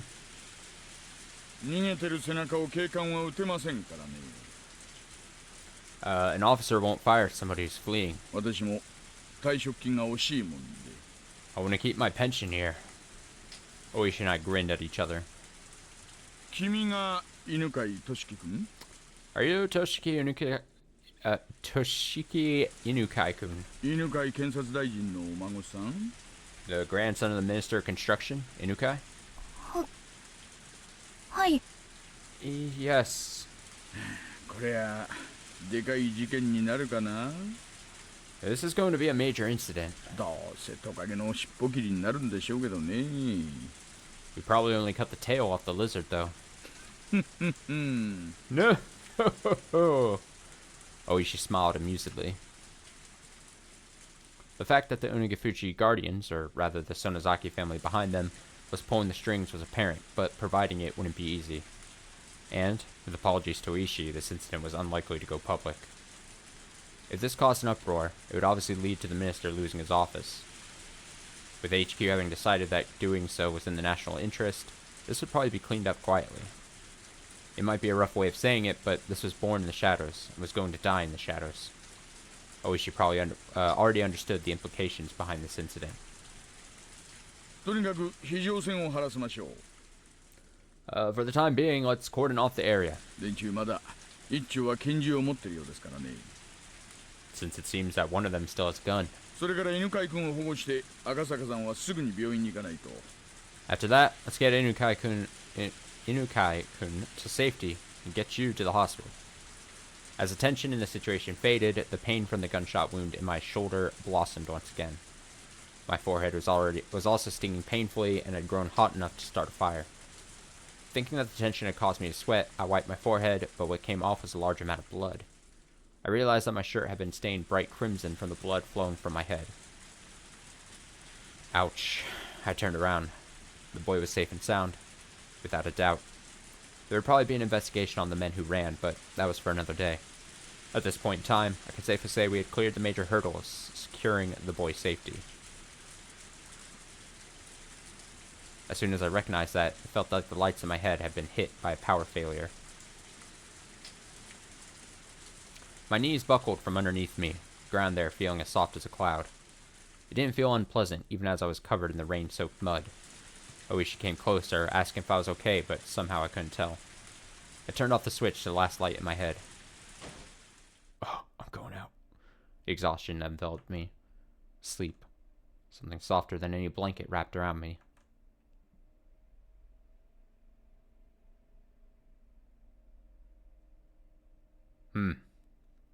High action. High action. Well, I feel like I should see what happens when I pick the other option, shouldn't I? I mean, see what the potential bad choice was. Let's just go right back. Let's just head right in there. All right, here I go. Watch for an opportunity. Shit. I can't afford to die in a place like this. I need to survive and return to Yuki's side. For a moment, I catch a glimmer of hesitation in the eyes of the man holding the gun.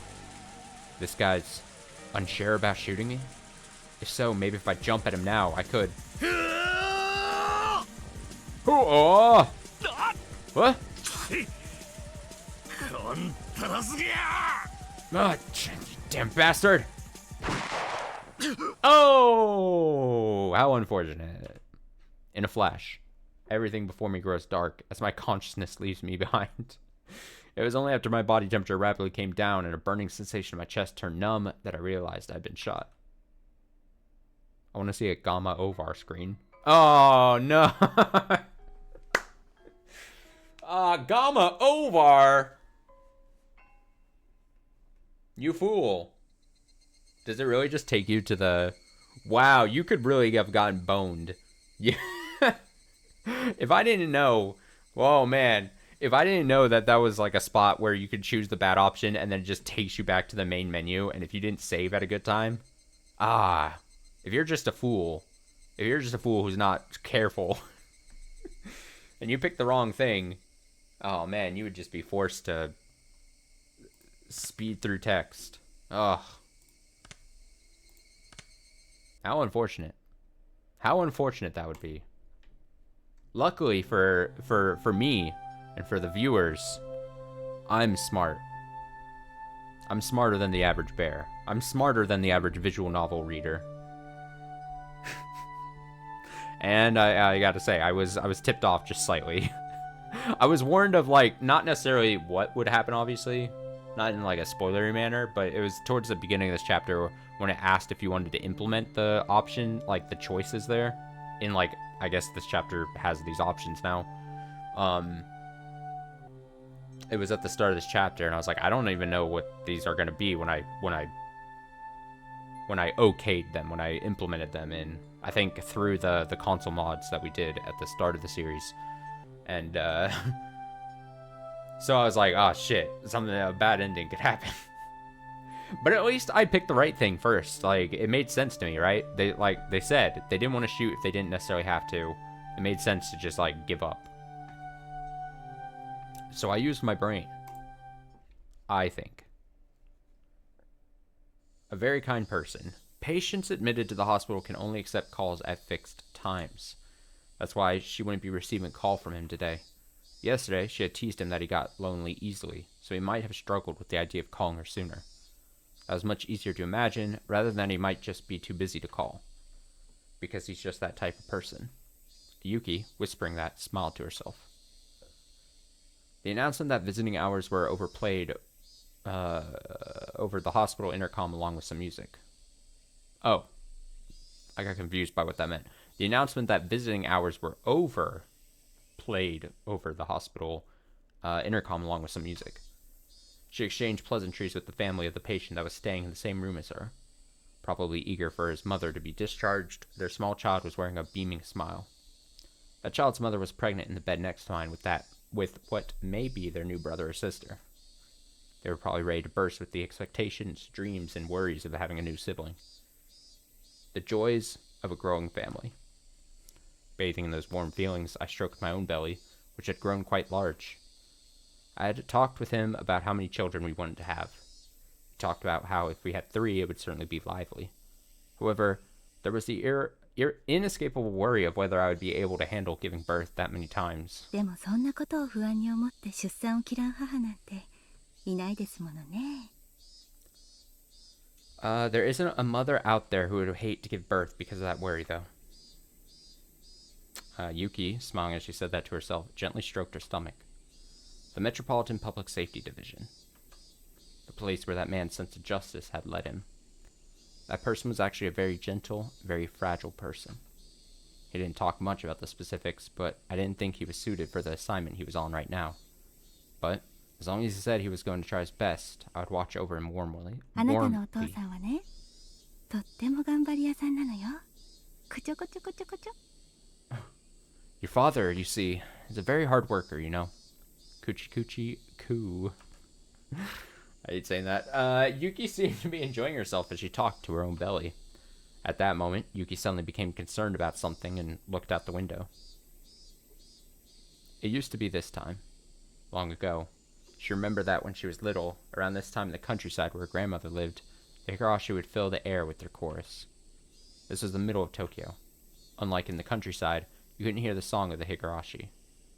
But for some reason, at that moment, Yuki felt that she wanted to hear that song.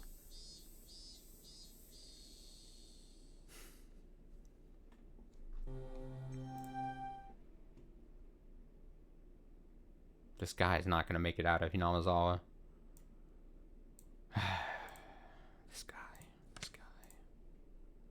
This guy. Alright. Good reading sesh. Look at that. Just about 4 hours. That's about 2 hours per section there. Oh, that's a high action. Holy shit. I was on the edge of my seat reading that. All that action. Apparently he's fine though. I mean, I would assume he's going to get taken to a hospital. He'll be fine. He's got Oishi. They've got the kid. That's important. I assume it's not going to be as simple as, oh, they got the kid. All right, he can go home now. Again, that seems too anticlimactic. Feels like there's still got to be another thing to drop somehow. I assume that the Sonozaki family and the village, in turn, would not be too amused of the hiccup in their plan and how they lost custody of the boy. Especially if that could then be used potentially as evidence that the Sonozakis were doing that, and that was their plan the whole time. So the Sonozakis probably don't want that to be traced back to them. So that's not great. So I assume there's going to be some repercussions from that. So yeah, not great. Can you imagine if it's going to be Rika who deals like the killing blow to this guy? Kasuga? To be stabbed by like a baby? That's what it feels like it's going to happen. Feels like Rika's gonna murder this guy. All right, we will call it a night there. I think that's good progress. We usually on like the weekend Higurashi streams, we usually try to get 2 sections done. So I think we did good. I don't know. I'm trying to think. Will next week Saturday be open? Saturday night? I'm not entirely sure. I'd actually have to double check, and I don't have that info in front of me. So unfortunate. Just keep.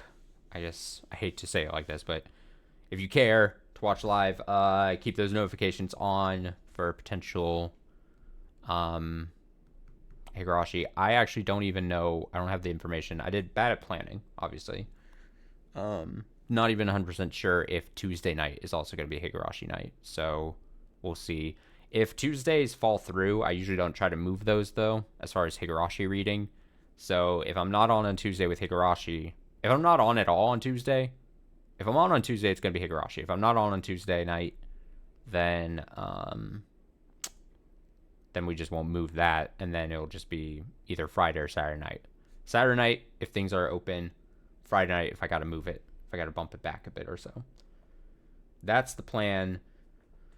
Thank you so much for watching. I won't be on at all tomorrow. I will be out and about, as I said at the top, out and about pretty much all day tomorrow. And by the time I do probably get home, it'll either be late or I'll be pretty much drained and sapped of energy. So that won't be happening anything tomorrow.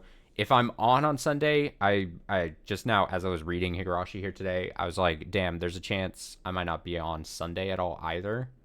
There's several things happening that I might have to be, I don't know how to say it, be a part of? Not necessarily. Whatever the case is.